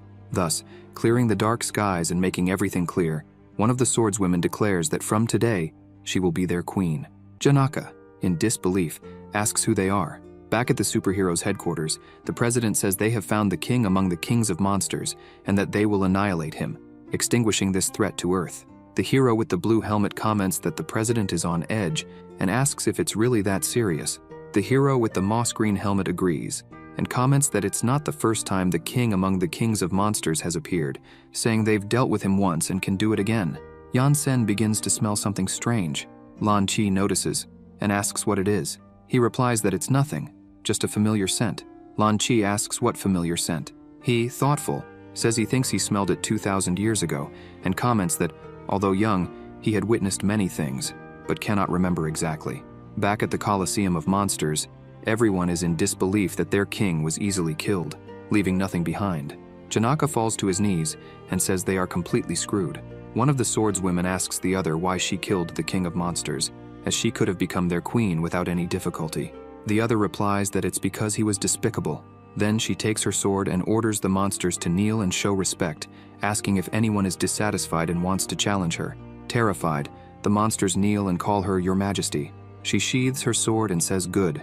The other swordswoman, disheartened, comments that the demonic beasts of that world are very weak and that being a queen there is not worth it. She says she checked their power, and that, except for the one she made into pieces, the other four standing have a power roughly equivalent to a large-scale demonic beast in their world. The other swordswoman asks, just four, and comments that there are several better beasts in their world. Then she opens a portal and tells the other to forget about this place, which is boring, and calls her to leave. She agrees. Janaka comes running, pleading for them not to go and leave him behind, holding onto her leg, and says that if they leave, it will be the end for them. She tells him to stand up and give the details. Janaka explains that with the death of the king among the kings of monsters, their plans have been ruined, and that they will become pets of the heroes if she leaves. She comments that she has been in their world for 2 years and is somewhat aware of their situation, but they are not interested in participating in the event. Janaka says she cannot let her subjects become slaves to others. She thinks and comments that it makes sense, and even reminded her of those despicable cultivators, asking what their plan is. He answers that they want to attack the 4 main academies, and quotes a saying in the human world, "Children carry the future." He says they believe they have no chance of defeating the current superheroes, so they plan to destroy their future, so that future generations of monsters have a chance of victory. She asks if this means the monsters of this world are useless. He confirms that they are. Then she asks if the heroes of their world are powerful. He replies that they are more than powerful. They are superpowered, and with a trembling voice, he comments that he, even being of the monster class, is beaten every year, and the pressure is so great that he thinks about killing himself. The swordswoman comments that she heard they say their king is on the same level as the #1 hero of the world, and that this means the heroes are not so powerful after all, but from her point of view, they are extremely weak. Lucas, one of the 4 kings of monsters, comments that she is mistaken and says that the heroes are not as simple as she imagines. Das mentions that there is some kind of strange energy that helps the heroes. Lucas says everyone calls it passive ability. The swordswomen ask, passive ability? Janaka answers yes, with examples like tears of love and light of justice. The swordswomen, confused, ask what those are. Janaka says he will use the Rainbow Rangers and Light BU, the superhuman, as an example. He explains that the most powerful attack of the Rainbow Rangers is the nuclear fission cannon, and the most powerful attack of Light BU is the immeasurable radiance. These are their active attacks, but they also possess a passive ability. He comments that it's an ability that all heroes are aware of its existence, and that every time a king of monsters attacked Earth, they pushed the superheroes to their limits, or even to death, at the moment when the monsters dominated the world. Something strange would happen. The humans of the planet would gather. They cried or simply raised their hands. These 2 movements are known as tears of love and light of justice. And then, the hero who was almost dead, or had already died, comes back to life full of energy, out of nowhere. Not to mention that their strength is amplified after resurrection, and for no reason at all, they manage to kill the kings of monsters in a few seconds. Over time, the monsters could no longer defeat the heroes. The swordswomen remain silent. Lucas comments that this is exactly the case, and mentions that his grandfather and great-grandfather died because of these passive abilities. He says their king fled the moment he realized the passive ability was manifesting. That's how he survived. The swordswomen respond with okay and say, "What a situation, huh?" Janaka on the ground says they tried everything to defeat them. One-on-one fights, group battles, sneak attacks, and even poisons, and yet nothing worked. Crying, he comments that the heroes cannot be killed, no matter the methods. They are always saved or become invulnerable, and there's nothing they can do about it. Dramatically, Janaka says they, the monsters, have spent many days and nights thinking about giving up, even about leaving their lives and deaths to fate. However, the more they think about it, the more infuriated they become, and he asks why. Why were we born into a world where we were reduced to mere tools for the heroes to boast about? He says they cannot accept this, not at all. With a trembling voice, he tells the swordswoman that they have to keep fighting, Someday, they will defeat the heroes and make them pay for everything the Sigurd they've done. The swordswoman says she understands him. He asks, "You understand?" She replies yes, that they are the villains of their respective worlds, and that she understands how he feels. She comments that the heroes of his world are no different from the cultivators of her world, and that they act in the same way. Thus, she says she has decided she will give them a little help, and then hands him a sachet. Janaka asks what it is. She replies that it is a sachet from her demonic world that will be of great use. Inside it are 4,600,000 demonic magic weapons, and says she thinks that's enough for all of them. The four monster kings repeat, impressed, 4,600,000 demonic magic weapons. The swordswoman explains that they are activated through flesh and blood, making them perfect for them. However, there are 4 weapons inside that they need to use with caution. 1 Demon King weapon, 1 Chi Deity weapon, and 2 Chi amplification weapons. She then opens a portal to another dimension and tells them to be careful when using them, or they might end up dying before their enemies. She says all right, and announces that they are leaving, wishing them good luck. Janaka asks where she is going. She gives a slight smile and says that his world is quite fun and that there are many interesting things. She mentions hearing about a big amusement park that recently opened in the north and says they are heading there, asking him not to worry. If they have trouble eliminating them, just send a message through the demonic bird inside the sachet. The 4 monster kings, blushing, ask Her Majesty to be careful, amazed by the sachet, questioning if it really can store 4,600,000 demonic magic weapons. Nakusp comments that the death of the king among kings was not in vain and suggests they make a monument when they defeat the heroes. Meanwhile, on the other side, after the meeting, it was decided that the top 10 of the God-class heroes would be the judges of the event, while the rest of the heroes would be responsible for gathering information about the king among kings of monsters. The God-class heroes would be tasked with destroying the king among the kings of monsters as soon as they obtained the location. However, the heroes had no idea that the king among the kings of monsters had already been eliminated. Very soon, Earth would be engulfed in a fight among demons, immortals, monsters, and heroes. 2 days later, the reporter announced on his broadcast, "Hello viewers, this is the live broadcast from BB. It's great to have you with us again. Today I'll be broadcasting the monster hunting event for all of you. Please don't forget to follow me on social media. As I always say, wherever there's a fight, I'll be there. This is an event held every 3 years. I am a professional host. I would never miss such an opportunity.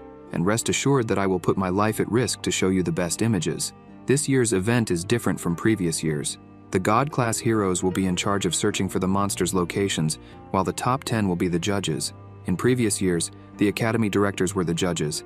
This time it's the top 10 of the God class. I don't know why the Superhero League made this decision, but don't worry. This year, we will focus on the 4 academies that teach ways to battle, since these students were defeated by the top 10 of the God class and did not graduate. Some of them are above the professional heroes, so it's guaranteed that this year's event will be more exciting than the previous ones. I'm curious to see which academy will come out on top.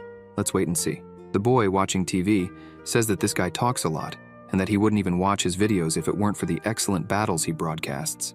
A man in a suit comments that he'd love to punch him right in the middle of his face.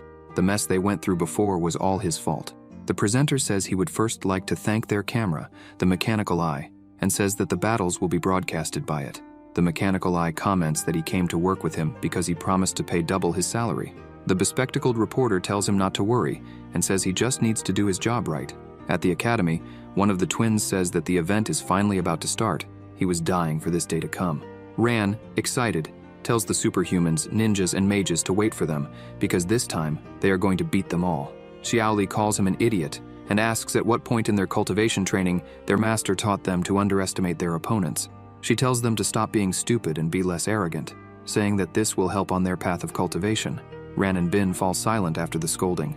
A student comments that a person who cultivates immortality cannot be aggressive. Bin, annoyed, tells him to shut up. One of the female students asks the representative why their clothes are different.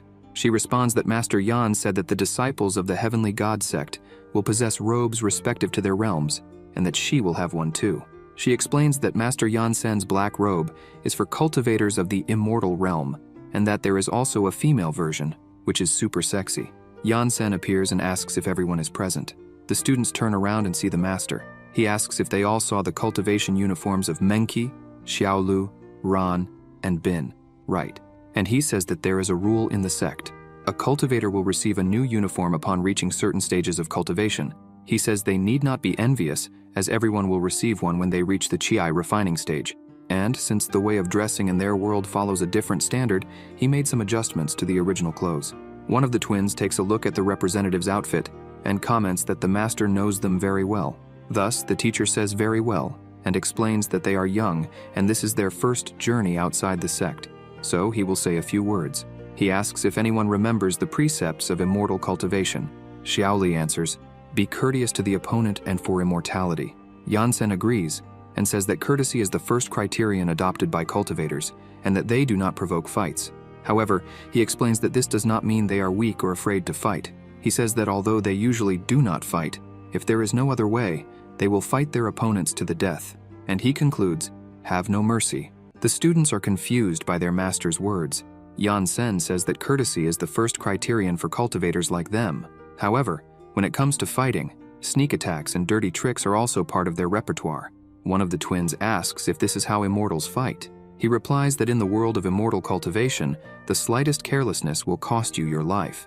Although they live in this world, where they don't need to do such extreme things, the rules of immortal cultivation must be maintained.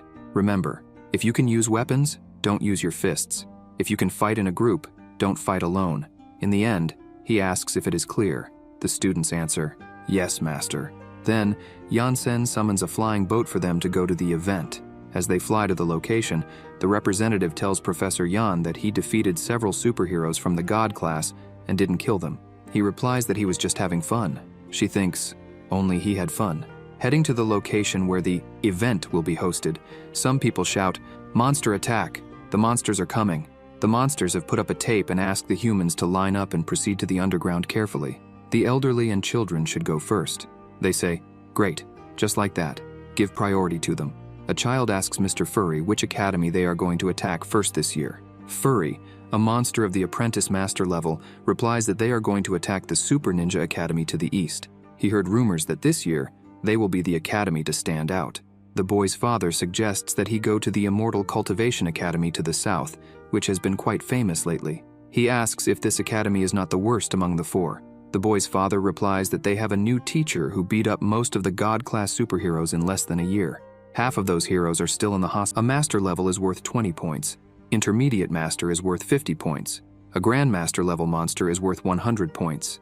Another rule is that the first academy to reach a city on the ground will earn 30 points. The academy with the most points will be the champion. Without further ado, let's welcome the students from the majority academies. Thus, the academies begin to arrive. In the eastern region, the Super Ninja Academy arrives on a giant eagle. In the western region, the Super Mage Academy arrives flying on their magic brooms.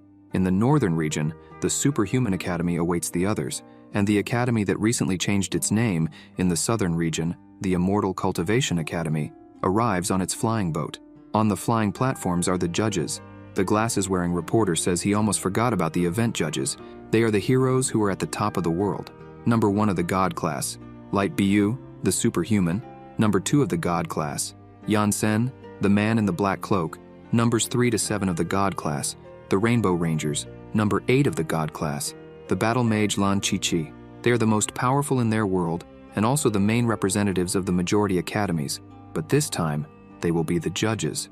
If academies have the same score at the end of the event, it will be the judges who will give the verdict, and they cannot choose their own academies. The audience present and those watching via live broadcast start chanting the name of the number 1 hero, Light Bu, the Superhuman. He then begins to pose for the fans. The Rainbow Rangers watch this in silence.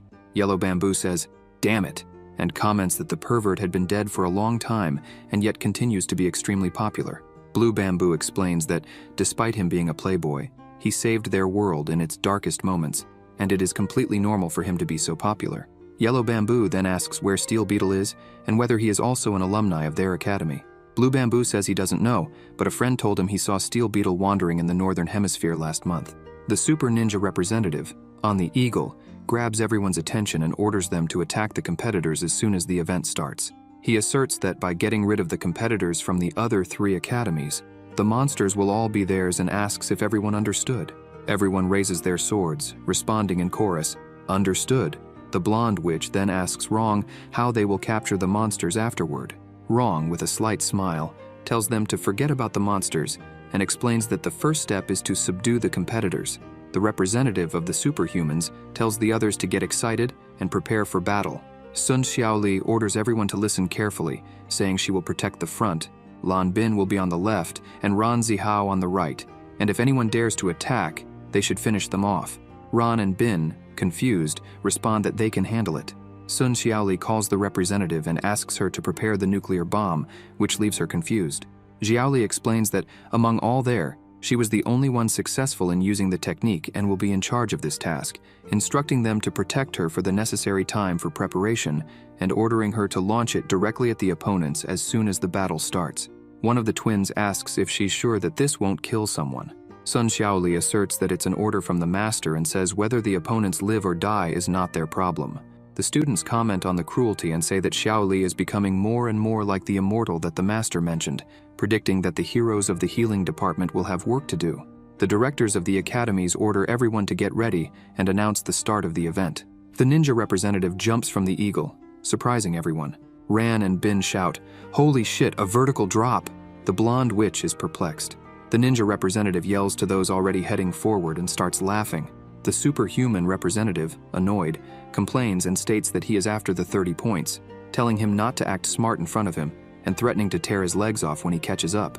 The ninja replies that he should catch him first and calls him a fool. The glasses-wearing reporter comments that this is why these ninjas are so far ahead of them, as they had everything planned.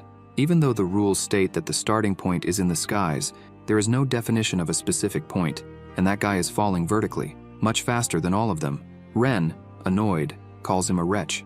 The ninja, falling at high speed, taunts the others to follow him, while the superhuman flying right behind promises that he will not forget this.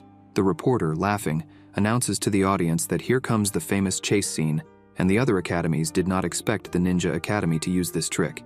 It seems that the initial 30 points have already been secured, which drives the spectators wild, all excited. As they fall at high speed, the superhuman realizes he's in trouble. The reporter, excited, praises the Superhuman Academy and comments that it's no wonder they were the last champions, moving so fast that they are almost catching up to the super ninjas. They are really powerful. The ninja then throws a smoke bomb in the direction of the superhuman, who starts coughing because of the smoke. The blonde witch calls the others to follow, but a smoke bomb appears in front of her, as well as in front of Bin and Ron. The ninja, still falling, tells the others not to worry, as there's enough for everyone, and calls them weaklings. The superhuman representative, furious, shouts that he's going to kill that guy. The reporter comments that the representative of the Superhuman Academy is furious and disabled. Bin complains that it's a dirty trick, while Ron notes that the gray shadow from the Super Ninja Academy is almost in the city. Zhao orders them to stop the chaos and maintain their positions, authorizing the representative to start and asking them to forget the two idiots. Meng asks if, even if he manages to reach the ground, is it really necessary to blow up the entire city? Xiaoli responds not to worry, as he won't be able to land. The ninja, laughing, declares that the 30 points will be theirs and that their academy will lead as soon as he lands, and says he'll take care of them when he finishes this. The blonde witch comments that he is close to the ground and asks Wrong what they should do. Wrong, with a missile launcher and a cigar in her mouth, says he's in her sights and tells him to dream about the points. She fires and hits the target, causing an explosion that leaves everyone shocked and in disbelief. Ron and Bin's mouths fall open. Xiaoli says that she warned them and comments that these academies would not be easily overtaken, asking everyone to always stay alert. The ninja's boot falls alone to the ground, and the reporter comments that just the shoes touching the ground doesn't count. Wrong looks at him and, insulting him, orders the others to draw their weapons. The reporter, in disbelief, says that the Super Mage Academy threw away their magic wands and drew rocket launchers, machine guns, and laser-sighted weapons. Unbelievable. It looks like this event is turning into a gang fight. Wrong, with 2 missile launchers, says she will show them what physical magic is. Ran, seeing this, comments that everyone there is a bit crazy, and Bin agrees, saying that Xiaoli was right. They will have to face these people to the death. Atop the eagle, 2 ninjas heal the representative, asking him to hold on while they do their best to help him. He stands up and says he was careless, noting that those weapons were upgraded. The medical ninja says he is still bleeding, but the representative says they used their magic wands in the last competition to attack the opponents and are now using missile launchers. "I can't believe this," he exclaims. Wrong, shooting with her machine gun, laughs and says, "That's it. The superhumans fly quickly to dodge the shots. One of them complains, while another tells him to stop whining and get closer for a melee fight. The superhuman with the representative asks why he doesn't see anyone from the Immortal Cultivation Academy. The representative tells him not to worry, as they always finish last in the competition. While the medical ninja continues the healing, the representative says it is unforgivable to have been made fools of in front of a global audience and yells for all ninjas to forget the 30 points and follow him to finish them off. Thus, a generalized war begins among the academies of super mages, superhumans, and super ninjas. The glasses-wearing reporter says everyone has gone mad, and what was supposed to be a monster hunting event has turned into a team battle, much more exciting than the monster hunt itself. I wonder which academy will come out on top. People around the world watch, thrilled. A group of 3 friends watches on TV. The boy in the gray shirt with yellow says he bets on the Super Ninja Academy from the east. The boy in the middle comments that the Super Mage Academy is also strong, and that the Northern Academy has not even attacked yet, reminding that they were the last champions. The boy in the blue shirt finds it strange and asks where the Immortal Cultivation Academy is. The representative of the academy is floating on her sword above their flying boat. The people present point, telling everyone to look and asking what the Immortal Cultivation Academy is doing. The reporter, in his helicopter, asks why they are standing there and if they have given up. The representative continues focused, maintaining mindfulness. Ron asks Meng if she has finished, and she responds that she is almost done. She opens her eyes and says she will show them the enhanced version of the Chi Dragon formation. She begins to concentrate yin and yang energy with her hands, creating a huge Genki Dama, leaving Ran and Bin in disbelief. Meng Qi, holding the Genki Dama, says she needs to focus, stay calm, and transform the Qi into a dragon. Ran, annoyed, says this is the technique of the sovereign sword god, and Bin, frightened, asks if it is indeed that technique. Sun Xiaoli orders them to stop it and asks if they came just to watch, explaining that this cultivation method has 6 levels, and what they learned is just the tip of the iceberg. Meng, with a slight smile, says the technique isn't of the same quality as the sovereign sword gods, but it's enough to finish them off. The people present and the glasses-wearing reporter are terrified by the size of the technique. The mechanical eye is agape as the reporter comments that this technique is not unknown. The mechanical eye says he no longer wants the payment and asks if he can leave, but the reporter replies that he cannot, stating he is a professional host and must continue until the end of the broadcast, even if it costs him his life. Blue Bamboo and Pink Bamboo scream that this is the damn technique of the sovereign sword god. Light Bu, lost, asks which sovereign sword god that is and why he wasn't informed about any of this. Black Bamboo comments that this isn't a battle, it's a massacre, and says they are going too far. The students of the Immortal Cultivation Academy, Red Bamboo, ask if they mastered this technique. Yan Sen, surprised, says she learned fast. Lan Chi Chi tells Yan Sen, the man in the black cloak, not to let his students act so recklessly. Meanwhile, several explosions occur in the sky amid the fight of the other academies. Wrong, with her rocket launcher, laughs and says they're all going to hell and she'll pray for their souls. The representative of the superhumans orders another to find a way to get close to the mages, as they are weak in close combat. One of the superhumans uses the heat sensor, detects the Genki Dama, and shows it to the representative of the superhumans, who screams that they are in trouble. Meng Qi realizes they have discovered what she is doing. The representative of the ninjas asks why the hell the Superhuman Academy is so agitated. Wrong agrees and asks what is going on. When the two realize the representative's technique, their eyes widen and they scream that they are screwed. The ninja comments that he had forgotten that those weaklings also knew this trick, and it's no wonder they have been keeping a low profile. One of the superhuman students says they don't need to panic, as he researched this buff and estimates it should still take a minute until it's ready. We still have time, he says, and states that the priority now is to deal with the Immortal Cultivation Academy. Thus, the 3 academies join forces and quickly fly towards the representative. The reporter begins to announce, "Ladies and gentlemen, 3 academies have joined forces. I can't believe the Immortal Cultivation Academy was preparing something like this. If this technique isn't launched masterfully, we'll all die. The students of the Immortal Cultivation Academy are insane." The ninja suggests that the Superhuman Academy attack the Immortal Cultivation Academy head-on, while they attack from the right and the mages from the left, adding that this technique takes time to prepare and the user cannot be interrupted. He says that they will first deal with these reckless students and then go back to fighting each other. Wrong agrees with him. Sun Xiaoli comments that it's really a shame they realized and asks the representative how she's doing. She replies that the dragon is not yet complete and that she needs more time. Sun Xiaoli, with a slight smile, says that it's okay and that they can handle it. The glasses-wearing reporter says that the Immortal Cultivation Academy is ready for action. However, they're in a tough spot, as in addition to dealing with the other 3 academies, they need to protect their class representative. Ron commits to taking care of the ninjas, while Bin deals with the mages. Bin comments that, after so much training, it's time to show the results and says that they are no match for them, insulting them. The ninjas comment that they are sinister and that they were nearly annihilated. One of them jumps from the eagle and says they shouldn't think that just because they've learned some strange things, it gives them the right to be arrogant. He says he will defeat them as he did in the last event and asks if they have anything else to show. Ran, with a serious look, summons his sword and says he'll find out as soon as he faces him. The ninja representative tells him to stop talking and fight. Thus he draws his sword and challenges Ran to prove his blade with the blade strike. Ran quickly uses his blade storm, cutting the opponent's face. The ninja starts dodging attacks and asks what kind of technique this is, commenting that it might manage to injure him and that the fight is getting interesting. Ran quickly advances and cuts the ninja's shoulder guard, who thinks he is very fast, and asks if he doesn't usually attack with fire. The ninja jumps over him, telling Ran not to underestimate him. Ran replies that he said he would defeat him and tells him to prove it. The glasses-wearing reporter, excited, announces that Gray Shadow from the Super Ninja Academy was intercepted by Ran Zihao from the Immortal Cultivation Academy, and that they are having a fierce and exciting fight. He comments that the Immortal Cultivation Academy hasn't just changed its name. Their strength has grown considerably. Ran Zihao is using some kind of superpower that we've never seen before. But if things continue like this, we can't define a winner. The academies of super ninjas, superhumans, and super mages are in big trouble.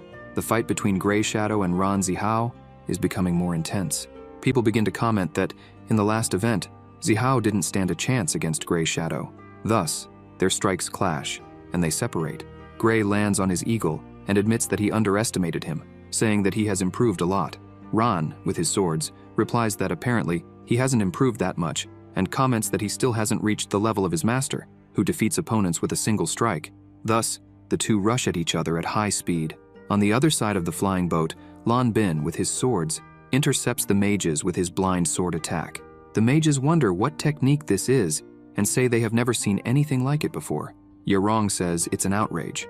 The blonde asks Yerong what they are going to do now, and she tells her to leave it to her, as she will handle it, saying the others should go stop the nuclear bomb. The mages respond that they can handle it then. The ninja tells the others to go too, saying he'll take care of this kid. One of the ninjas asks the representative of the superhumans why they haven't done anything yet, and he responds that he is afraid it might be a trap.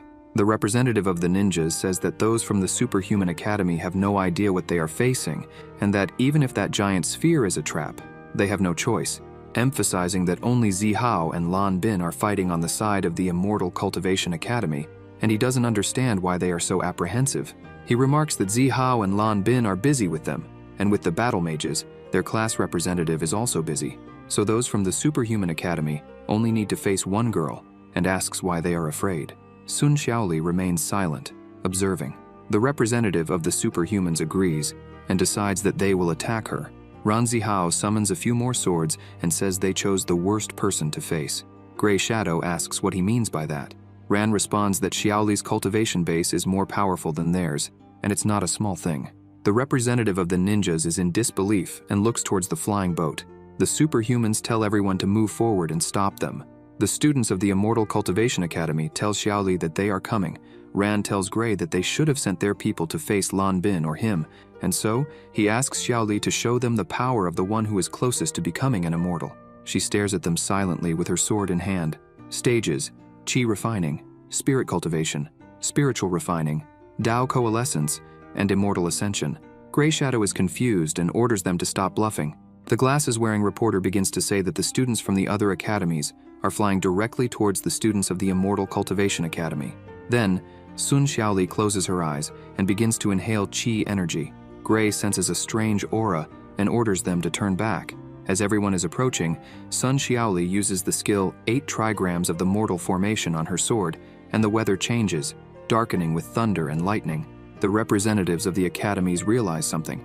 The formation that appears in the sky ends up trapping all the students who advanced against it, leaving them immobile. Sun Xiaoli says it's better for them not to move, otherwise they will be torn to pieces. The reporter, watching from afar, is scared. Pink Bamboo asks what superpower this is and comments that the other students are in serious trouble. Blue Bamboo asks if the 8 trigrams of the mortal formation was not meant to kill. Light Bew observes in silence. The viewers comment that the Immortal Cultivation Academy is extremely strong. Some people present say that the Immortal Cultivation Academy is facing the other 3 academies and still is at an advantage, not to mention that explosive skill there. A man with a backwards cap says they are too powerful and that the event isn't even going to be much of a contest. A blonde man asks what they are talking about and questions if they have forgotten the hero's motto, keep trying until the last second. He says that winners and losers are determined only in the final minutes. The bald man agrees and comments that he also thinks they think the same way. That's why they used such a lethal technique right from the start. The boy in the cap says that this technique has the strength of a nuclear bomb, which is quite unscrupulous, and that he has no idea where they learned it.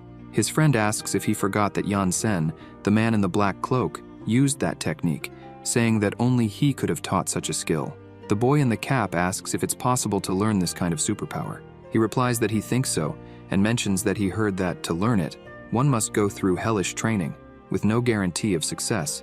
A boy with long hair says his brother sent his twin sons to study in Class 2 of the academy and heard that they dislocated their hands from copying the rules so much. The boy in the cap asks what the hell they went through. Someone points to the class representative of the Superhumans Academy and asks what he is doing. The representative of the Superhumans starts to break the formation and says it's one after the other. Sun Xiaoli watches him closely. The representative of the Superhumans starts grinding his teeth, annoyed, and says they have never been treated like this before, stating that they are treating the Superhumans Academy as if it were nothing. Wrong comments that the representative of the Superhumans is getting nervous. Gray, frightened, says it wasn't in his plan to enrage this idiot. The man with spiky hair says that the representative of the Superhumans Academy is releasing his superpower as anger takes over him. He will unleash powers beyond his capacity and, in the last event, the Super Ninjas Academy lost the competition because they irritated the representative and got beaten by him. The boy in the cap says he understands. His friend replies that when that guy gets angry, no one besides the top 10 superheroes of the God class can stop him. The other professional heroes have extreme difficulty defeating him. The fight is going to intensify.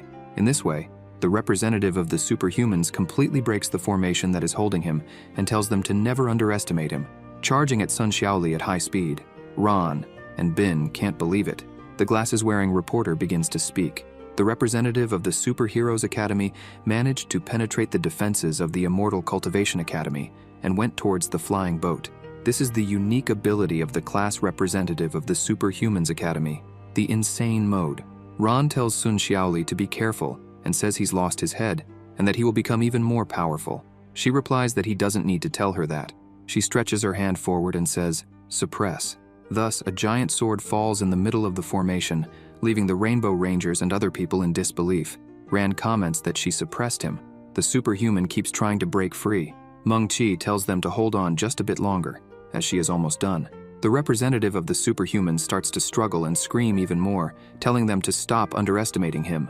Sun Xiaoli says it's not going to happen and suppresses him even more with the power of the formation. The boy in the cap says that the berserker mode of the representative of the Superhumans Academy is something that even professional heroes have difficulty with, but she is managing to suppress him alone. The other man says it must be a joke. People around the world watching say that this trick earned him the title of the most powerful fighter among the 4 main academies.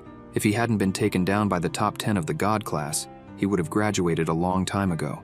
And another monster that can rival him has appeared. I fear that the 4 most powerful students will lose their positions to the Immortal Cultivation School. A man asks what the hell he's talking about, and says that the squad leader of the Superhumans Academy hasn't been defeated yet. He's just suppressed in berserker mode. Either you knock him out, or he will become increasingly powerful over time. The blonde reporter says that this year's competition is full of surprises. The Superpower Academy from the south, which always ranked last, managed to surpass the other 3 academies this year thanks to the changes they underwent. However, the passive superpower of the representative of the Superhumans Academy, Berserker Mode, converts rage into strength. Thus, a prolonged battle is completely disadvantageous for his opponents, as this ability allows him to exceed his limits. Even professional heroes do not underestimate it. Sun Xiaoli says he is a stubborn guy. The representative of the Superhumans comments that he will go to her. Gray Shadow asks if they are tied. Yarong states that both are monsters. Gray says he will help the representative and jumps off his eagle, saying that the Superhuman Academy representative's passive ability can even help in the most desperate battles, and that the woman is reaching her limit. Ron asks if he is trying to run away and says the fight is with him. Grey Shadow questions why they are doing this and warns that even if they manage to launch the attack, they are too close and everyone will die, asking why he is so stubborn. Ran replies that he is stupid and states that if they are using this, it is obvious that they have a way to survive. Grey understands and points out, saying there is a UFO coming. Ron asks what it is, looking back, and Grey takes advantage of the situation to use the imprisonment art, trapping Ran Zihao.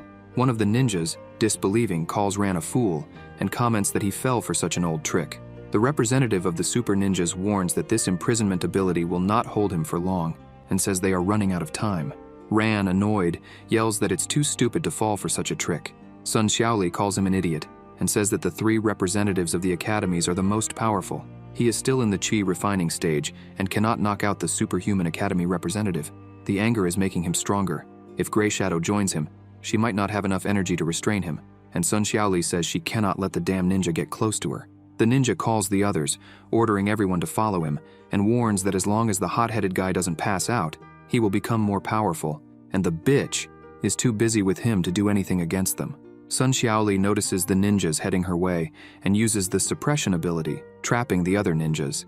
Grey, scared, says he thought she couldn't lift a finger. One of the ninjas complains that it hurts like hell. Sun Xiaoli warns that she has already shown kindness once, but if they dare approach, she will pierce their hearts with hundreds of blades, and asks if she was clear. Grey Shadow feels a gigantic aura coming from Sun Xiaoli and calls her a bitch. Sun Xiaoli thinks her bluff worked. Meng Qi's Genki Dama is ready, with 2 gigantic dragons appearing around the energy sphere. One of the ninjas, terrified, says it's over, but Grey tells him to shut up, stating there is always a way. Blue Bamboo asks why, when they were in the ancestral Mecca, the dragons weren't so big. Pink Bamboo says that if things continue like this, it will all repeat. Yellow Bamboo comments that they should know this better than anyone.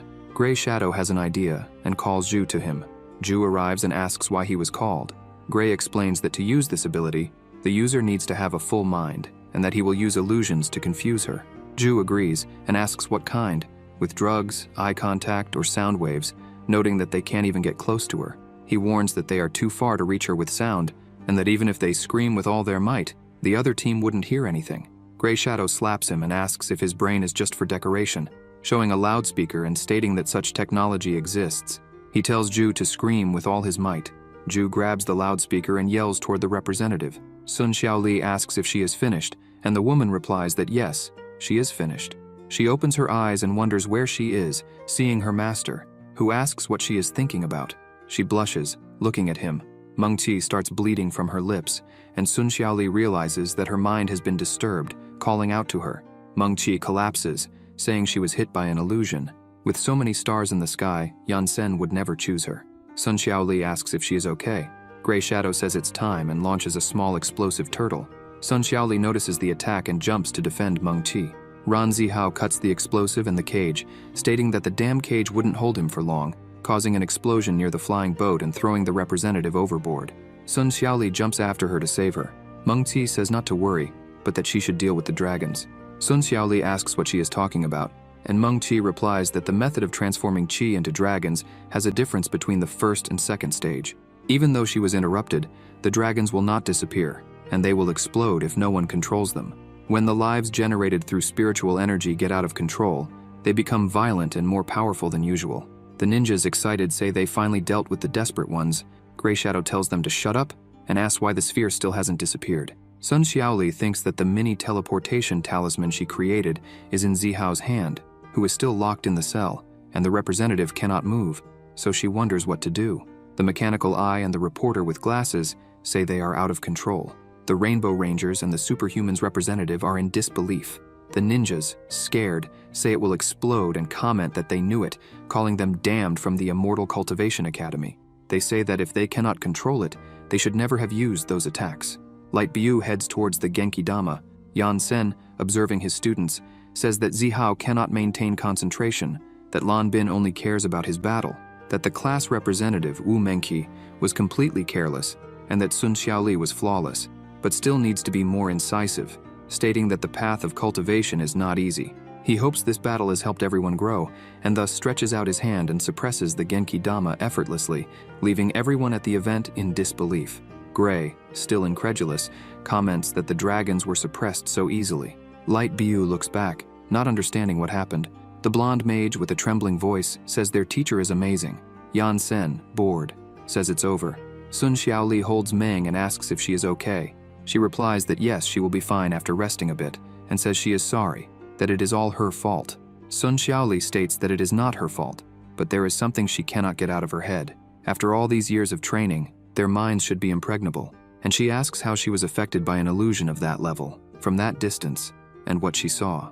Meng, embarrassed, turns her face away and says it's nothing. The ninjas, talking among themselves, say that it was quite a scare. Another comments that he resolved the crisis so easily, and that the difference between them is monstrous, while another feels that something is not right. Grey Shadow loudly declares that the plan of the Immortal Cultivation Academy has failed, and says they must be more vigilant from now on, instructing everyone to do everything they can to beat the other two academies, as the first place will be theirs. Yarong tells him to tone it down. The representative of the superhumans says the battle has just begun, and orders the others to deal with the ninjas first. Then they will handle the mages. The bespectacled reporter announces on the broadcast that the Immortal Cultivation Academy is the first to land, thereby earning 30 points. The other representatives only remember afterwards that the first academy to reach the ground first earns 30 points. The flying boat lands on the ground, and the twins help the other students get off. Xiaolu comments that the three academies were so busy fighting and killing each other that they didn't notice when they left the scene. Xiao Yi says that's really stupid. A few minutes ago, they withdrew as soon as the battle started and thought the other academies had sent someone after them. Then they took some detours and say they worried for nothing, calling the others blockheads. Grey Shadow, annoyed, calls them damned. Ju holds him back and tells him to calm down, reminding that they are still 10,000 meters from the ground. One of the ninjas asks Grey what they are going to do, and if they're going to continue the fight. He replies that now that the Immortal Academy has reached the ground, there is no point in continuing to fight in the air, and says they will proceed in the competition by capturing monsters. Ran congratulates Meng and Xiaoli. Xiaoli comments that the two are stupid. Yansen thinks that they have not yet reached the chi refining stage, but they are quite interesting. The representative of the superhumans says they will also descend, even with a 30-point advantage, and states that it's no big deal, as they only need to capture a master-level monster to surpass them. Rong says they will descend too. The monster hunting event was in full swing, and the first part of the battle ended with the former Southern Superpower Academy, which had obtained the last place in the last event, now known as the Immortal Cultivation Academy, earning the first 30 points and taking the lead in the competition.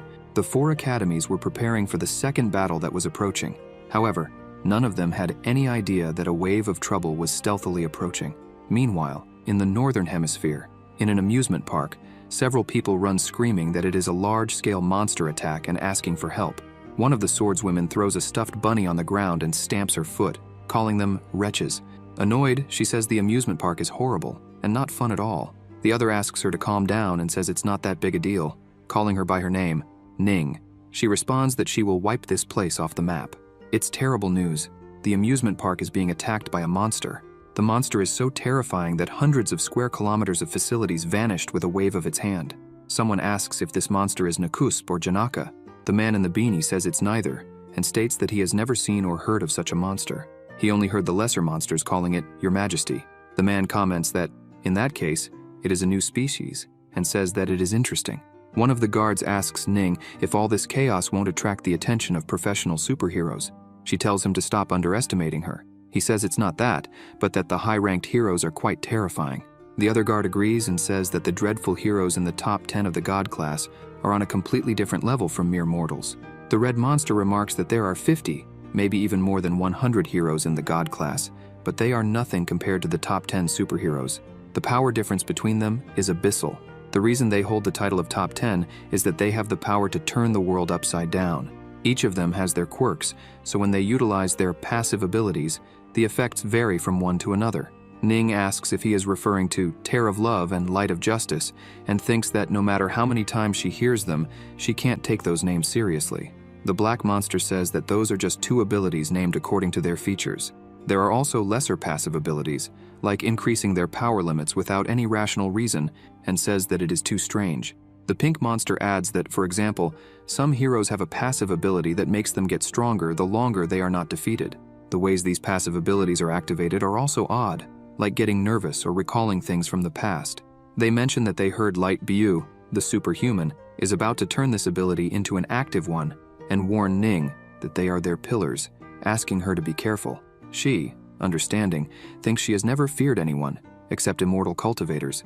Suddenly, Steel Beetle appears before them. The monsters, shocked, say that he is a member of the top 10 heroes of the God class, Steel Beetle. They thought that with the help of the Demon Queens, they could destroy the future of humans, as long as they didn't face anyone from the top 10. And right away they run into one of them. They ask what Steel Beetle came to do in the remote part of the Northern Hemisphere. Steel hears them calling her a Demon Queen and comments that she is indeed a new species. She says her armor has been upgraded. He walked around almost naked for 3 years waiting for this moment. The enhanced armor will ensure his return to the top 10 of the God-class heroes, and if he can subdue this new species and make it his pet, he might even take the place of the Rainbow Rangers. He says that God is on his side. Steel Beetle gets straight to the point and asks how much they want to become his pets, stating he has plenty of money. Ning, confused, asks what he means by money and comments that this little guy wants her to be his pet. The other swordswoman says that is very arrogant. Somewhere in the world, Macho Man sneezes. Ning says she'll take care of him and states they don't need to be paid. If he defeats them, they will go with him. Steel Beetle responds that's great and simplifies things, saying that with the upgraded version of his armor, he is no longer limited to the ground and will show them what he's capable of. He quickly transforms. The two guardian monsters warn Ning to be careful because he's the type who gets stronger over time and needs to be defeated quickly. The other swordswoman pulls a sofa and a parasol from her dimensional bag. Thus, Steel Beetle advances against Ning, but she easily defends herself, stopping him with her foot, and so, they begin to fight. The other swordswoman sits on her sofa, puts on sunglasses, and orders the other two monsters to make tea for her. They reply that they'll take care of it and watch the fight between Steel Beetle and Ning. 2 hours later, Ning lands a kick on Steel Beetle's face, sending him flying, and asks if wasn't he supposed to get stronger over time. She says it's been 2 hours since they started fighting and asks why she gets the impression that he's not getting more powerful. Steel Beetle yells, "Explosive armor," and quickly Ning appears behind him, asking if he can fight or not.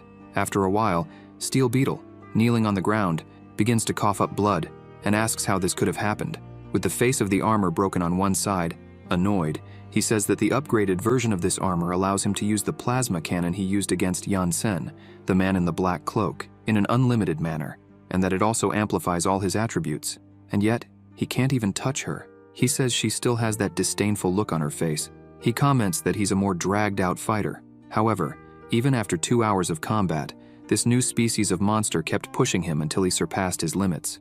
This is a disgrace for a former student of the Northern Superheroes Academy. Ning asks if the two little ones aren't lying and says she hasn't felt any difference, threatening to fry those two idiots if they are lying. Steel Beetle, annoyed, gets up and screams that he can't lose again. Ning is surprised.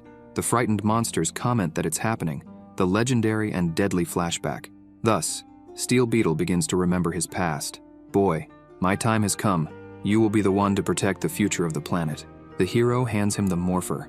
Steel Beetle, still young, is amazed and calls him the ancestral hero.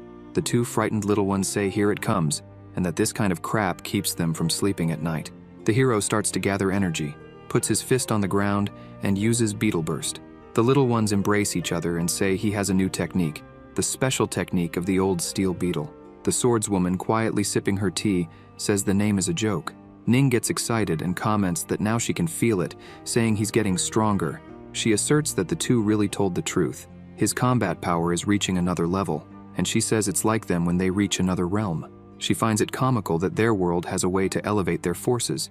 Meanwhile, Steel Beetle continues to gather energy. The swordswoman sipping tea asks the little ones what this Beetle Burst is and what it does. The reddish monster explains that he uses the excess energy in his body to send heat to the armor and generate hydrogen ions.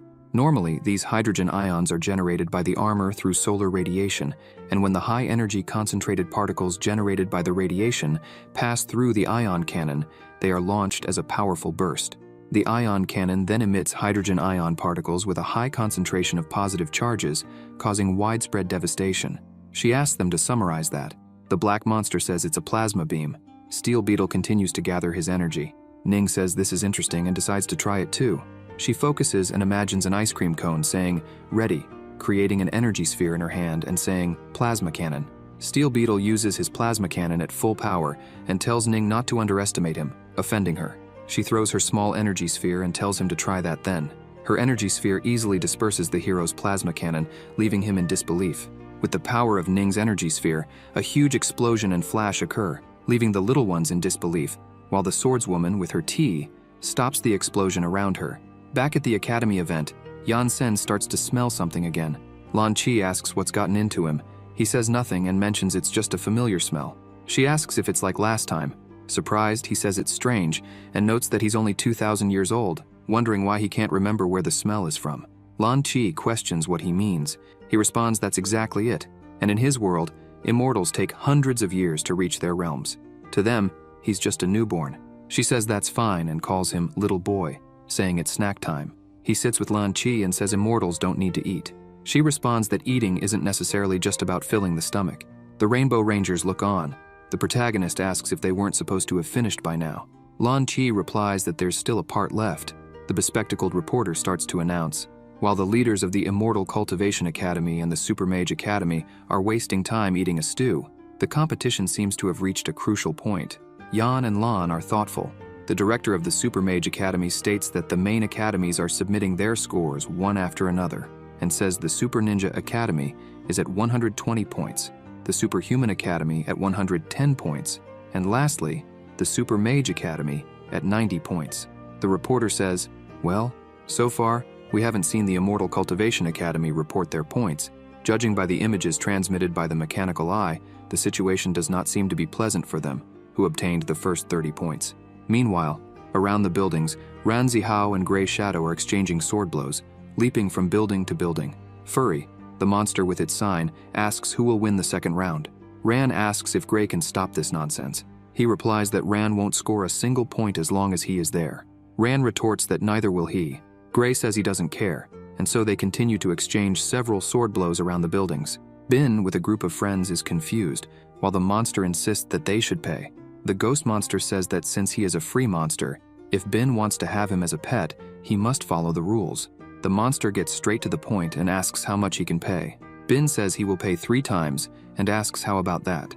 The ghost monster says that those from the Immortal Cultivation are broke and that he is still a monster of the intermediate master rank. He says the Super Ninja Academy would offer him much more than that just to clean their floors. Bin gets angry and calls him a damn monster. Bin's friends hold him back and tell him to calm down. Bin yells that they've only recently opened, that they don't have much money yet. His friends suggest they think of another way. The monster says that's exactly it, and that they are honorable people. There's no need for violence. They are civilized monsters. Yansen watches from a distance. Meanwhile, Lan Qi says that it looks like he is limping and that money is a vital thing. He says that actually, no, and claims he has plenty, that he has hundreds of thousands of tons of spirit rocks in his storage ring, and there are more than 100,000 spirit rock mines in his micro-world that have not yet been mined. Lan Qi, annoyed, says that in his world he might be rich, but here that has no value. He, confused, says he understands and thinks that spirit rocks have great effects even on mortals. It's really a pity that people don't know about their benefits. Amidst the buildings, Ju runs from the representative, apologizing. He says he's sorry and that he didn't want to use an illusionary magic to disturb her, saying he won't tell anyone about what appeared in the illusion, and asks her to let him go. Meng, embarrassed and angry, says she doesn't trust him and that today is his last day alive. And so it goes, one running from the other, while Ju pleads for help, saying she wants to kill him. Sun Xiaoli, walking in the middle of the city, says it's strange and asks where the monsters are. One of the ninjas tells the others to stay away from the girl. Rong also commands the mages to stay away from her. The blonde says they understood. Rong says that woman is on another level and that no one should waste time with her. A ninja with an eye patch negotiates the price with the monster when the lookout, scared, tells He that Sun Xiaoli from the Immortal Cultivation Academy is heading his way. He gets scared and jumps away with the monster. The monster asks what he thinks he's doing and tells him not to even think about using violence, saying they are heroes. Thus, He offers the amount in 5 installments, and the monster accepts. Thus, He uses the card to trap the monster. Sun Xiaoli climbs the building and says it's strange, asking if there wasn't someone there. She ponders. Sun Xiaoli, the isolated student, the bespectacled reporter begins to speak. After the aerial battle, the other 3 major academies witnessed the great strength of the Immortal Cultivation Academy, especially Xiaolu, who is now being isolated from the confrontation. But I remember seeing this scene in the previous competition. It seems to be called the "you won't participate" tactic, a trick used by the Super Ninja Academy to deal with the class representative of the superhumans. The representative says that's why he didn't see any monsters or people at that event in the previous competition. He walked around the city asking where everyone went. His colleague says it breaks his heart. The reporter says there are 3 hours left and that the current situation of the Immortal Cultivation Academy is not at all favorable. Gray Shadow, exchanging sword blows with Ran, comments that they are finished and that the initial 30 points they scored were of no use. He says there are 3 hours left until the end of the competition and they haven't scored a single point, while the others already have over 100. They have no chance of catching up. Laughing, Gray recommends that Ran stop fighting and go cry in the arms of their teacher. Ran curses, saying damn. Meanwhile, Bin is unsuccessful in negotiating with the monster, and the ghost monster bids them farewell, calling them paupers. One of Bin's colleagues shows him the clock, making him worried. The representative of the superhuman states that the Immortal Cultivation Academy is out of the running and that he will focus on the other academies. The bespectacled reporter announces that the Immortal Academy has scored 130 points, leaving everyone present in disbelief at what happened. Gray asks what happened. The reporter assures that the information is not false. The twins, with several monster cards, say it was easy. Gray Shadow, annoyed, asks what this bunch of useless ones did. A few minutes earlier, the twins were talking with the monsters, showing a photo of their teacher grabbing the neck of Black Bamboo and saying that this guy is their master, and that he is awesome. He beat several superheroes in less than a year since his debut, rising to the 2nd place of the God-class heroes. The monster furry asks what he is trying to say with this. He responds that it is just a matter of time until they reach the God-class level with the strength of their master, and says the master will be swimming in money. He adds that they don't care about money, but then they will offer a high amount. Furry asks if he is serious, and Xiao Yi confirms, saying that no matter how much money they have, they can't just squander it. He says it depends if he really is worth the price, then they will pay in installments. Half of the value will be distributed each month, and the rest will be paid in 6 installments next year. He asks what the monster thinks. The monster says he is in doubt. Xiao Yi assures him that he will receive the agreed amount as soon as he accepts the contract. The monster accepts. Gray Shadow comments that the damn Immortal Cultivation Academy fooled the monsters. Lan Chi, smiling, tells the protagonist that it seems his image won't come out intact. Ron laughs and says Xiao Lu and Xiao Yi are geniuses. Thus, the competition moved into the second part. With the tactics of Xiao Lu and Xiao Yi, the Immortal Academy, led by Yan Sen, achieved good results despite the obstacles from the other academies. After realizing that they could no longer suppress the Immortal Cultivation Academy, the other academies refocused on capturing monsters. With the competition at its peak, everyone is fighting to be the winners. Amidst the competition, a spaceship heads to the location. It's the 4 Monster Kings. Returning to the competition, the students of the Immortal Cultivation Academy talk among themselves and ask how many monsters each has caught. One responds that it went quite well, while Ron comments that everyone is in a good mood. Bin responds that it's not surprising, as this year they have a chance of victory. Sun Xiaoli says something is wrong and asks if they've noticed that the highest level monsters that appeared were of the master level. No one saw any higher level monsters. Ron asks what she means by that. Meng becomes thoughtful. Ron says that now that she mentioned it, in the previous competition there were high-level monsters, but this year they haven't seen any of them yet, and comments that it is indeed strange. Sun Xiaoli tells the twins to come closer, takes some flags out of her storage ring and hands them to them, ordering them to place the flags at the locations marked on the map. They say they will carry out the orders. She, with some notes on the ground, begins to search. Ron asks Sun Xiaoli if she thinks the monsters are up to something, and she replies that she doesn't know yet. But it's better to be safe than sorry. The twins comment that lately Big Sister has been having private lessons with the master every day. She has been becoming increasingly perceptive. Meng Qi says that Sun Xiaoli is right. She also feels that something is wrong. She just doesn't know what it is, and asks them to stop hunting monsters. Meng asks Xiaoli what kind of formation she will use. She replies that it is a formation she researched herself and says it allows reaching the Qi Foundation establishment for 10 minutes, but that she will need their help. Ron says she doesn't need to worry, as they can handle it. Bin says he wants to see how powerful the Qi Foundation establishment stage is. Sun Xiaoli sends the twins to the locations to position the flags, and off they go. Xiao Yi comments that it's like Xiaoli is acting as the teacher. Xiao Lu replies that so be it, and says he will do what she asked. Sun Xiaoli, in her thoughts, hopes it's just a silly worry of hers.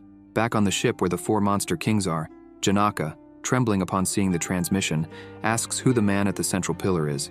Das replies that he is a new superhero he has never seen before. They say he is a new superhero in the top 10 of the God class. While one of them asks who he is, another comments that it would have been a terrible explosion.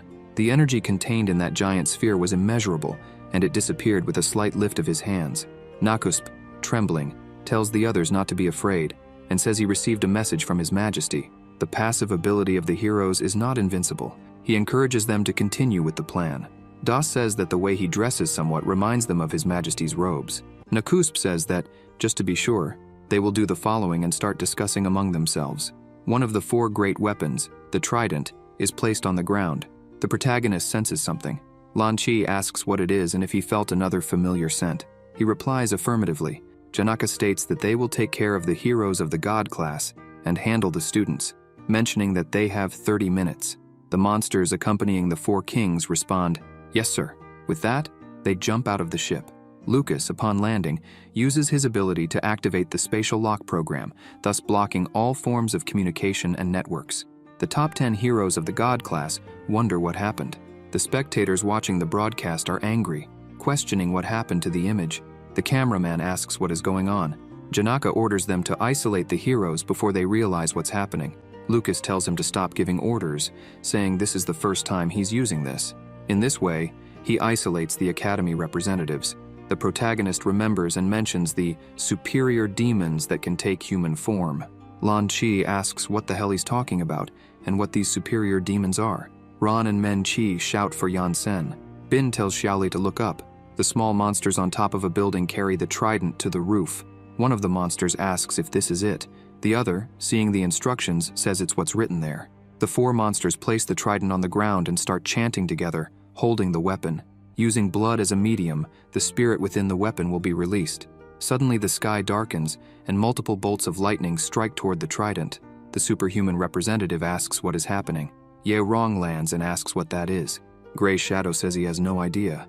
Amidst the smoke caused by the lightning, a humanoid demonic beast appears, a creation of a god through qi and blood. Sun Xiaoli, frightened, exclaims that it's a demonic beast and comments on its humanoid form. Trembling, she wonders how a demonic beast ended up there, especially a humanoid one. The Academy students ask, "A demonic beast, what do you mean?" The superhuman representative asks if Sun Xiaoli from the Immortal Cultivation Academy knows this new species. Gray says it seems that way. Ron asks Sun Xiaoli if she knows what it is. She responds that there are several books in the Academy library and asks if they haven't read them. Meng Chi says it's a monster from Lord Yansen's world, a demonic beast derived from the creation of a god through qi and blood. Ron and Bin, surprised, ask if the class representative knows about it too. She replies that only those 2 haven't read the books. Sun Xiaoli, seeing the demonic beast, thinks they are in big trouble. In the isolated space, the protagonist recalls the superior demons that can take human form. Lan Chi falls to the ground. Yan Sen catches her and says that, now that he's reflected a bit, he realizes he was slow to understand. Lan Chi apologizes for not being able to fly. He tells her not to worry. She asks what the demon he mentioned earlier is. He explains that it's a term given to the demonic beasts from his world that can become immortal. In short, they are monsters from his world, and their peculiarity is that they can transform into immortal humans. They are simple beings, despite their strong personalities and questionable choices when becoming immortal. He says that if his assumption is correct, the king among the kings of monsters is dead. Lan Chi asks how he knows this. He points at Lucas and Janaka and tells her to look, explaining that the monsters from her world are preparing to attack them with the help of a demonic king's weapon provided by the superior demonic beasts. She questions, "Demonic king's weapon?" The protagonist says that since it's a weapon refined by a superior demonic beast, there must be one around, and he needs to ask them an important question. The mage asks what he's going to ask. Excited, he replies that he will ask who gave that to them. He stretches his hand and uses spatial reversal, leaving Lan confused. This way, he locks the monster's spell, causing interference. Janaka asks Lucas what happened. Lucas wonders what happened. Janaka asks how it's going. He replies that the spell backfired and locked up. Janaka curses, commenting that this new superhero gives off a bad vibe. The protagonist, carrying Lan Chi in his arms, appears in front of the 2 monsters and overhears their conversation. On the Xuan continent, It's not only humans who have the opportunity to cultivate and become immortal. Some animals take this chance and absorb qi into their bodies, making the beast core gain magical powers and transforming them into demons. But according to the heavenly rules, a human body is necessary to continue progressing. They need to go through 4 processes: combination of qi and blood, the inefficiency of qi and blood, transmutation of qi and blood, and the creation of a god through qi and blood. When they reach the complete human form, it means they have achieved the immortal stage, an illusory ascension to immortality. Since they are beasts that transformed into immortals, people call them humanoid demons. Lan Qi gets serious and says that his students will be in danger with him there. Yan Sen, with a slight smile, says he can't protect them all the time and says they need to evolve. The humanoid monster looks at the students, leaving everyone stunned. Sun Xiaoli tells everyone to stand by and listen to her commands. The superhuman representative tells everyone to stay calm and says it's just a new type of monster, that they can take it down. The humanoid monster asks the smaller monsters, "Since you are the summoners, can you tell me who I should kill first?" The monsters reply that he can kill all those students from that academy and tell him to finish them quickly. He replies that they don't need to worry, as he will finish them before they run out of blood. The monsters are confused and ask, "What do you mean without blood?" And one of them looks at the cut on his hand, confused. The humanoid monster, excited, says he won't hold back anymore. Sun Xiaoli tells everyone to run, while the other 3 academy representatives order them to prepare for combat. As the cultivators begin to run, Gray and Rong, seeing this, say that the cultivation class is a bunch of cowards. Sun Xiaoli, shocked, tells them to be careful and says that they won't be able to defeat him. The humanoid monster shouts that he will kill the strongest first and asks who is the strongest. He points and says it's the one with the red cape. The monster is mistaken and says the strongest is the girl, throwing his sword towards Sun Xiaoli. She says he is the monster that is sealed in that weapon and that all they need to do is run away from him. When the monsters run out of blood, they will be safe. Ron yells to Sun Xiaoli to be careful. The twins, seeing this, are confused. Unexpectedly, Xiao Yi, one of the twins, jumps in front of the humanoid monster's sword to take the blow for Sun Xiaoli, leaving Bin and Meng in disbelief. Sun Xiaoli asks Xiao Yi if he is okay. He replies that he is, that it was just a scratch, and says they still need to win this match. Xiao Lu, angered, says that hurting her won't be so easy. Thus, Sun Xiaoli begins to heal Xiao Yi. The monster rushes towards them at high speed and says that solidarity is admirable, but they are merely fighters and cannot compare to him. The superhuman representative steps in front of the monster and asks why he is ignoring him, questioning what he means by saying the girl is stronger than him. Xiao Lu asks what the class monitor of the superhumans is going to do. He replies and tells Xiao Lu to get his injured brother out of there. He looks at the monster and says that he has endured enough, that he has lost his patience, and tells the monster to bring it on. The humanoid monster, getting close to him, clenches his fist and delivers a solid punch to the stomach, leaving him breathless and throwing him away, destroying several buildings, leaving Rong and Gray speechless. The superhuman representative falls to the ground, unconscious. Rong and Gray, frightened, ask how he lost so easily. The monster says he is useless. He looks to where Sun Xiaoli was and asks where she is and where she went. Sun Xiaoli hides behind a building. The humanoid monster says that she is indeed a cultivator and that she has splendid speed. The reporter continues to speak. "Dear audience, it is an emergency now. The top 10 heroes are being isolated in another space, while the students are having trouble with fights out here." The mechanical eye removes the stone debris from on top of it and says that they cannot broadcast now, asking what is happening and saying that no one can hear what he is saying. Ron asks Sun Xiaoli if she can finish off the class monitor of the superhumans with one blow. She responds that she cannot, and says that she had difficulties slowing him down due to the power increase of the superhumans as the battle time lengthens. The longer the fights last, the harder they become for her, and she says that it is really very difficult for her to defeat him. At the superhero headquarters, the secretaries start asking what is happening because the communication lines are suspended. One of the secretaries receives a call informing that people cannot get out, and vice versa. The president's secretary informs him that it is a spatial isolation and that some students and God-class heroes are being held captive. The president orders the formation of a quick rescue team and asks where the top 9 and top 10 heroes are. The secretary replies that they are heading to the edge of this world, trying to find the emperor of the beast spirit, and have yet to return. Currently, they won't be able to find other heroes at that level, but he says they will come back if something goes wrong there. The people watching the broadcast are outraged and ask why there's a blue screen. A boy watching on TV, furious, breaks the remote and says he should have gone to watch the Pele movie instead. Nearby, Rescue Team Number 1 at the border of the space is in action. The top 143 S-Class hero and the top 124 S-Class hero are arguing. The top 124 hero asks the other if he has found a way to disable it. The top 143 hero says he's almost done. A few seconds later, he says he's ready and manages to open a small hole in the spatial isolation. The top 124 hero asks how he's supposed to get through that. The top 143 hero says it's through the hole.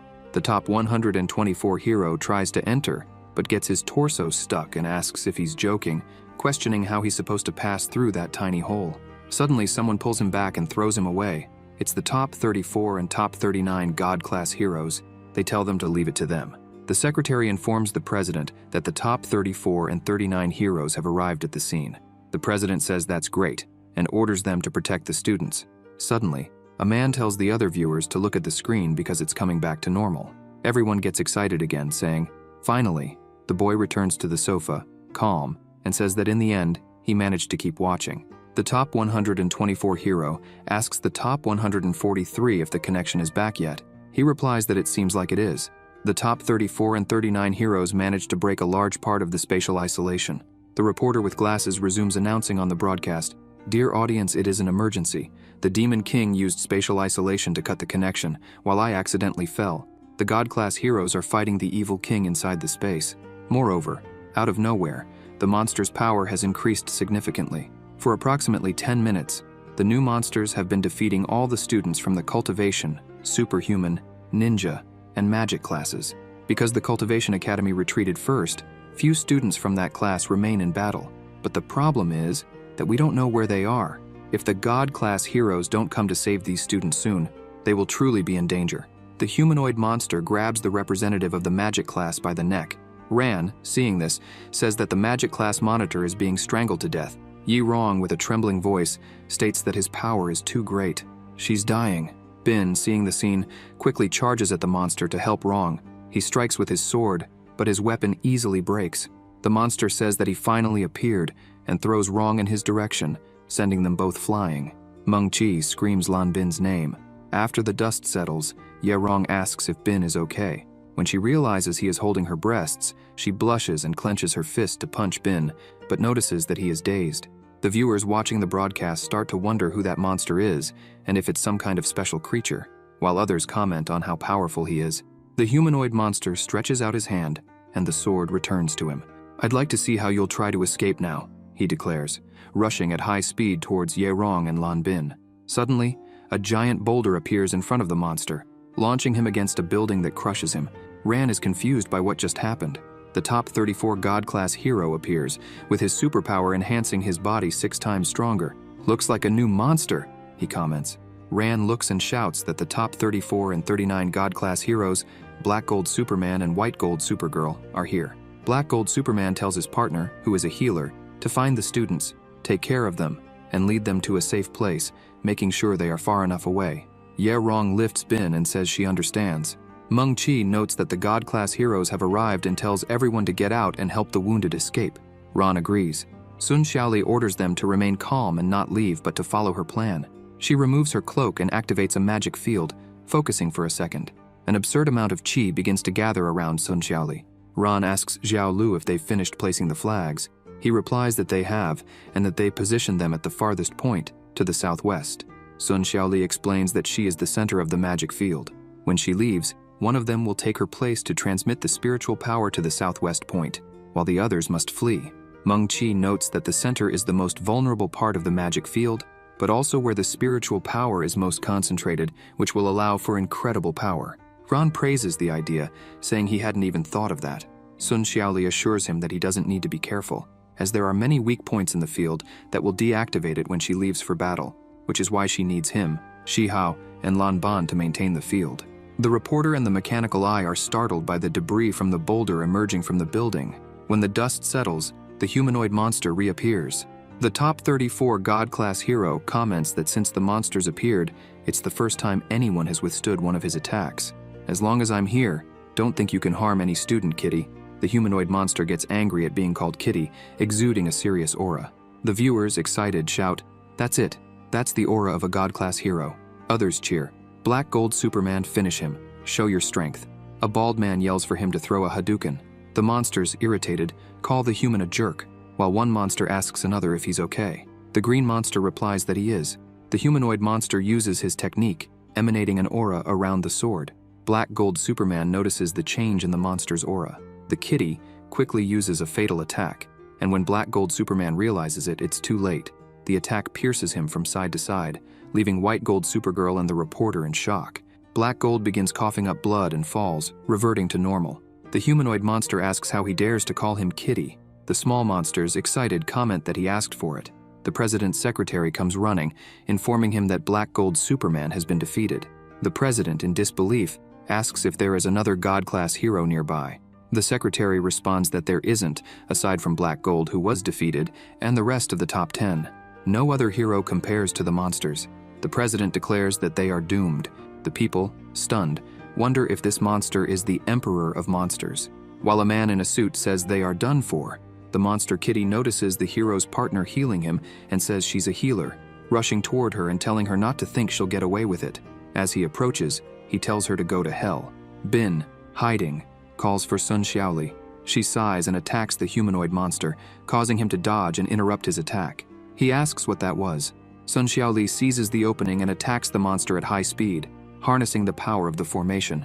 With her sword, she appears in the sky and uses the attack with all the accumulated demon chi, forming a massive chi blade on her sword, leaving the monster shocked at the sheer power. Sun Xiaoli delivers the blow, cutting half of the city and everything within range of the technique. The people, seeing this, are all stunned, mouths agape, unable to believe it.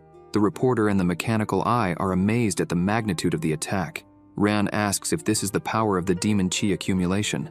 Lan Bin says the city was split in half and the space shattered. Sun Xiaoli is shocked by the devastating power of her attack. Amidst the dust, she hears the monster coughing and asks if he's still okay. The monster, injured and bleeding from the mouth, says that the demon chi accumulation is interesting. The viewers, seeing this, say, "Look, he's bleeding." Kitty declares it's time to use his true power. Sun Xiaoli tells him to go ahead. The monster asks why she ran away before, saying that if she gathered this chi now, she must not have dared to face him earlier. Sun Xiaoli tells him to shut up, bring it on, and calls him a coward. The monster, excited, says, "Here I come." In Antarctica, two superheroes land on the ground. The hero with a moss green helmet says the last thermal reaction is right ahead. The hero with a blue helmet comments that he remembers when this place used to be an amusement park. He notices something and tells the other to look ahead. They are in disbelief at the size of the crater before them. The hero with the moss green helmet says that this hole is ridiculously large. The one with the blue helmet says this must have been caused by the Emperor Beast of all emperors. The moss green helmeted hero shouts that there are still people alive down there. The two descend to see who it is. Steel Beetle, still in disbelief, says he was defeated. The heroes land and ask if it's the guy who transforms, questioning if he's okay. He replies that he's fine. The one with the blue helmet asks if he fought against that Emperor Beast. Looking at the sky, he says they are not an Emperor Beast but something far stronger than those little animals. The heroes ask what he means. The one with the blue helmet asks if it's a new type, and recalls that it was said a new type of monster would appear, questioning if what appeared there is the Emperor of that type. The one with the moss green helmet agrees that it must be something like that. The blue one says that as long as this superhero cooperates with them, no monster will stand a chance, and he invites him to follow them. The blue helmeted hero asks where he is and notices that he is hidden, wishing them good luck. The two are confused.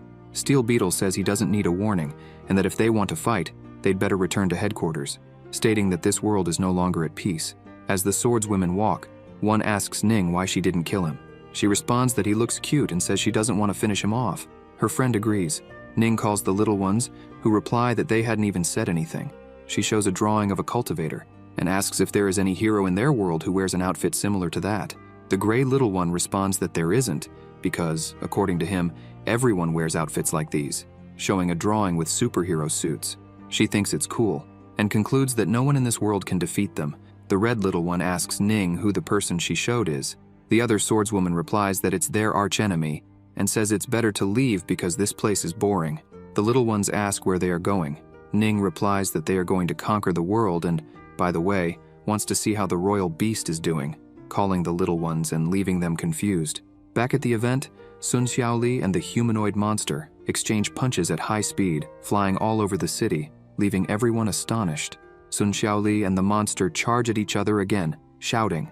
The monster tells her not to act that way with him, and their fists collide, causing a loud boom. The onlookers, in disbelief, ask if this is real, while a blonde guy with blonde hair asks if Sun Xiaoli has taken some kind of drug. He says that must be the power level of someone in the top 10. The punk agrees, saying it must be. As Ning walks, she notices something. A monster hunt competition mixed with a battle between demons and sacred entities, monsters and heroes. The situation is now complicated. When the monster was about to finish off all the candidates, Sun Xiaoli cast a magical power on herself to increase her power level. The demon and the sacred entity are on the same level. Who will win? Sun Xiaoli asks the humanoid monster how he's feeling and begins using demon chi accumulation. The monster asks if that's all she's got and tells her to do it again as he uses the demonic blood pact. Sun Xiaoli quickly appears in front of the monster, landing a solid punch on his face, knocking him down. Then she swiftly appears behind him and kicks him hard to the ground. As he falls at high speed, he insults her. Sun Xiaoli appears on the ground before him and kicks the monster's face, sending him flying through buildings. When he recovers, he tells her not to think that this magic field can, but realizes she's not there and stops talking, asking where she went. Sun Xiaoli, in the air, holding her breath, begins to gather yin and yang energy, forming a giant spirit bomb. She uses the level 2 Dragon Chi Judgment. Suddenly, 2 giant dragons appear around the spirit bomb. Ron and Gray are left speechless, asking how they were summoned so quickly. Meanwhile, Bin and Meng stay near the formation flag. Ran comments that if they reach Demon Chi, they'll be able to walk on air, and says that even a 1-level change is immense. Meng explains that the professor said that in the cultivation world, the difference of just 1 level is like the difference between heaven and earth. Many low-level cultivators can't compare to even a single high-level cultivator. Sun Xiaoli asks the monster if he wants to know where this power came from, and then launches the technique toward him, explaining that it was a hack given to her by her professor. The monster, terrified, is left with his mouth wide open. As the technique descends towards him, Ran, frightened, asks if she's going to destroy the whole city, and reminds everyone that they are still there. Meng tells him to stop shouting and says that Sun Xiaoli knows what she's doing. The monster, enraged, orders her not to underestimate him, jumps in front of the spirit bomb, and redirects it, pushing it away. Everyone is shocked. The spirit bomb explodes, causing a massive explosion. The swordswomen, seeing this on the city's big screen, shout that it's a cultivator. Annoyed, they ask how those idiots appeared there. Ning calls the little ones and asks if they didn't say there were no cultivators in this world. The little ones, scared, reply that they didn't know. Ning grabs Ye-Ye's hand and says they need to leave now. Ye-Ye tells her to wait and look at their levels first, noting that there's one at the Ding Feng level, an intermediate, 2 beginners, and the rest are just fighters. Ning draws her sword and says they don't need to run anymore, asserting that they must avenge the destruction of their tribe. Ye-Ye, thoughtful, tells Ning to calm down and explains that she needs to be calm when facing cultivators. Ning asks why she's so hesitant and says that killing them would be a piece of cake for her. Ye-Ye asks if she has forgotten the favorite trick of those bastards. Ning asks what trick that is. Ye-Ye responds that it's hiding their true power to turn the tables suddenly, saying she believes they seem weak but are actually very strong, and that gradually, they'll make her surrender step by step. Ning admits that's true. Ye-Ye says cultivators are heartless and evil, and states that if she wants to defeat them, she needs a well-thought-out plan first. Ning agrees, saying that sounds better. The humanoid monster returns after the explosion. Bin asks if the monster is back already and says that explosion must have been stronger than 16 billion tons of dynamite. Ron says it's the first time he's seen this level of skill in real life. The humanoid monster wipes the blood from his mouth and says that was really scary, but didn't affect him at all. Sun Xiaoli asks if he doesn't know and says she can repeat that infinitely. The humanoid monster, surprised, asks, "What?" The man, talking to his friend, says that the final technique of the cultivation class is terrifying. The other responds that he doesn't know why he finds it so frightening. Ning asks Ye-Ye if she heard that. She responds affirmatively, explaining that materializing chi in the environment helps save both spiritual and physical energy simultaneously. That attack was created by that pervert. Sun Xiaoli, in the air, gives a slight smile and says she wants to see how many blows he can take, creating several small spheres of yin and yang energy around her. The humanoid monster asks if she's crazy. Sun Xiaoli raises her hands and says, "One more time." The monster, terrified, tells her to wait and says there's no need to rush. Sun Xiaoli tells him to take 10 hits already to stop being a fool, scaring Kitty. He runs, saying this isn't good, that he can't let her keep attacking like that. He looks back and sees the students, who cheer her on to strike the monster to death, urging her to finish him off. Bin shouts for her to use the chair on him. The monster, looking at them, gives a malicious grin, silencing the students. He grabs his sword and charges at them, asking if they still want to laugh and saying that while he may not be able to defeat her, he can definitely take them all out. Ran and the others are terrified and call out for Sun Xiaoli. Sun Xiaoli asks if he wants to deactivate her magic field. The monster, heading towards the magic field, says how is she going to attack 10 times if he shuts the field down. The frightened students begin to scream. Sun Xiaoli charges at Kitty at high speed, causing an explosion when their swords clash. The monster says she finally showed up and declares he won't let her use that ability. She looks at where her friends are and realizes that place is dangerously close to the magic field. She needs to find a way to move away from there. Sun Xiaoli jumps back and grabs sand in her hand. The monster, advancing towards her, says that ability is all she's got. At that moment, she throws the sand into the humanoid monster's face, blinding him. The monster curses at her. She runs off and says she won't fight fairly. She flies into the middle of the city and challenges the monster to catch her if he can. The monsters who summoned the beast, terrified, urge her to go somewhere else. The monster, enraged, orders her to stop and chases her at high speed. When he gets close, she stops to face him. The monster, with his fist clenched, asks if she doesn't know what true demonic chi is and delivers a strong punch to her stomach. She wonders how this happened. Meng becomes worried, and Ran asks what's wrong and if the spirit has been cut. Meng says they are feeding energy into the field, so it is still active. Xiaoli is thrown far away, and as she lands, the monster appears behind her and asks if she thinks he doesn't know who taught her the technique. He admits she is truly powerful, and that if he lets her use that ability repeatedly, he will be killed. Still, from the beginning, he has been relying on the field to stay strong. He then strikes Xiaoli with an elbow. The elbow strike from the monster sends Sun Xiaoli flying. The spectators are shocked. The monster charges at Xiaoli and asks if she thinks they are on the same level, boasting that he has attained demonic chi for 300 years, while she has only had it for a few minutes. Sun Xiaoli crashes through a building as she is thrown by the monster. Ran and Bin are worried about her. The monster declares that he knows how to maximize that power better than she does, calling her just an amateur, and tells her to admire the true power of this level. They begin fighting again, tearing through and destroying several buildings in the city. The representative of the superhumans states that they are doomed. Gray comments that even a puffed-up Sun Xiaoli couldn't handle him, so they have no chance. Sun Xiaoli and the monster start to unleash their chi while engaging in a battle of strength. The representatives of the ninjas, the superhumans, and Ran begin to tremble as they sense the chi auras of both. Sun Xiaoli tells the little cat that it's been 2 years since she reached Qi Ding Feng and asks if he's not ashamed to have achieved demonic chi after 300 years, calling it a disgrace. The monster intensifies his aura and asks if she continues to talk nonsense, pushing her back with the power of his aura. He then fires a red beam, slamming her against a building.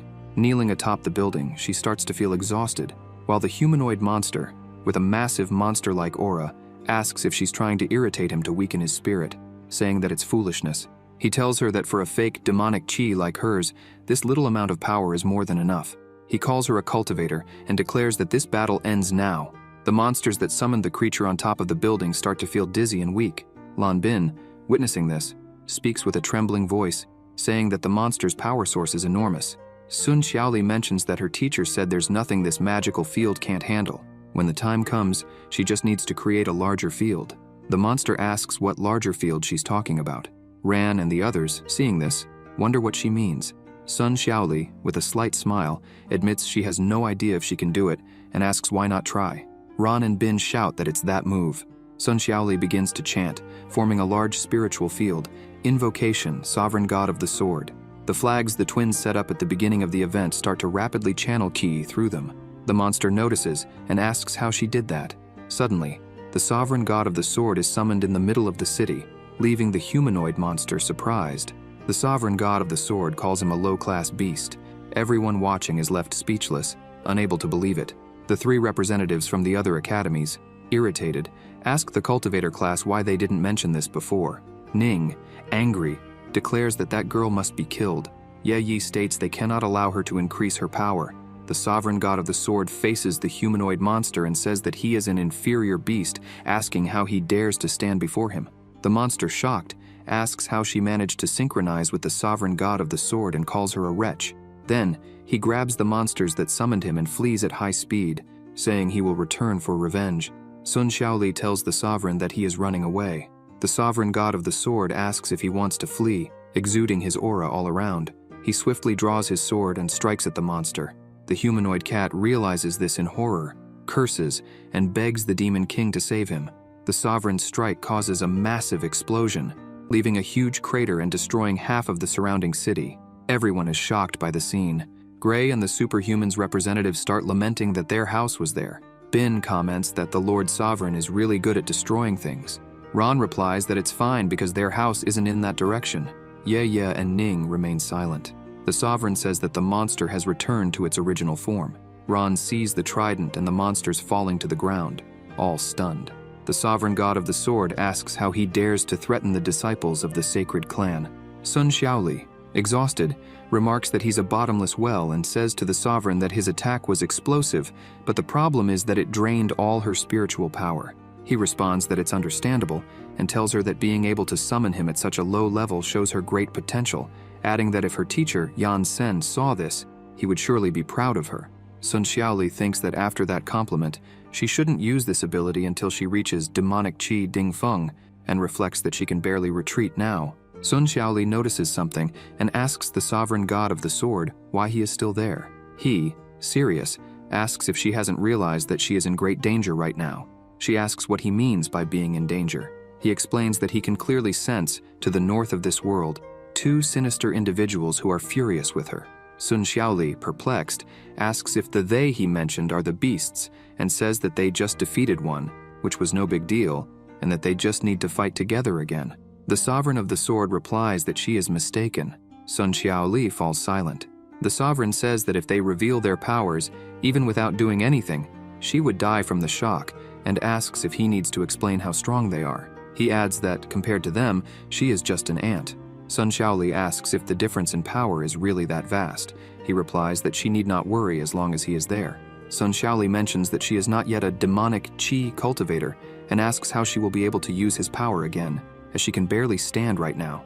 At that moment, she notices something and realizes that the magic field is still there, transmitting spiritual energy to her. She notices and, irritated, asks the Sovereign if he is sacrificing his own lifespan to help her maintain the magic field. He, smiling, replies that he has lived for over 1,000 years, so it's more than enough, and that if something bad happens to her, Yan Sen will certainly kill him. He adds that no matter what happens, he will be affected one way or another, so he asks her to let him do this first, and then ask Yan Sen for a few dozen thousand years of life. She starts to respond, but the Sovereign cuts her off, telling her not to say "but" again, and asks if she still hasn't found the way.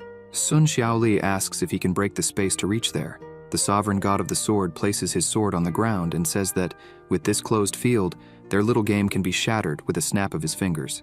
Sun Xiaoli then orders him to do it and help Lord Yan Sen get out of there. He responds that, regarding that, he thinks he can't.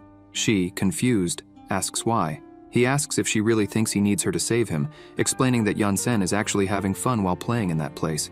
He adds that Lord Yan Sen reversed the ownership of that space, meaning no one but him can enter. Sun Xiaoli asks what they are going to do.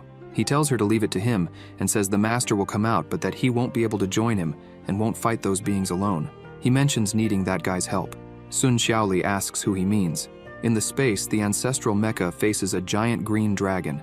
Das, on top of the dragon, laughs and asks his family members if they are seeing this, saying that after centuries, he can witness heroes facing danger again. Crying, he says that if his family were still alive, they would be so happy. The bamboos remain silent upon hearing this. 001 comments that he has been crying for almost an hour and asks if he's done. Das apologizes and says he gets emotional easily, that he has been underestimated so many times, and this time he is so happy. He points his finger and says they better not think they will escape this time, declaring that this beast from another world will kill them. The green dragon begins gathering energy in its mouth. 001 mentions they are about to fire again when the system announces that solar energy cannot be absorbed due to a lack of power. Das starts laughing, saying it's the end for them. Suddenly, someone rushes at high speed toward Das and the green dragon. Das notices and asks what that is. The Sovereign God of the Sword arrives, kicking the green dragon's face. The bamboos are shocked and ask why that fool is there. The Sovereign immediately charges at 001, pulling him out of the space where they were trapped, and they arrive in the city. 001 says he doesn't need his help. The Sovereign God of the Sword tells him that without him, he would already be dead. Ran and Rong are surprised, exclaiming that the number 001 Mecha is there. The spectators, the reporter, and the mechanical eye are all stunned. Then, the green dragon emerges from the space. Ran asks what that is, while Gray wonders if it's a beast. The reporter with glasses asks the mechanical eye if that creature is one of their allies. The eye responds that it is not. The sovereign god of the sword tells 001 that he is very weak and asks how he couldn't finish off that little chick. 001 asks who his partner is and says that, if not for the lack of solar energy, he would have defeated someone as strong as him. 001 asks the sovereign god of the sword if, after all this, they could have a battle. He replies yes, whenever he wants. Meanwhile, inside the space where Yansen is, Janaka and Lucas, terrified, scream for help. Janaka says that the spatial confinement is useless and asks why he trapped them in there. Lucas replies that he has no idea. The sacred weapon, the true demon king, is running and begging for forgiveness, claiming he really doesn't know where the divine realm is as he flees. Yansen, seeing this, remains silent. Lan Chi asks if he isn't cruel because the protagonist beats him up, heals him, and then beats him up again. With a smile, he asks if that's cruel and says that when he was a child, during fights in the divine realm, he never killed anyone. In the worst cases, the person just couldn't walk again. Lan Chi laughs and says he isn't cruel. In her mind, she thinks he isn't cruel but sadistic, and that it would be much better if he just killed him. The protagonist asks if she is trying to deceive him and says he can smell the scent of the divine realm on that dirty body, then asks why he keeps saying he doesn't know. The sacred weapon, the true demon king, looks back and honestly says that when he realizes he isn't there, he wonders where he went. The sacred weapon, the true demon king, then looks forward again and sees the protagonist right in front of him. The protagonist slaps him in the face, knocking him to the ground. Yansen uses his shunpo, appearing in front of him, and with his foot on his face, says that this will be his last chance. He asks if he's going to tell the truth. Lan Chi comments that she thinks he should just talk already. The sacred weapon, the true demon king, says he really doesn't know. With a trembling voice, he claims he's just a small beast and asks why he doesn't believe him. The heroine Lan remarks that he's crying so much he nearly wet himself and says he probably really doesn't know. On the ground, he thinks he was finally going to be safe. But then the protagonist steps on his head, shoving it into the ground. Yan gets irritated. Das says they are so close and won't let it end this way. He orders the green dragon to finish them all and kill everyone. The dragon launches an attack toward them. The sovereign god of the sword swiftly intervenes, telling 001 to stay out of it, and kicks the dragon's attack away. Das commands the dragon to ignore him and destroy the ground. The dragon then launches several attacks toward the earth, saying it's going to work. Das remarks that there's plenty of blood left, so he can do everything calmly. The sovereign god of the sword asks if he wants to play that way and at high speed starts deflecting all the dragon's attacks, sending them far from the ground. Ran and Gray, terrified, say it's dangerous. The dragon admits that the sovereign god of the sword is on a higher level than he is, so he can't compare to him. Das tells the dragon to blow everything up along with him and says he believes that as long as they're alive, the demon king will come to save them. The sovereign notices something. The green dragon begins to accumulate energy within itself, and Das orders it to give them just a little tap, stating that it will destroy their whole world. The students, shocked, call him a bastard. 001's system announces, energy accumulated successfully. He starts shouting loudly, charging up the full power of the attack, leaving everyone stunned. The dragon asks if that's Tau-level synchronization. Das declares that 001 has unleashed all his power.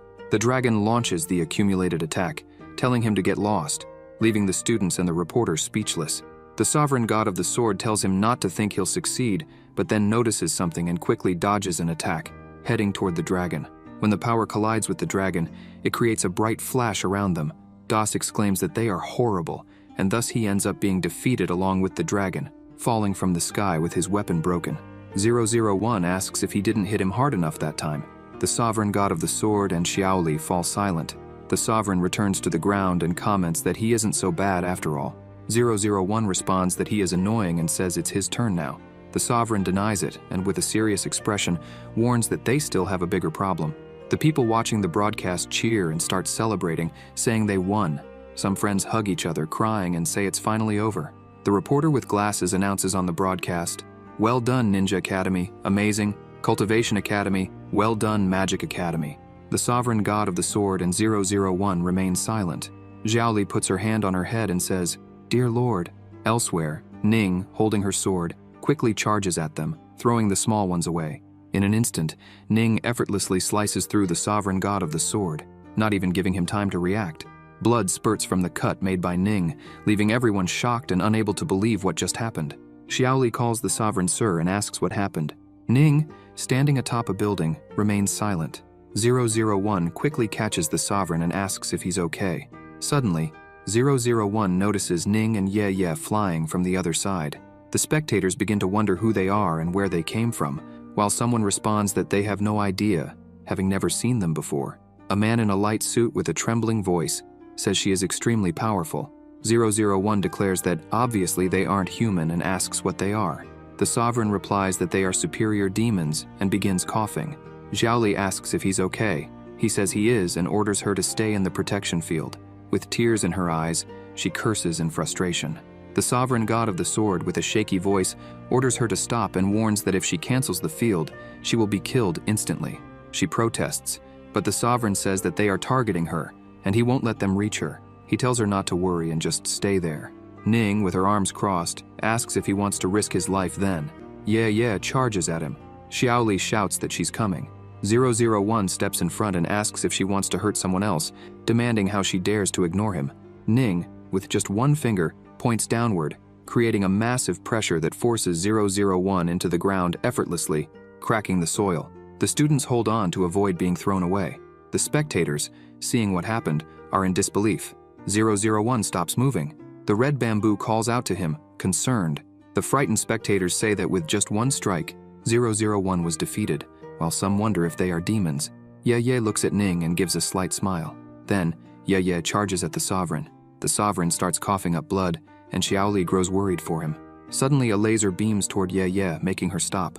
She looks to the side and sees that Light Bu, the superhuman, has arrived. Xiaoli asks what that light is and comments that all her wounds have healed. The sovereign god of the sword says that light isn't spiritual qi. A huge light falls upon the sovereign and 001, healing them. The spectators become excited, saying that Light Bu, the superhuman, has arrived. They are saved, while some cheer for Light Bu to send their enemies flying at the speed of light. 001 stands up and says that the idiot only shows up at the end.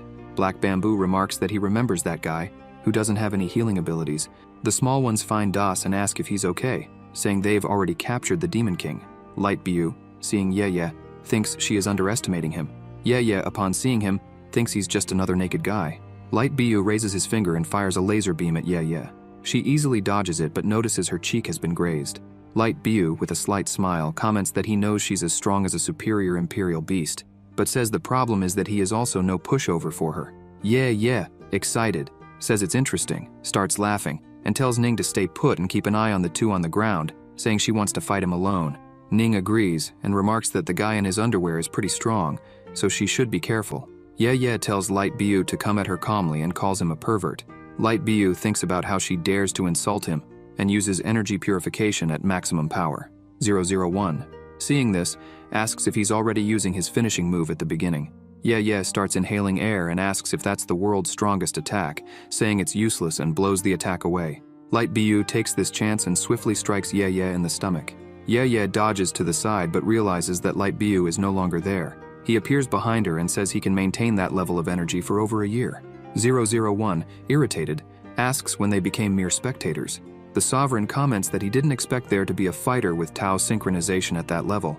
The spectators, thrilled, cheer for Light Bu to beat her up and get that monstrosity out of there. Meanwhile, Ye and Light Bu exchange a series of blows. 001 asks the sovereign god of the sword what Tao synchronization is. He replies that it's the world's power classification level and explains that that guy is at the Tao Ding Feng synchronization level, just a bit more, and he'll reach the divine realm. However, back in the space where the protagonist is, Lan Qi orders Yan Sen to stop, saying he was hit so hard it revealed his origin. She remarks that she doesn't think they'll get any more information and asks what they'll do now. He responds that they'll get out of there. Meanwhile, in the sky, Light Bu punches Ye in the chin. The sovereign god of the sword comments that a warrior with Tao synchronization can destroy an entire nation in the blink of an eye, and at the Ding Feng stage, they're close to the divine realm. He explains that people in this world, without spiritual qi, rely solely on their bodies, and wonders how that guy reached that level of power, saying it's so complicated and confusing. 001 remarks that he's a robot. The sovereign god of the sword thinks that, no matter who he is, he has to hold her off, and asserts that the more time they buy, the better the situation will get. The reporter with glasses continues speaking. Keep it up, Light Bio superhero. He says he feels something strange. Ye tells Light Bio to hit harder. He is startled and quickly backs away, asking if she's serious and stating that it's impossible, it makes no sense, and that the girl has power beyond what exists in this world. Light Bio mentions that years ago, the superior Imperial beast tricked him so he could escape while he protected the Earth's core. After years of training, he believed he could defeat her, but he wasn't expecting this. Compared to him, the girl is far more terrifying. In the space, Ye asks if he's scared. Light Bio, with a slight smile, asks who's scared, begins gathering energy and says she's wrong. When a hero faces a problem, he becomes much stronger. Light Bio commands the system to back up the machine. Ran and Gray hold on to something and ask if it's an earthquake. Light Bio says, release the maximum power of the ray. Thus, a bright light begins to emerge, surprising everyone. Ye extends her hand and says it's interesting, reflecting Light Bio's power back at him. The students, seeing this, ask how that happened. Light Bio ends up severely injured. He asks how this could have happened and collapses onto a building. Ron and Gray are left speechless. Ye, with her arms crossed, says he used too much power and, by the way, deserves praise. She states that with just a bit more power, he would be the most powerful in his mortal realm, and comments that it's a shame. The system begins to announce, warning, core destroyed, unable to recover, vital signs are declining. The Academy students, in disbelief, ask if the strongest hero is dead. The people watching the broadcast are shocked and silent. Ye declares that she has won. With his remaining strength, Light Bio says he shouldn't die like this, that he mustn't fall because he is the #1 hero in this world. His fall would mean the end, and he asserts he will never kneel. He mentions making a deal with his lord, and hopes his lord will grant him a bit more spirit and power. Then he screams, and his vital signs surge, creating a massive red energy around him.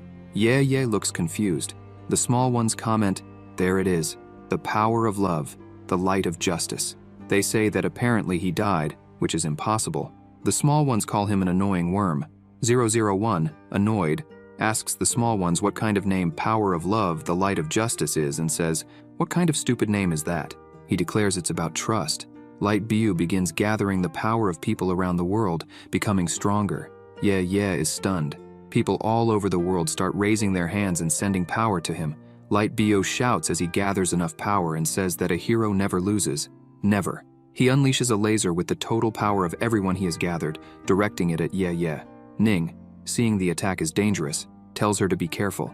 The laser's power creates a massive light around the world. When the energy dissipates, time returns to normal. The students ask if he won. Light Bio is left exhausted.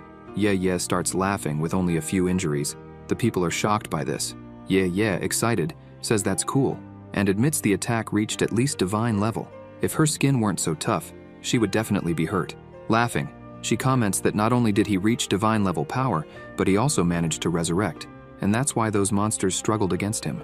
She says they are no challenge for him. Light Bio, exhausted, says that was all his power. Ye remarks that there's a rule in her world. It's rude not to return a gift. With a serious expression, she puts her hands forward and uses the divine art, creating an enormous divine phoenix, the phoenix of the 9 divine realms. Ran and Gray, in disbelief, say they're screwed. Wrong asks what that is. Gray says it's a bird. Ran is stunned. Light Bio comments that he's reached his limit. Ye says that there's no need to hold back anymore and sends the divine phoenix toward the #1 hero. 001 says he's doomed. If he takes that attack head-on, his body won't be able to regenerate again, and he calls for help. Ning says he should take care of himself first and launches an attack in their direction. Ran and Bin scream Zhao Li's name. Suddenly, a giant blue sword falls in front of the Sovereign and 001, shielding them from the attack. 001 recognizes the sword. Just as the Divine Phoenix is about to hit Light Bio head-on, Yansen uses his Shunpo and appears in front of Light Bio, slapping the Phoenix in the face. While Lan Qi holds tightly to the protagonist complains that it's annoying and throws her off. Ning and Ye are shocked. Ron laughs and says it's Lord Yan.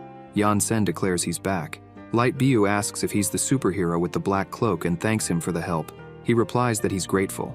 The people, overjoyed, call him the second greatest superhero. The protagonist tells Lan Qi that it's time to let go, so she jumps onto the building. Ning and Ye are irritated. Yansen looks at them. Ye asks if he isn't an immortal with a foundation. Ning replies that he is, and says he's at the Dingfeng level of the Immortal Foundation realm. Ye says she knew it. Ning adds that judging by his strength and the aura he's emitting, she can tell he's at the peak of the Immortal realm. Still, his aura seems very chaotic, different from what they saw before. Ye comments that he's only at the foundation of the immortal realm. Ning concludes that this means their stages are no match for him. The people start to gather their trust, and with their hands raised, say he is the second hero who came to help them, and that they will give him power. The protagonist, startled, deflects the energy, and asks what the hell that is.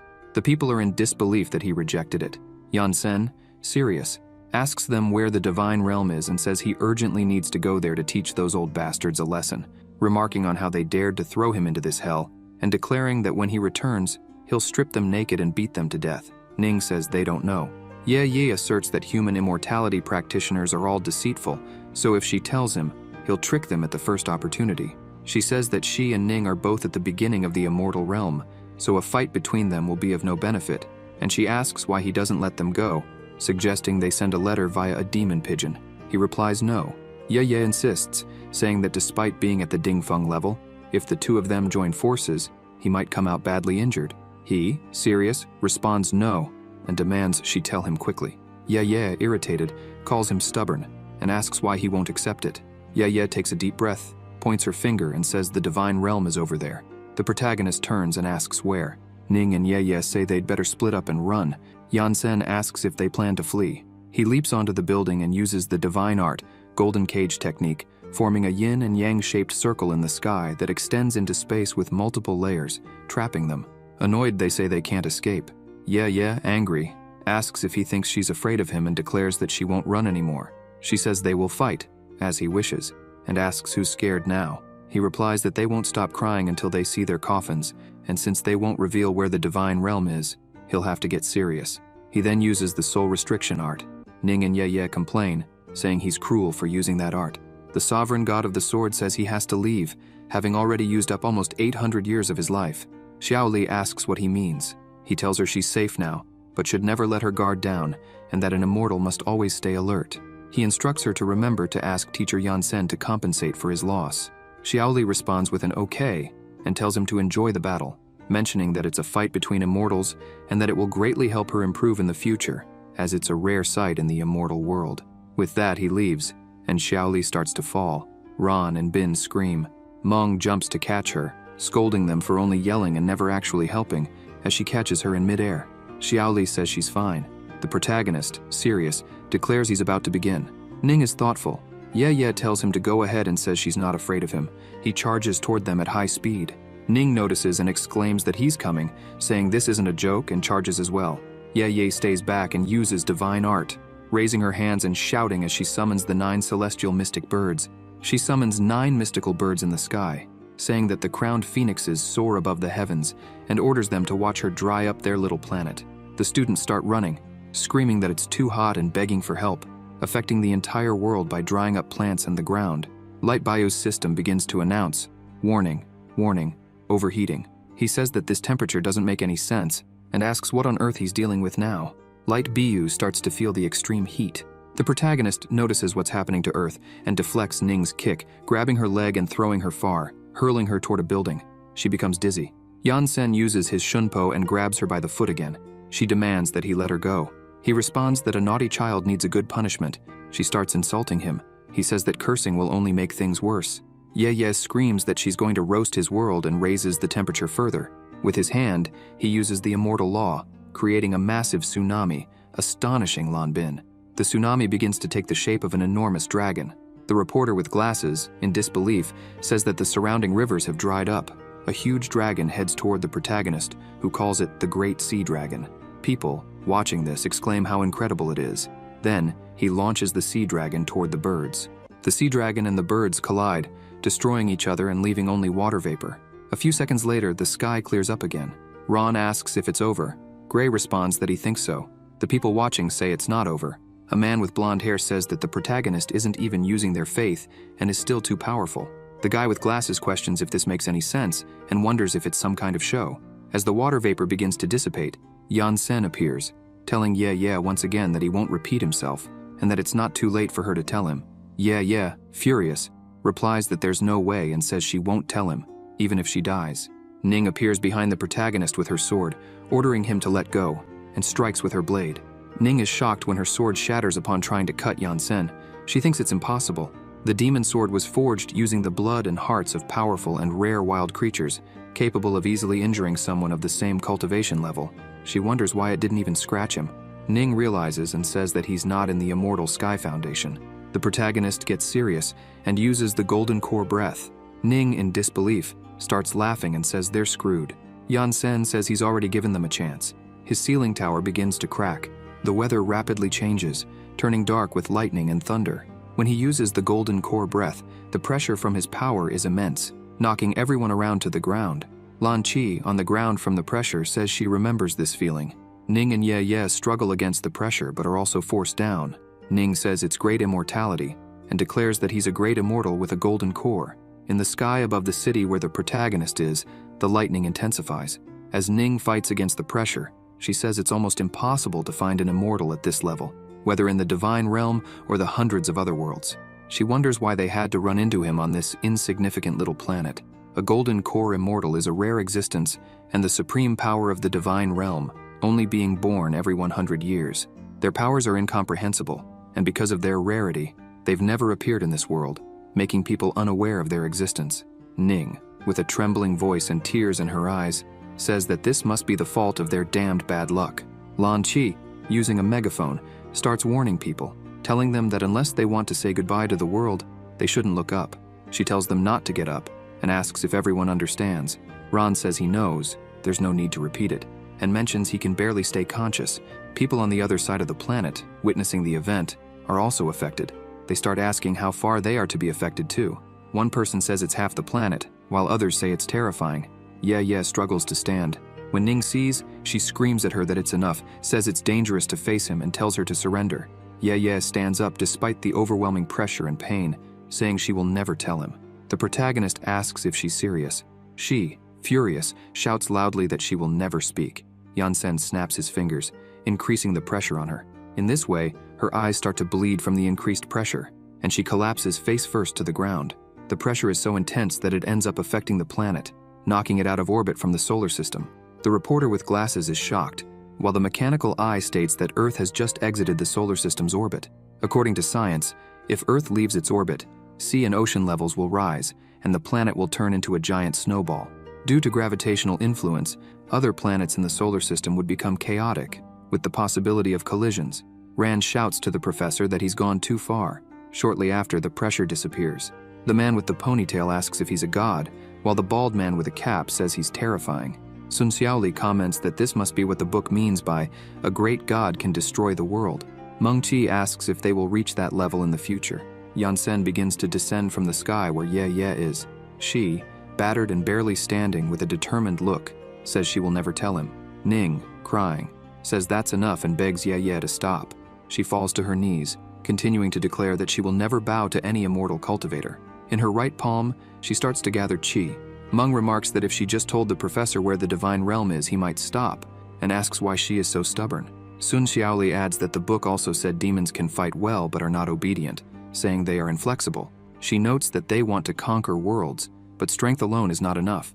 Grey Shadow notices that the protagonist looks different, and asks Ran and Bin if their professor can also transform. They reply that their professor has always been like that. Ye, now on her knees, gathering qi, says he wants to know where the divine realm is. Yan-sen, looking at her, remains silent.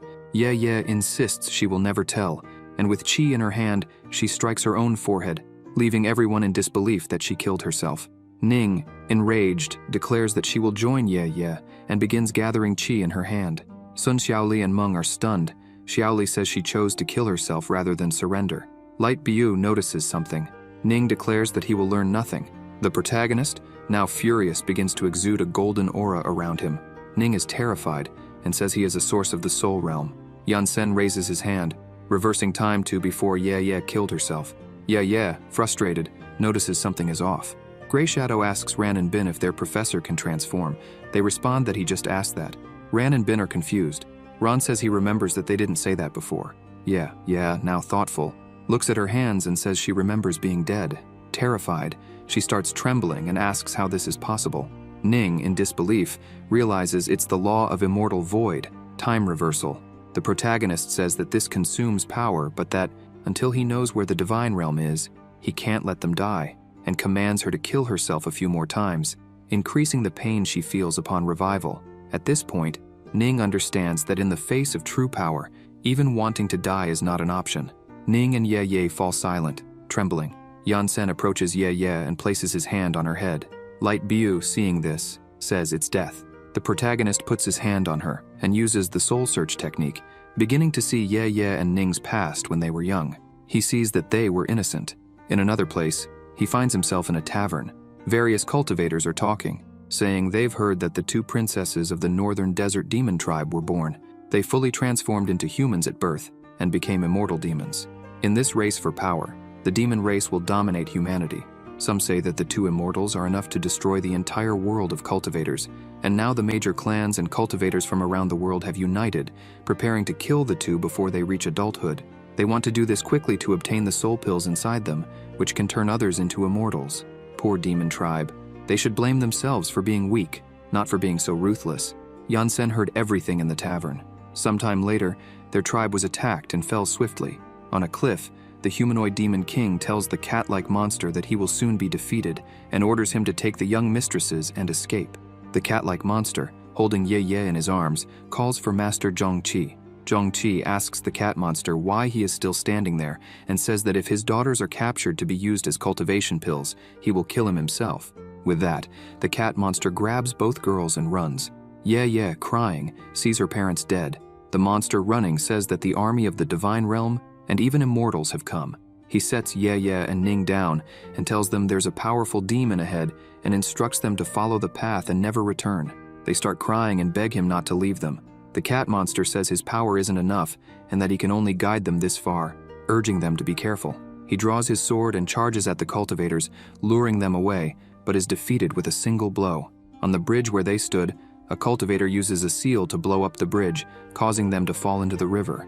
The protagonist, witnessing this, says he doesn't know why they are so bothersome, and that's how Ye Ye and Ning ended up in the fantasy world. Ning, young and frightened, says the world is scary and asks where they are. Ye Ye replies that she doesn't know either. Ning says she wants to go home. Over time, they ran from dangers and roamed the entire planet, searching through the weapons in their storage rings, and kept running from threats. When they became strong, they defeated the dangers and began wandering the world. The protagonist, after watching Ye Ye's entire past, remains silent, leaving everyone deep in thought. Ye Ye realizes it was the soul search technique and says she isn't injured. Yansen starts walking and says that if she doesn't know, she should just say she doesn't know. He asks why she irritated him so much. He tells her to get out of his way and says he never wants to see the two of them again. Ye Ye stays silent. The protagonist orders her to leave while he still has patience. Ning asks if he's really going to let them go. Yansen asks if they still want to stay there. She stands up, bewildered. The protagonist orders them to compensate everyone for the public property damage they caused. The small ones pull out several bags of gold and say they'll pay more, adding that there's still more gold in the car's trunk. The people say they need to pay a specific amount. Light Bu tries to get up and says they can't let them escape. Ning grabs Ye Ye and starts running. They pick up the small ones and flee as well. Light Bu says they can't let them escape and asks Yansen if he understands how serious the consequences are. He explains that they are far more powerful than any known monster, and that if they're allowed to escape, it will become a huge problem in the future. The protagonist becomes thoughtful. Light Bu mentions that he saw how they could easily destroy their planet. Yansen responds that he can do that too, and assures that if they try to destroy the planet, he will handle them. Light Bu acknowledges his strength, but asks what will happen in the future, as time goes on, and what people should do when they return. He points out that the girls seem younger than their students, and that they are not strong enough to face them. Yansen says he believes in his students, and adds that he will live longer than them. Light Bu asks what he means. Yansen turns and responds that he is immortal, leaving everyone shocked. Ning and Ye Ye land on a building as they flee. Ye Ye asks Ning to help her, saying her legs have gone weak, but then notices that Ning has fainted, and so, the monster hunting contest came to an end. Due to Yansen's last attack, the planet was knocked out of orbit. The chronological order of events was altered, and destiny itself was tampered with, directly affecting the population. As a result, the Alliance decided that this event would not be held for another 10 years, when only a few monsters and large monsters would be mentioned. No one expected superior demons to interrupt the competition like that. A month later, the world had changed. The huge statue of Light Bu was replaced by one of Yansen, After the incident, Yansen's rank rose from the second to the first hero in the world. Dolls of the professor sold like hotcakes worldwide, and his class was lifted out of poverty. Still, things were not over at the Tenjin sect. Ron asks Sun Xiaoli if she has seen the professor. She replies that she hasn't, and says she hasn't seen him in days and doesn't know where he went. In the staff dormitory, the protagonist is searching for something when he says he found it and comments on how forgetful he's become, wondering if he's getting old. From afar, on top of a building, Ye and Ning, hidden with binoculars, are spying on Yansen. Ning asks Ye if he is the Immortal Emperor. Ye replies that, based on the fight they had earlier, she can't be wrong, and says that 99% of his cultivation is hidden. Ning says that's terrifying. Ye remarks that whether or not they'll become his disciples will be decided today. Crouched down, Ye urges Ning to hurry up. Ning asks Ye if she's sure he'll agree to be their master, and if it wouldn't be easier for them to die before even asking. Ye questions if he looks like a common immortal, and says that in reality, he's a legend stronger than the Supreme Lords. Ning asks if, given that he's such a strong person, it's pointless for them to be hiding up there. Ye replies that they're not a challenge for him and that his divine sense will ignore them, so they won't get killed.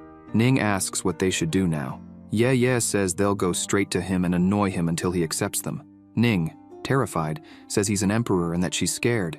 Ye asks what she's afraid of, adding that he doesn't eat demons. The protagonist is focused on the object he was searching for. From a distance, they don't know what to do. Ye asks if they should count to 3. Ning agrees, so they count to 3 and appear inside the room where Yansen is. Ye starts to say they wanted to ask something, but before they realize it, they're thrown off the building and land inside a garbage truck. Ning remarks that they're still alive. Ye comments that they were thrown out before even getting a chance to see him. The protagonist wonders what that was, then leaves the room, while they sneakily follow behind him. He looks back, but they hide. Ning asks if he saw them. Ye says he didn't, and notes that there wasn't any fluctuation in his divine sense. When they follow him again, they realize he's disappeared. They begin searching for him, but step on a demon trap rope. Dangling upside down, they complain about the pain. Yansen gives them a final warning, telling them to stop following him. In a small hut in the middle of nowhere, in the desert, the small ones wonder what's wrong with the demon lords. The bigger one tells the other to forget about it if he wants to live a long life. They sit dejectedly, drawing in the sand. As days pass, the new school term finally arrives. Inside the classroom, the students greet each other with good mornings. The bald one asks Brother Lu how his winter break was. He replies that it was good, as he feels that by the end of the competition, this year he'll be able to gather qi in his body. Their long-haired friend tells Brother Lu that he knows it's not that easy, and that with his talent, it will take at least 20 years to gather enough qi. One of the students asks Ron what he's doing.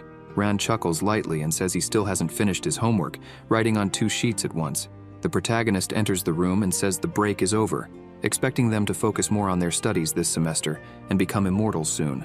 He hands out several scrolls, explaining that these bamboo scrolls contain the textbooks for the semester, detailing all types of herbs that exist in the heavenly realm and their spells.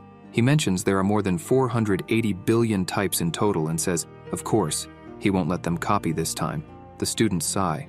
Yansen states that in 10 years, they must have memorized all 480 billion herbs. One of the students asks what he's doing.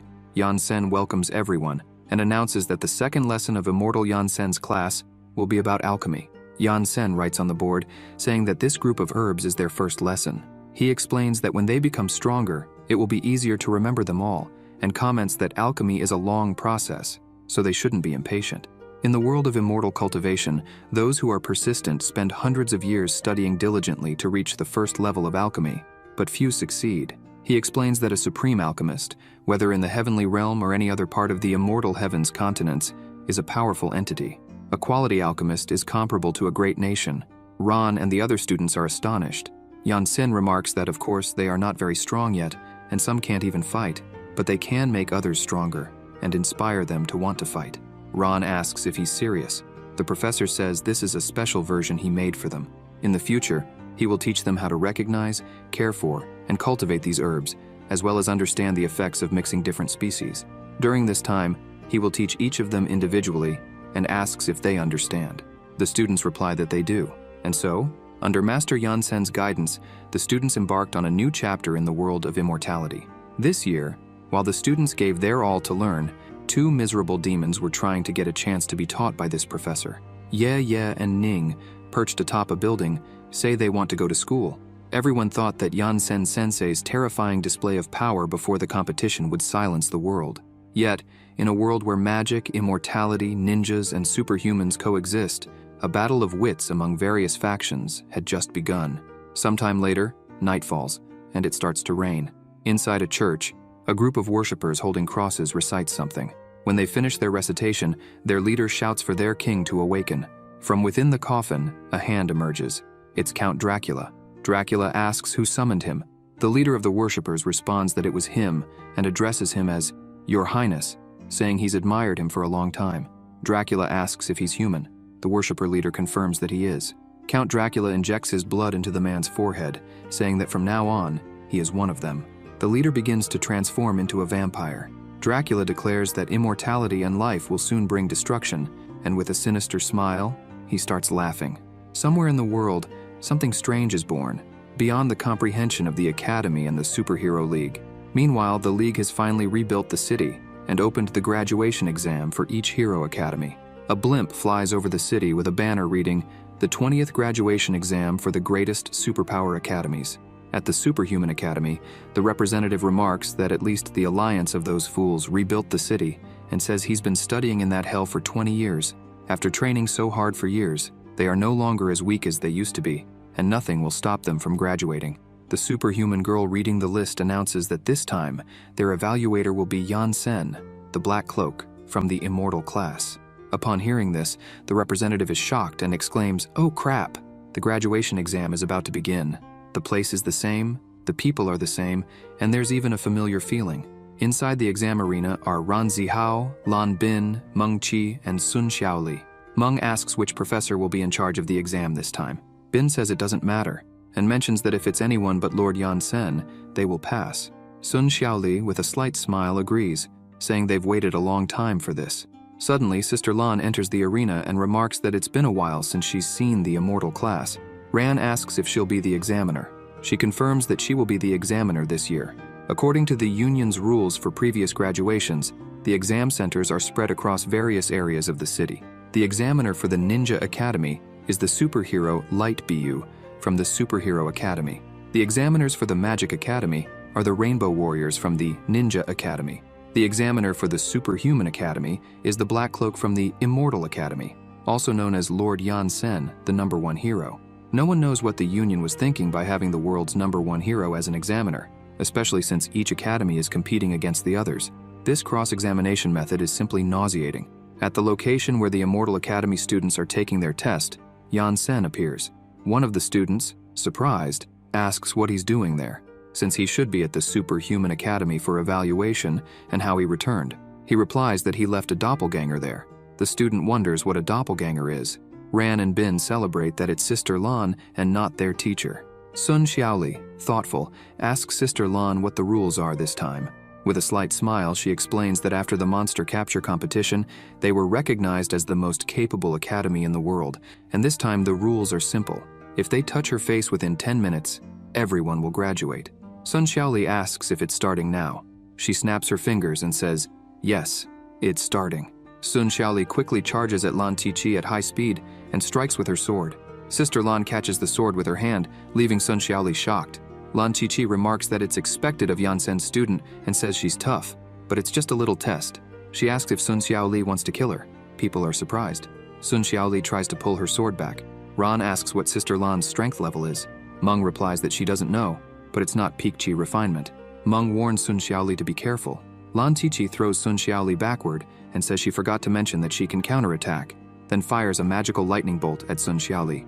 Ran and Bin are left speechless. Meng quickly manages to save Sun Xiaoli from the magical lightning.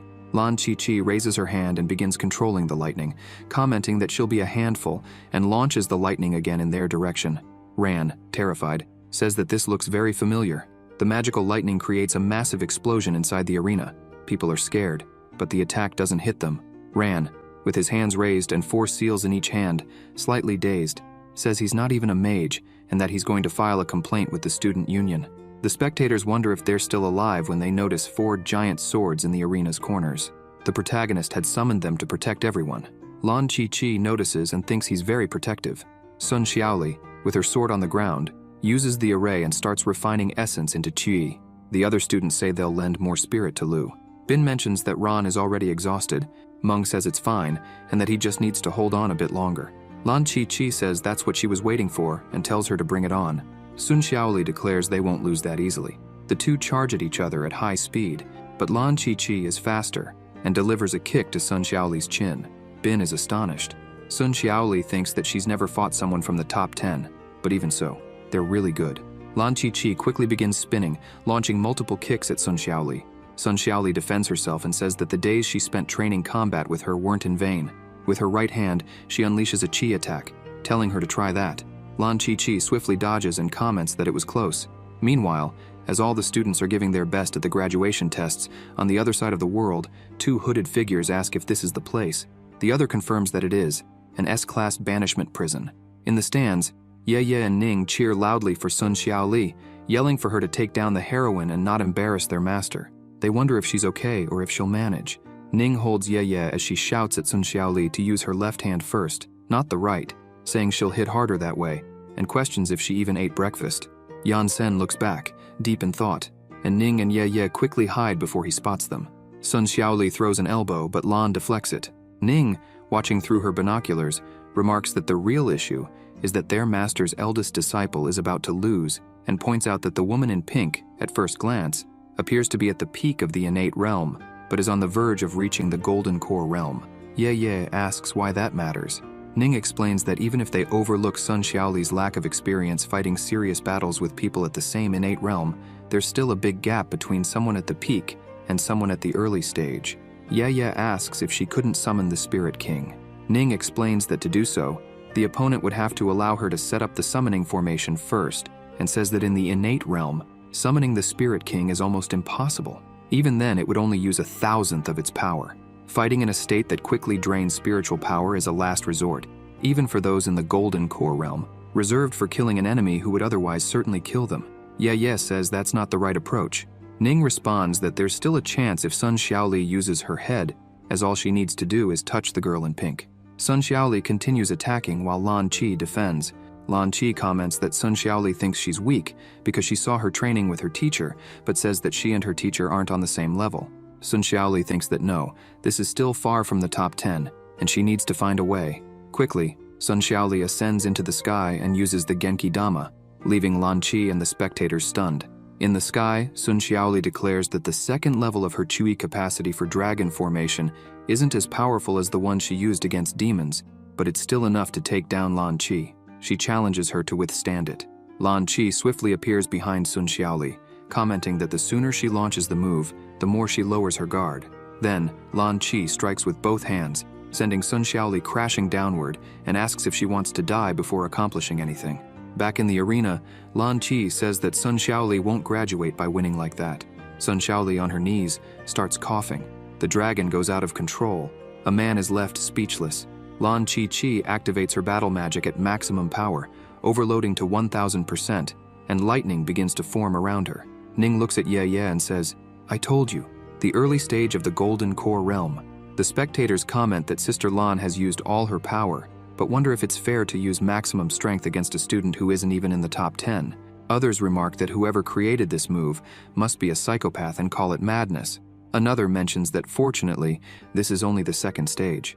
Lan Chi gets serious and sends her magical lightning toward the Genki Dama. Sun Xiaoli says it's now or never and tries to hit Lan Chi. The crowd becomes anxious and screams.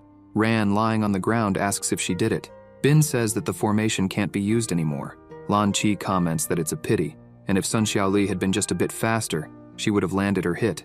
Sun Xiaoli says she was so close and almost had it. Lan Chi congratulates her and says she passed. The audience erupts in celebration, shouting congratulations on graduating from the Immortal class. They cheer, saying they're the first group of students to graduate in the past 10 years. Ron, thrilled, says they've finally graduated. Bin reflects that he's been in this class since kindergarten for over 10 years, and now, at last, he's graduated. Sun Xiaoli, still on the ground, asks how since they barely managed to touch her face. Lan Chi explains that making her use her best move was already enough to pass. Together, the four of them can defeat any hero below the top 10, and since they aim for the world's top 10, she encourages them to work hard, never limit themselves, and achieve their goals.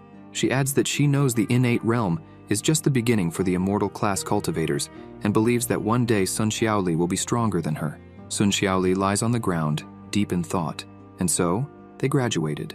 They are the first students to graduate from this academy in 10 years.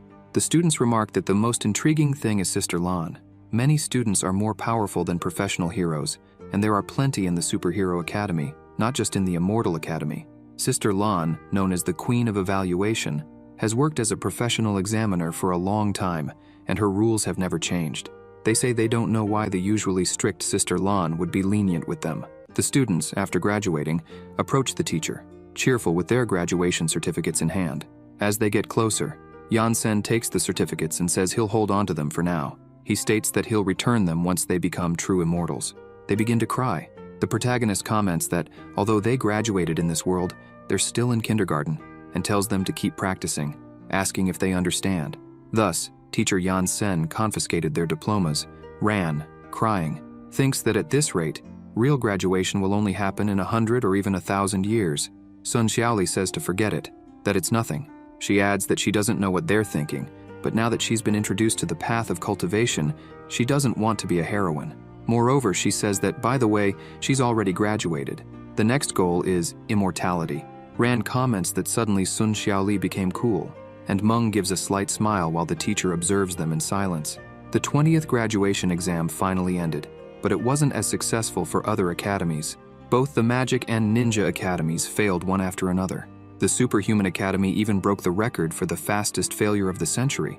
With this historical failure of these academies in the exam, still, some immortals returned to school, where they began a 1000-year cultivation journey. The students tend the soil for planting herbs, and the teacher explains that alchemy cannot be done without herbs, and herbs cannot be grown without soil. He states that they will learn the basics of agriculture. He also adds that, when looking at a herb, they should consider its age and color, which takes a long time to learn, and asks if they understand. The students respond affirmatively. The protagonist walks while chatting with the students and stops behind two girls, becoming suspicious of them and throwing them aside. They are Ning and Ye, disguised as students. Ron asks the teacher who they were and why they disguised themselves as one of them, and he replies that he doesn't know. Excited, the students tell Keisha that her herbs are growing so well. Another student comments that this is the hardest herb to cultivate for the blood-purging pill recipe. Keisha feels a bit embarrassed and says she doesn't know the secret or reason behind it, but she recalls all the thousands of herbs she read about and says she even knows how to make some grow, even without having read it in the book. Ran, in disbelief, wonders how she can be so talented and comments that it causes a lot of envy. Ran, Zihao, Sun Xiaoli, Lan Bin, and Meng Qi's group is known as the Plant Killer Quartet. Sun Xiaoli, frustrated, says that was already the 110th plant, and that she followed all the book's instructions, but wonders why they keep dying. Meanwhile, Ran tries to make his herb sprout with incense, and Lan Bin tries with a dance. The protagonist watches them from afar while sipping tea, thinking it's good. Meng Qi feels sad, while Yan-sen keeps observing. A few days later in the classroom, the students celebrate the class monitor's birthday. The twins shout that it's time to party, and Meng Qi, annoyed, thinks she said there would be no more parties. But still, those idiots went ahead with it. One of the students asks how old the class monitor is, but his friend tells him to shut up and asks if he wants to die, reminding him that ever since they started down the path of immortality, not only the monitor but also Sun Xiaoli have become particularly sensitive about that. Last time, when Lu Xiaoyi said something inappropriate, his mouth was washed out with soap by Sun Xiaoli. Meng Qi comments that birthdays should be joyful occasions, but now all she wants is to beat up those idiots and declares she hates birthdays. Originally, birthdays are full of rituals and happy days, but for the girls in the immortal class, this has become a collective annoyance. Sun Xiaoli talks with a student and asks why he didn't invite Yan-sen sensei. He replies that he did invite him and spoke with him 2 days ago, saying the sensei must have left on a trip in recent days since he hasn't seen him. A student comments that she thinks he has arrived. Meng runs to open the door, but upon opening it, she sees it's the students from the Superhuman Academy, wishing her a happy birthday. She orders them to leave, but the superhumans rush in, saying it's a party, and leave presents for Meng. When the superhuman representative enters, he notices Gray and Rong are there and asks what they're doing. Gray says the party doesn't start without them, and Rong comments that he's the one who's late, calling him slowpoke. The students shout that it's time to celebrate. While one asks whose birthday it is, another asks to take a picture, and finally they all shout congratulations. Lastly, Sister Lan and several other great heroes came to celebrate as well. Yansen was the only one who didn't show up. Later, while Meng with a piece of cake enters her room, she says she's tired of everyone and vows never to have another birthday again. At that moment, she notices that the teacher is sitting at the table drinking tea. Meng, smiling, asks if he's already back. He replies yes and picks up a sword, throwing it towards Meng, who, startled, catches it. He stands up and calls her to go with him. She replies that she's coming. They walk to a deserted place. Meng Qi asks the protagonist where he's taking her. He remains silent. She realizes and says she remembers this place, chuckling. Yansen asks if she's ready. She, confused, asks ready for what. He grabs Meng Qi's shoulder and uses his shunpo, appearing with her on the moon. Surprised, she asks if he's serious. He replies that today he will teach her a sword technique from the Tenjin clan and tells her to pay close attention, saying he'll do it only once. The protagonist becomes serious, and 5 blue swords appear around him. In the Immortal world, every sword cultivator is a professional assassin. They don't practice alchemy or magic, but follow an immortal cultivation system different from common immortals. He grabs his sword, and a blue aura surrounds Meng Qi, who becomes thoughtful. Yansen explains that by fully understanding their sword path to its limit, they can kill even with their eyes closed from a distance of 10,000 miles. Divine senses can detect other people's attacks and even predict enemy movements. He tells her to watch closely. He takes the sword and strikes toward Earth, slicing 2 flies into thousands of pieces, reaching the subatomic level of their cells and even their DNA. Ning and Ye, witnessing this, are left in disbelief. Meng asks how this is possible. Yansen explains that by achieving perfection on the path of the sword, she will be able to destroy entire clans with a single sword strike. With a slight smile, he says, "This is the path of the sword." The protagonist explains that sword cultivation is respectively classified into sword chi, sword power, sword intent, sword domain, and sword path. The more she understands, the sharper her sword will become, allowing her to cut down more enemies. Meng Qi is deep in thought. Yansen says she is very talented and that her understanding of different techniques proves that this type of cultivation is perfect for her. He gives her the sword and the technique, saying this is her paradise, and she no longer needs them. Swiftly, he moves his hand, bringing them back to the desert, and suggests they return, wishing Meng Qi a happy birthday. Ning and Ye, hiding behind a rock, are terrified. Meng Qi remains silent. Sometime later, a news channel begins broadcasting. You are watching the nightly heroic news. Approximately yesterday afternoon, all mosquitoes around the world went extinct without a trace. Strangely, they have all disappeared. Heroes have begun investigating the cause, but there is still no clue. In the cafeteria, as Meng Qi, Ran, and Bin eat, Bin asks what's going on with the class monitor. Ran replies that he doesn't know either. Wu Mengqi, the class monitor, is still recalling the strike her teacher used to exterminate a species over 300,000 kilometers away, and that's why she's like this. While eating, she murmurs, "Sword path." In the desert, in a small hut, the little ones are eating while Ye and Ning don't know what to do. At dusk, somewhere in an alley, one of Dracula's subordinates, holding a hero, calls out to His Highness, saying it's a top 10 god-level hero. He declares that these heroes are nothing but trash, boasting of being powerful, but in the end, they're just weaklings. He adds that their king will soon rule this world. Lord Dracula begins to laugh. Suddenly, a voice says it was looking for him. Lord Dracula, an A-class deported criminal, quickly looks up and asks who it is. At the top of a building, 2 hooded figures say he must be very bold to choose to be a villain in this world. He asks who they are. The hooded figures ask his age and mock that he can barely hear. One calls him an idiot and says it's time to deal with these outworld trash. Suddenly, 001 wakes up startled.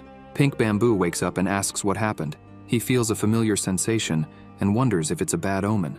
At the Ninja Academy, everything is normal. At the Immortality Academy, Yansen is drinking his tea as always.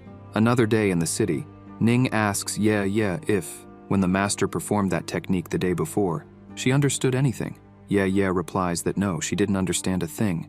Ning, walking through the city, comments that everything feels strange, says it's already morning, and asks why no one is around. She looks around and wonders what's going on. In the middle of the city, a mini Mechagodzilla appears. Ning and Ye, witnessing it, ask what it is.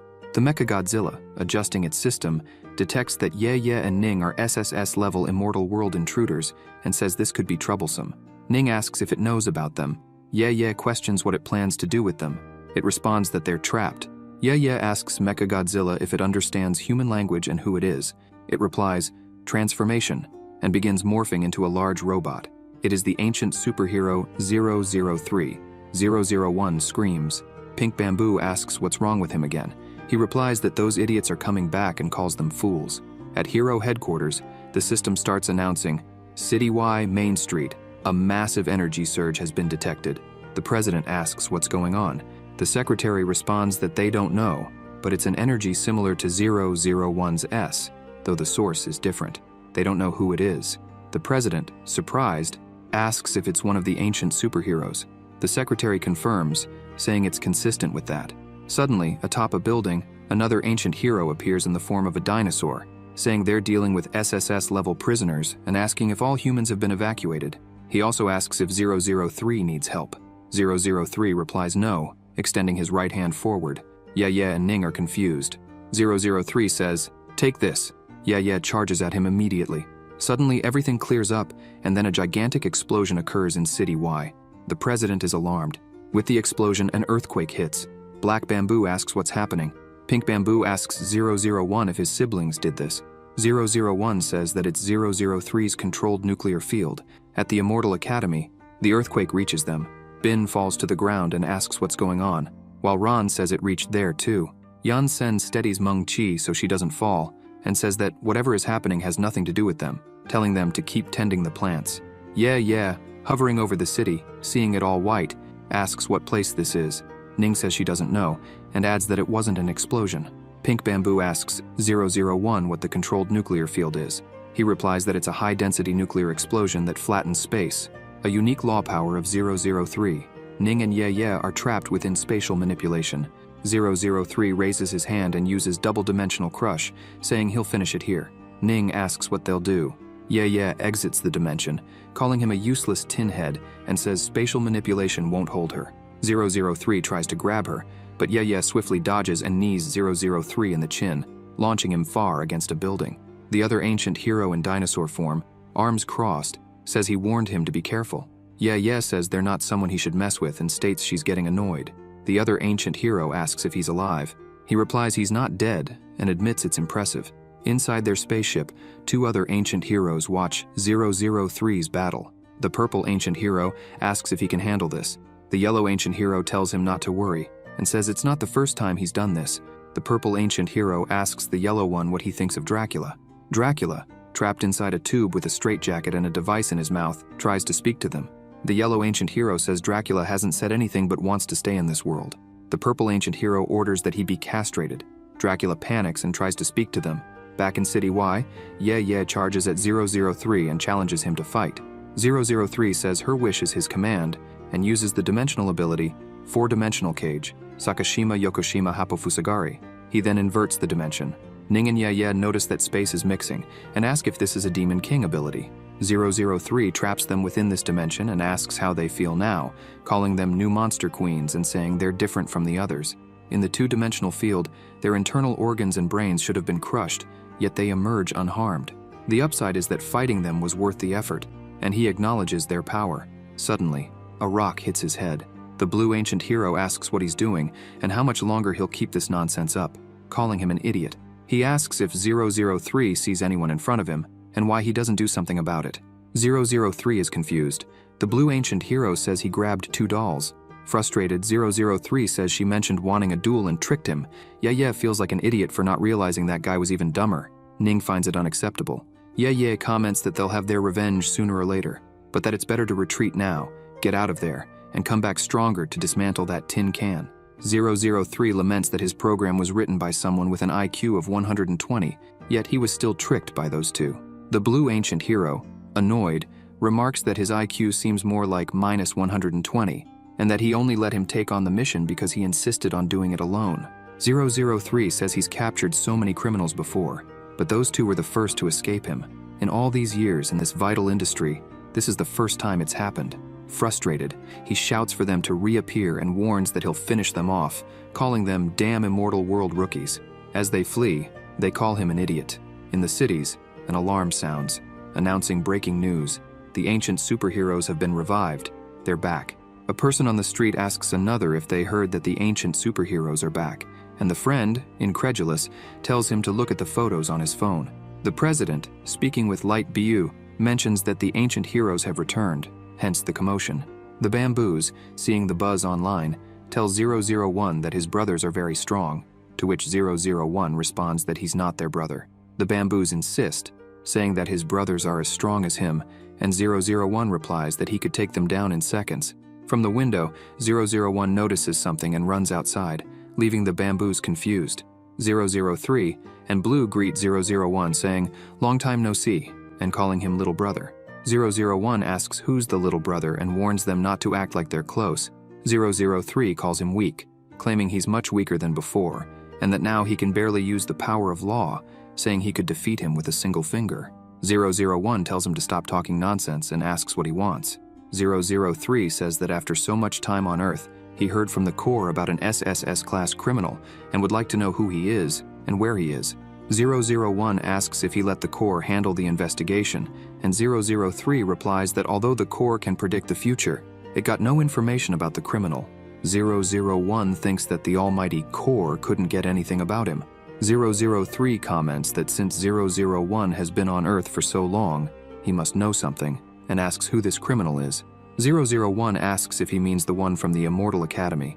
003 questions what Immortal Academy is, and 001, as a former brother, gives him a piece of advice. Don't mess with him, or he'll end up in pieces.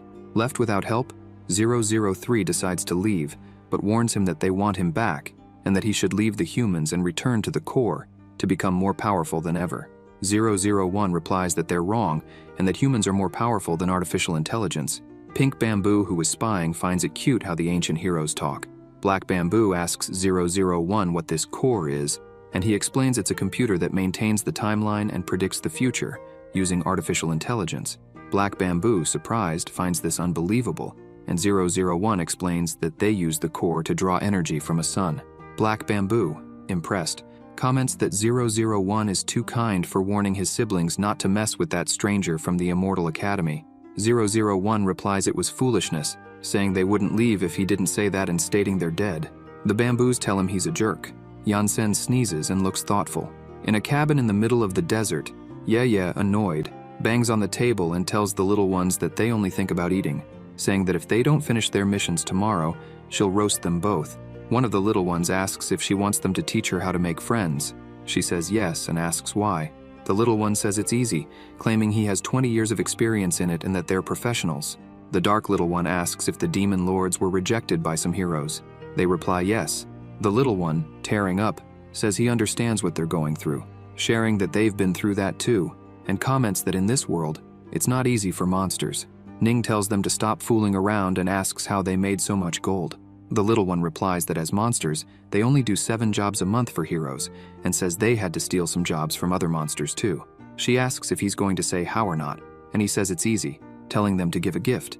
They ask what he means by gift, and he replies yes, saying gifts bring people closer in a subtle way, and advises her to focus on people and say good things about them. He explains that once the gift is accepted, the job is done. Annoyed, they ask why he didn't say this before, and they, terrified, reply that they weren't asked.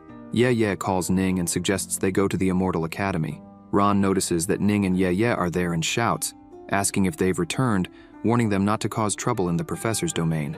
Meng comments that, last time, they disguised themselves as students in the class. Sun Xiaoli tells them to wait a minute, saying she doesn't think they're here to cause problems, and asks what they want. Ye and Ning pull out 2 storage bags full of weapons, leaving the students speechless. Later, Ron, Bin, Meng Qi, and Sun Xiaoli, all armed, see several students behind a door. Ron asks what they're doing. One of the twins asks if they haven't heard that the sensei and Sister Lan have been in the dormitory for a while. Ron reminds them of what the professor taught and says it's not right to spy on others' lives. Quickly, they all run to the door to try to listen. Ron asks how long they've been there. One of the twins says half an hour, adding that just a bit ago when Sister Lan entered, she looked uncertain and blushing. Some ask if they saw the professor's face.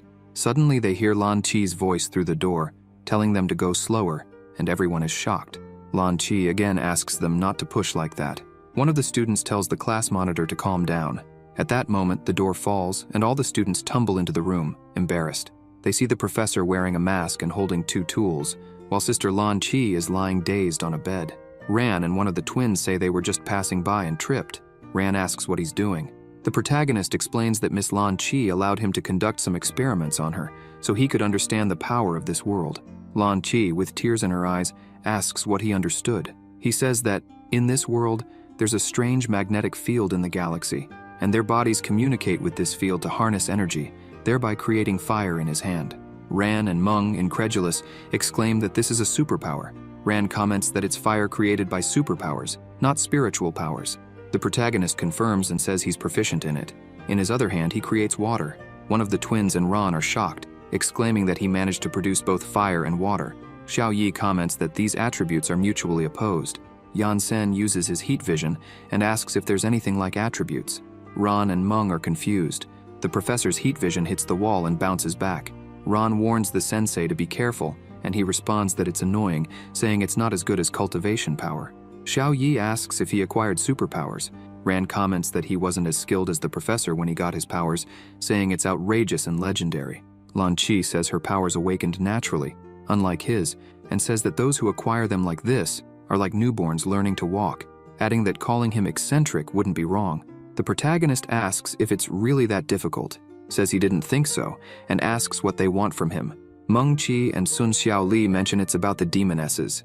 Yan Sen says he heard them talking good things about themselves, and asks if they forgot that the demonesses tried to kill them before, also asking if they received any gifts. Meng answers yes. They received a few little gifts. The professor says that since they've forgotten the past, he won't say anything more about it, and asks them to let the demonesses know to see him later. Meng and Xiaoli say they understand. In Yan Sen's office, the two demonesses, bowing to the protagonist, ask him to accept them as disciples. As he sips his tea, he says that they are powerful demonesses and questions why they want him as their master.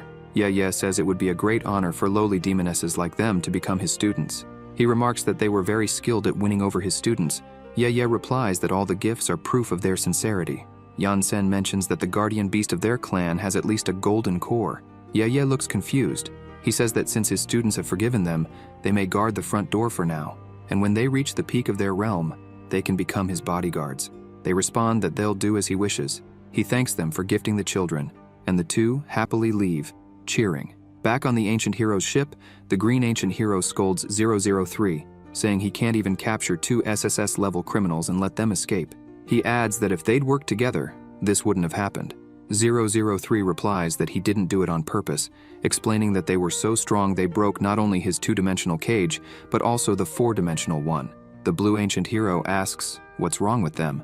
The Pink and Yellow Ancient Heroes inform them that Dracula has escaped. The Yellow Hero comments that they just got back, but he's already gone. The Green Hero says he never imagined they could be so foolish. The Core, an artificial intelligence computer, says, okay. 003 addresses it as Your Highness and explains that they've investigated the SSS-class criminal and he is at the Immortal Academy. The Core says there's no rush and explains that every 100 years, the solar fusion core reaches its most intense day. Even if their elder brother doesn't appear, they can exceed maximum power and surpass them. It informs them that in 2 weeks, that day will come, and then they will send the remaining criminals to the afterlife, finally able to return home. The Ancient Heroes say they understand, affirming that they cannot allow these people from other worlds to influence the world their mother left behind. In the middle of the desert, the vampires, protected by parasols, are talking. One of them asks another if they aren't pure-blood vampires and how they dare let those tin heads defeat them. A vampire bares his fangs and asks how he dares speak to him in that tone, questioning where he was and if he ran away. The white-haired vampire replies that he was trying to recover his strength and asks if he didn't see him trying to save King Dracula. The other asks if, had he not run, the king would have been captured. The vampire with glasses tells the two to stop fighting and listen to what the king has to say. He asks Dracula what they will do now, saying they can't let things go on like this, or they'll be captured. Dracula says that the ancient vampires, the Hobbs, are somewhere in the desert. The vampire with the broken tooth yells that they'll end up as barbecue and complains that they're just standing there without finding anyone. The vampire with glasses asks Dracula if he's sure that the ancient vampires are in the desert. Dracula confirms and says that, before his parents were eliminated by humans, they mentioned that there was a type of powerful vampire there. He comments that he has no other information except that they might be found in the hottest places on Earth. As they walk, Dracula senses something and begins chanting a spell, finishing with a shout to open. A portal forms, revealing several giant trees inside. The vampires are surprised and comment that it's true. Dracula says he thought his parents had gone mad for creating that mantra. The two vampires start celebrating, saying they're saved, and that Earth isn't the only place with ancient heroes.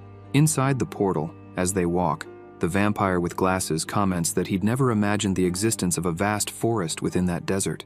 The red-haired vampire hears some laughter. They approach the source of the laughter and see a waterfall where 4 people are playing volleyball. While playing, the vampires hide and wonder if these are the Hobbs.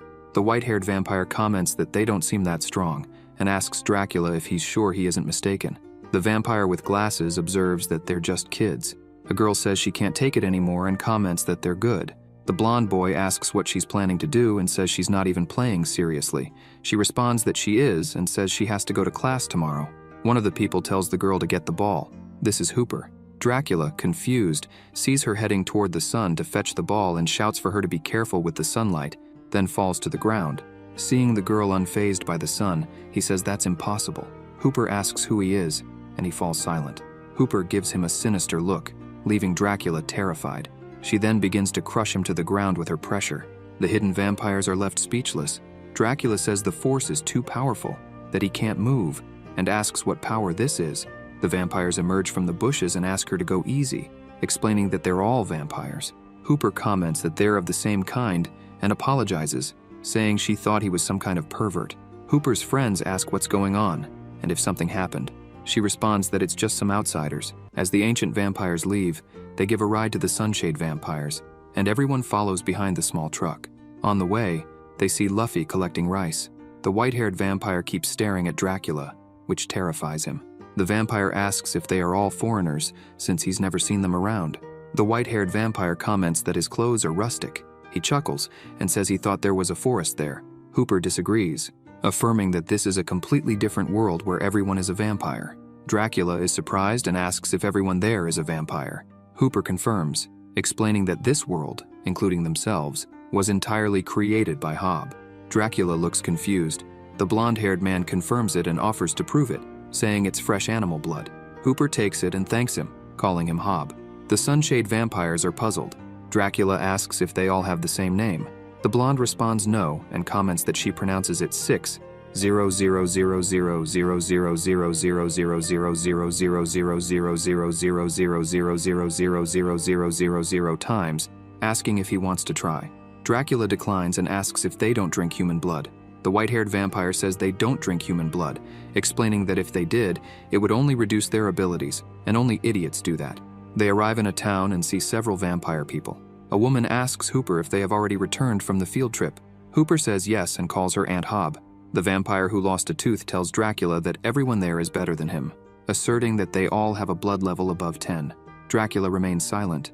The bespectacled vampire urges them to keep their voices down, since even the little dog could give them a beating, commenting on how terrifying that is. Hooper mentions she forgot to ask what they are doing in their world.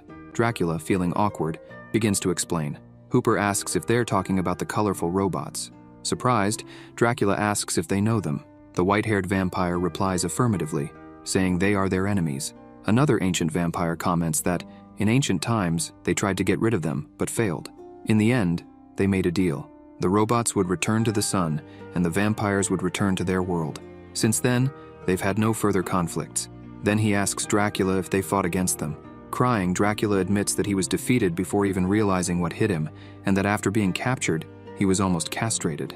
The white-haired vampire remarks that they are lucky to be alive because the robots possess the power of law, something they do not yet have. The ancient vampire with sunglasses specifically mentions the older brother, 001, stating that he is an entity capable of facing 5 elders alone. Dracula comments that he must be incredibly strong. The vampire with sunglasses says their clan fears 001. The blonde vampire adds that it's not just 001, but the core is also troublesome.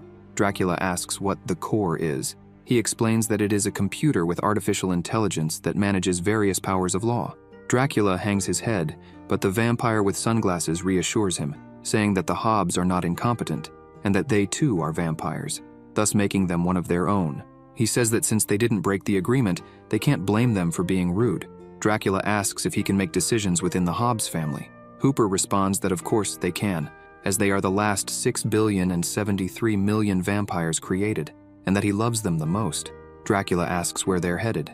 The vampire with glasses explains that they are going to meet the third elder of their house, the only vampire in the clan with the power to predict the future. Surprised, Dracula asks how it's possible to foresee the future. The vampire with the broken tooth says it's not true. The vampire in sunglasses explains that whenever they leave this world, they consult the third elder to predict if the journey will go well or not.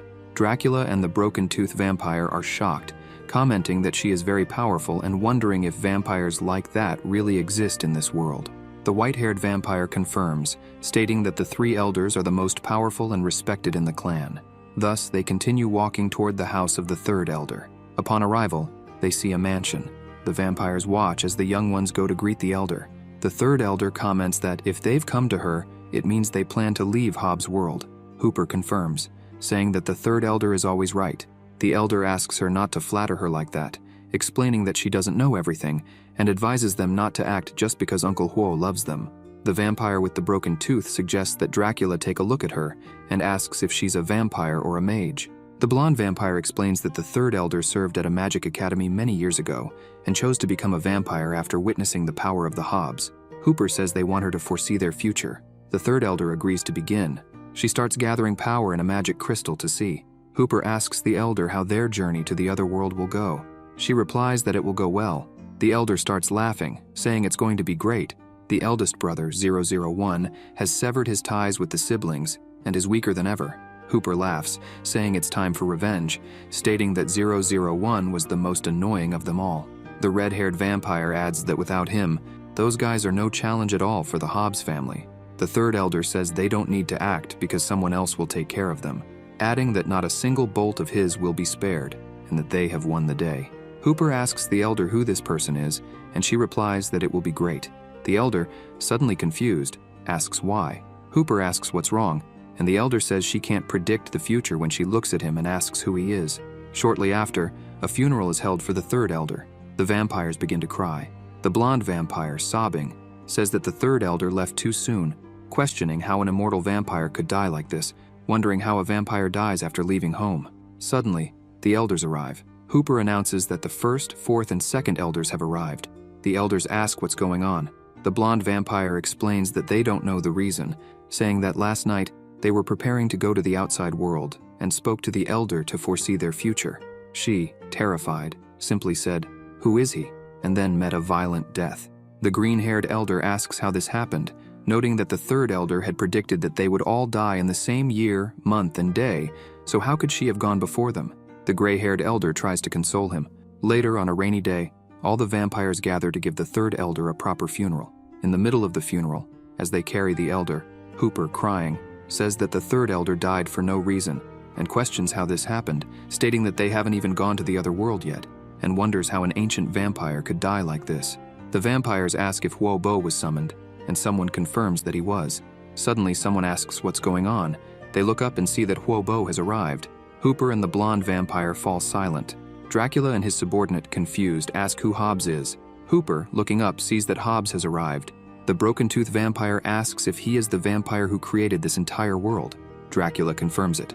Huo Bo asks what happened.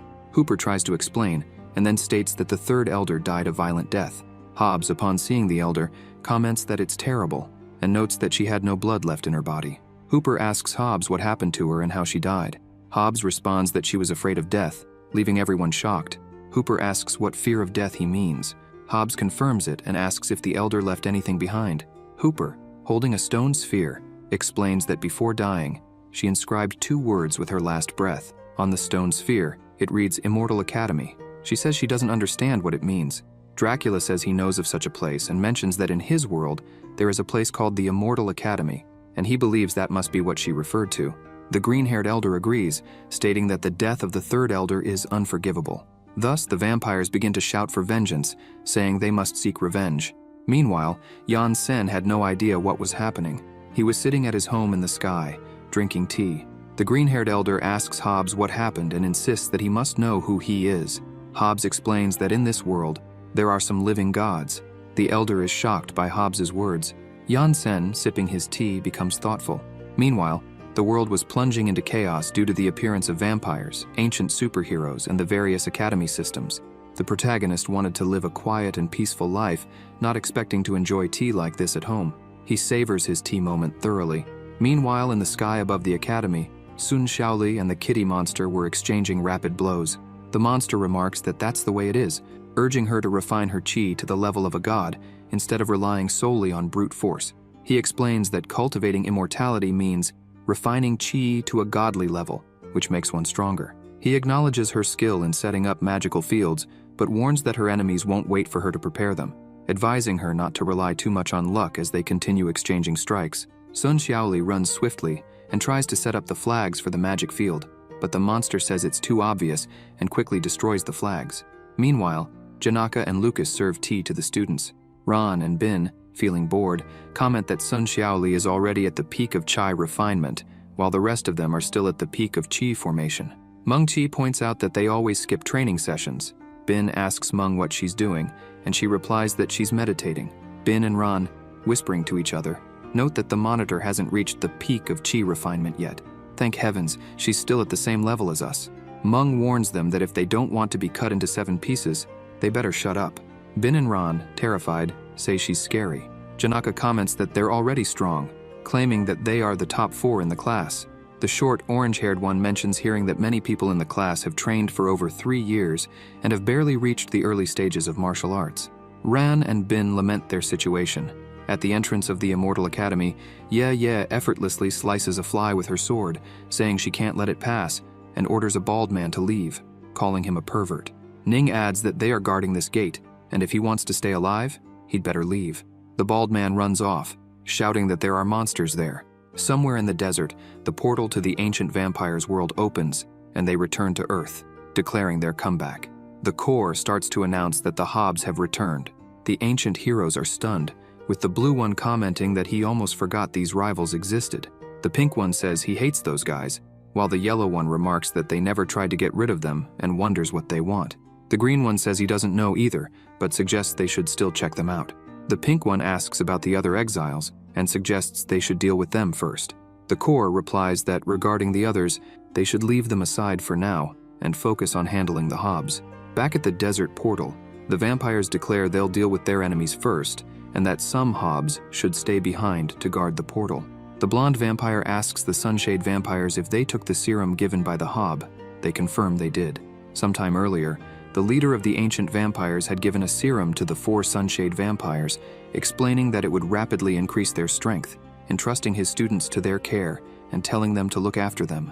Dracula promises to do so. Returning to the desert, the blonde vampire expresses satisfaction, saying that with the serum, they'll be able to fight alongside the Hobby family. He then discusses the Superhero Academy, the Magic Academy, the Ninja Academy, and the Immortal Academy, warning that they should be cautious since they are the #1 academy in the Vampire Academy. The blonde vampire asks what their plan is. Dracula responds that it's to conquer the world. The blonde slaps him across the face and asks if he can show a bit more ambition, questioning how they still aim to dominate the world at their age. He insists that it's fine to be a villain, but if Dracula doesn't have a brain, he more than deserves to be hit. Dracula then asks what they are really going to do. The blonde vampire says they will start by opening their own class and spreading their system across the world, declaring that they will make the world believe in the vampire family, which is their goal. The broken-tooth vampire comments that he thinks he understands why the robots wanted to eliminate them. The white-haired vampire believes that cultural invasion is much worse than world conquest. The vampires ask what they're going to do next, and if they're going to start a fight. The blonde responds that they have 2 powerful rivals, the Immortal Academy and the broken robot from the Ninja Academy. He explains that the Immortal Academy was the one who killed the 3rd Elder, so they must take revenge. The blonde vampire asserts that they must know they are here by now, and likely consider them as enemies, probably as their top targets, and remarks that it seems they will need to get rid of the ancient superheroes first. A few days later, at the gate of the Immortal Academy, the short ones come running, shouting and calling for the demonesses, saying that it's not good and that they have a huge problem. Ning asks why they are so frantic. The orange shorty explains that morning, Lord Janaka, the king of monsters, went out to buy food, and a group of people appeared out of nowhere and with a single move, captured the king of monsters.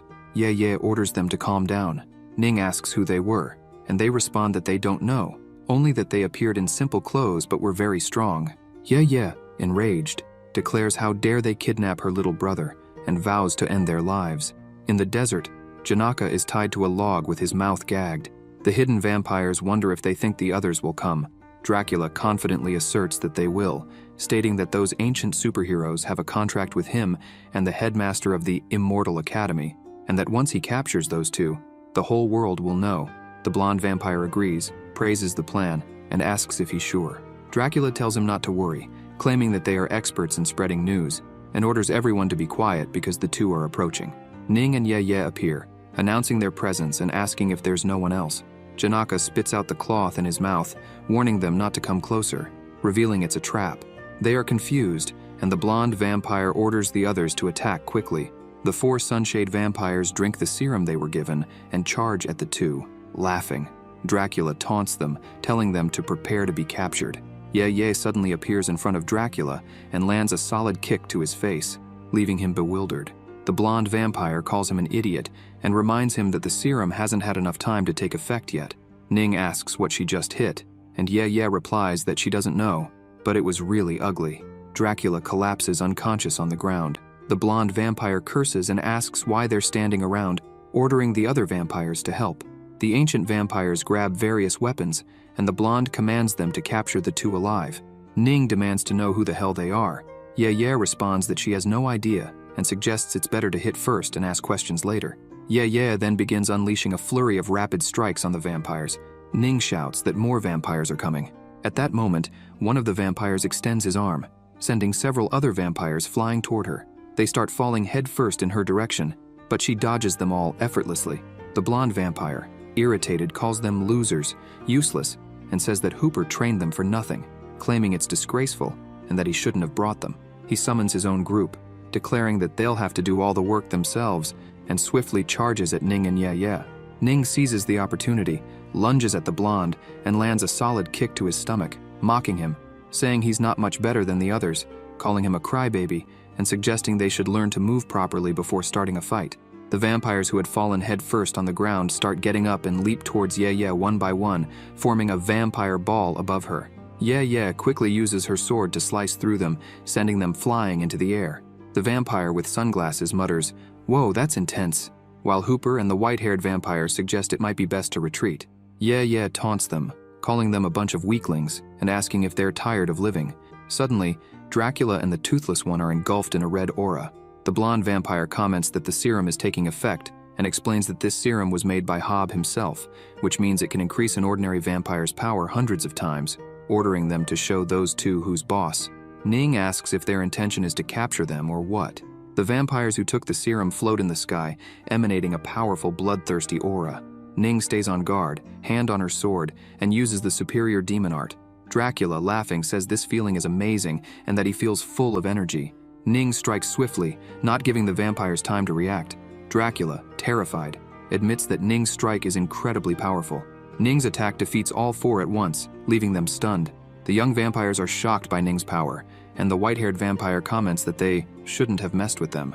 Ning sighs lightly, thinking it's hard to believe she actually tried to take these guys seriously, concluding that they are still too immature. Ning asks where they are and suggests to Ye that they capture only 2 to interrogate and find out who they are and what they want. Ye replies no, that it's better to kill them all, saying she doesn't want any answers from them. The young vampires, terrified, plead for help from Hob. In his castle, back in their world, Hob hears the plea and opens his eyes. Ning and Ye notice, but Hob raises his fingers, exerting enormous pressure on them. They try to resist, but are eventually slammed to the ground, shattering the area and coughing up blood. Students and vampires are flung away by Hob's power. The blonde vampire shouts, saying that Hob is overdoing it and reminding him that they're still there. Hob closes his fist, creating a portal to his castle and pulling the two inside. The green-haired elder asks if they're dead. Hob responds no, saying that they're merely in a temporary coma and that their bodies are stronger than he anticipated, adding that they won't die so easily. The green-haired elder asks if they are really just little girls and how they could be so strong, questioning if he's sure they were merely gatekeepers. Hob replies that, judging by their appearance, he believes so. The elder exclaims that it's outrageous and asks what they'll do with them and what the students' plan is. Hob explains that he thinks the students plan to blame the robots for their kidnapping, which will cause the two groups to clash while they reap the benefits. The elder praises the students, saying they're very clever, and recalls that those guys originally wanted to remove the outsiders. He laughs, commenting that those damned robots can't escape their trap now. The vampire students, still shaken, say they nearly died there, and insist they need to keep a low profile in the coming days and not be seen. One of the suited vampires holds Dracula's head in his hands, and Dracula thanks him for it. The suited vampire responds that it was nothing. The vampires ask the broken-tooth vampire why he isn't coming along, and he explains that the last time he fought the robots, he took a bit of their paint. He then removes a small piece of paint and throws it into the desert. At the Immortal Academy, Meng mentions that they've been searching for Ning and Ye for 2 days, turned over every place, and found nothing, just a small fragment where the Beast Clan disappeared. The protagonist becomes serious. Lan Qi and the students feel uneasy. Lan Qi asks Yan Sen to calm down, questioning if it's really what he's thinking. Xiaoli remarks that it makes no sense and suggests she's only saying this because they aren't her demonesses. Xiaoli suggests they look at the bigger picture, saying the only people capable of defeating them, aside from their teacher, are the ancient superheroes, and even if they didn't do it, something strange is happening. Lan Qi is left speechless. The protagonist orders them to wait for him at home, saying he'll be back in 10 minutes. Lan Qi is alarmed. Bin tells Ran that this is the professor's "everyone must die" look and predicts something big is about to happen. Ran realizes there's no stopping this. Lan Qi pleads with the professor to wait a moment, reminding him that he's a hero in this world and still needs to rebuild his clan, so he can't act impulsively. Yan Sen, with a mischievous look, tells her she's overthinking, saying he's only going out for a walk, and asks her to keep an eye on him. He then asks if he seems like the type who would wipe out an entire family just because they're noisy. She thinks, and replies that his murderous intent is practically written on his forehead. He questions if this has anything to do with rebuilding his clan, and she responds that of course, it does, asking if he knows how many ancient superheroes exist in this world. She explains that no one like them has appeared for centuries, and that they've saved the world countless times, making them incredibly popular. She adds that they're on the side of good, while demons still inhabit the monster world. If he fights them over superior demonesses, he'll be seen as the villain. Therefore, she insists he shouldn't act this way if he believes in the academy. The protagonist falls silent and says he knows someone who might help solve this problem. In the supermarket, 2 friends talk and ask the bald guy if he knew that Yan Sen's black-cloaked mascots were captured by the ancient superheroes. The bald guy asks if that's for real. He responds that it's not just that, and says he heard that Yan Sen hasn't done anything for several days. Meanwhile, the Superhero League has issued a red alert, instructing all heroes on non-emergency missions to stay in secure locations. The Steel Beetle, frightened, starts bolting his door shut. A friend on the street remarks that it's not just that, and asks the bald guy if he sees any heroes out on the streets now. The bald guy tells him to stop it, and suggests they find shelter. At the entrance of the Ninja Academy stands Yan Sen. Black Bamboo runs up, shouting that they're screwed. Red Bamboo and Yellow Bamboo ask what's going on. Trembling, he says that Yan Sen is coming. The Bamboos are all terrified. Yellow Bamboo asks why he's here, saying she knows the ancient superheroes belong to the Ninja Academy and that capturing his mascots has nothing to do with them. 001 remarks that they're being too noisy and says that if he had wanted to destroy them, he could have crushed the place with a snap of his fingers, then asks if they really think he would let them go back to warn others. He clarifies that he didn't come to kill them. The ancient superheroes, positioned near the sun with a stopwatch, explain that every few hundred years, the sun's radiation, due to fusion, reaches its peak. 003 comments that he has been waiting for this day for a long time and declares they will eliminate the Hobbs first and then send those trash from another dimension back to their home at sunrise. Dracula and the broken-tooth vampire ask if it's an earthquake. The blonde vampire responds that they're coming. The ancient superheroes, fully powered up, fly swiftly over the city. 003 notices that 001 is ahead and orders the others to stop. The other superheroes call out, referring to him as Big Brother. 003 asks 001 if he has changed his mind and wants to return to the core. 001, irritated, retorts, asking what kind of nonsense that is and who the hell would want to join losers like them. 003 responds that his tone hasn't changed, but says it doesn't matter because he sees him as a coward and has no problem bullying him. In a taunting tone, he asks what 001 is doing there and if he intends to fight them. 001 responds that that's exactly what he came for. A man in Shelter N starts yelling that there's a fight, and the others ask if he's been living under a rock, saying that everyone is already watching. 003 begins to laugh, while 001 remains deep in thought. 003 says this is getting interesting, and then all the ancient superheroes shout, "Transformation, Gigantify." All the ancient superheroes revert to their original forms, terrifying the onlookers around them. 003 taunts 001, asking how he plans to defeat them now. He remarks that he was being polite by calling him Big Brother, but says that deep down, he's nothing more than a pile of crap. 001 responds that he has one last question and asks if the 2 guards from the Immortal Academy were captured by them. 003, disdainfully, asks what that has to do with anything and suggests that maybe they weren't. He adds that a real man never surrenders. 001 questions what he means by that and realizes that it wasn't them after all. He concludes, "So that's how it is." Then he shouts to the protagonist that it was those guys who did it and that he can kill them. The protagonist, now furious, glares, and the bamboos cheer with excitement. Yan-sen swiftly charges at 001 and transforms, merging his energy with him. 003 is in disbelief as 001 declares that his brother is back. 001 reverts to his original form, clad in entirely black armor. Civilians and the bamboos are astonished. The ancient heroes are left in shock. 003, bewildered, asks how this is possible. Ron shouts that Yan-sen is controlling an ancestral mecha, and Xiaoli retorts that she can see that for herself. Meng is taken aback. At the desert portal, the vampires watch the battle unfold. The protagonist, inside 001, thinks that now it looks more advanced and way cooler. Red and black bamboo scream that when they controlled the mecha before, they had no upgrades or transformations like this. Dracula asks if this isn't the same one capable of defeating the 5 Hobbs elders, and the blonde vampire, trembling, confirms. 003 reassures everyone that there's no need to be afraid, because even if 001 has regained his strength, it doesn't mean he can defeat them. He reminds them what day it is, stating that today is the day of the highest solar radiation caused by the fusion in the core in centuries, which makes them far stronger than usual. Moreover, he adds, even without the sun, they've trained for years, so they can't lose. Just as he finishes speaking, 001 suddenly appears in front of him and delivers a powerful punch to 003's stomach, launching him with tremendous force into space. The impact is so intense that he passes through the light and ends up on Mars. The students and onlookers are left speechless. 001 summons his sword and hurls it toward 003. Yan-sen watches the scene unfold. The sword strikes the moon, pushing it all the way to Mars. People horrified start saying they don't want to die in this battle. Ron asks how in the world their master is controlling a mecha, and Xiaoli replies that she has no idea. Others, witnessing the scene, fear that the Earth is about to end. 001 turns to the remaining ancient heroes and declares that one is already down. The blue ancient hero tells the others not to panic because 003 is still there, and that the radiation has made them stronger. Barely finishing his sentence, he realizes that 001 is standing right in front of him. The size difference is staggering. 001 stands at 2,038,000 meters tall, while the blue hero is only 107,700 meters.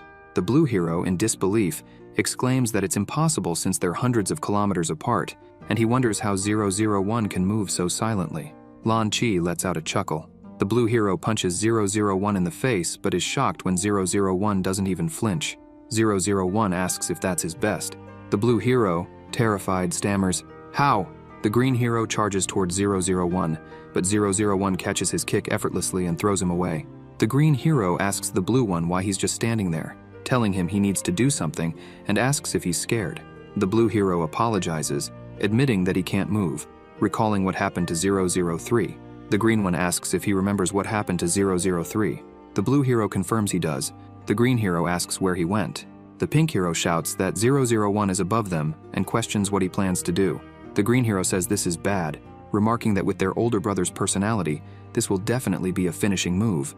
001 raises his spear. The green hero calls for 005, who responds, saying he understands, and quickly leaps up, yelling, "Leave it to me, fire!" The green hero calls for the others to assist, and together they use the absolute defense, fire barrier. The students and onlookers are amazed by the technique. In space, 001, wielding his spear, unleashes the spiritual art. If you enjoyed this video, subscribe to the channel, hit the bell icon, and like the video. Thank you.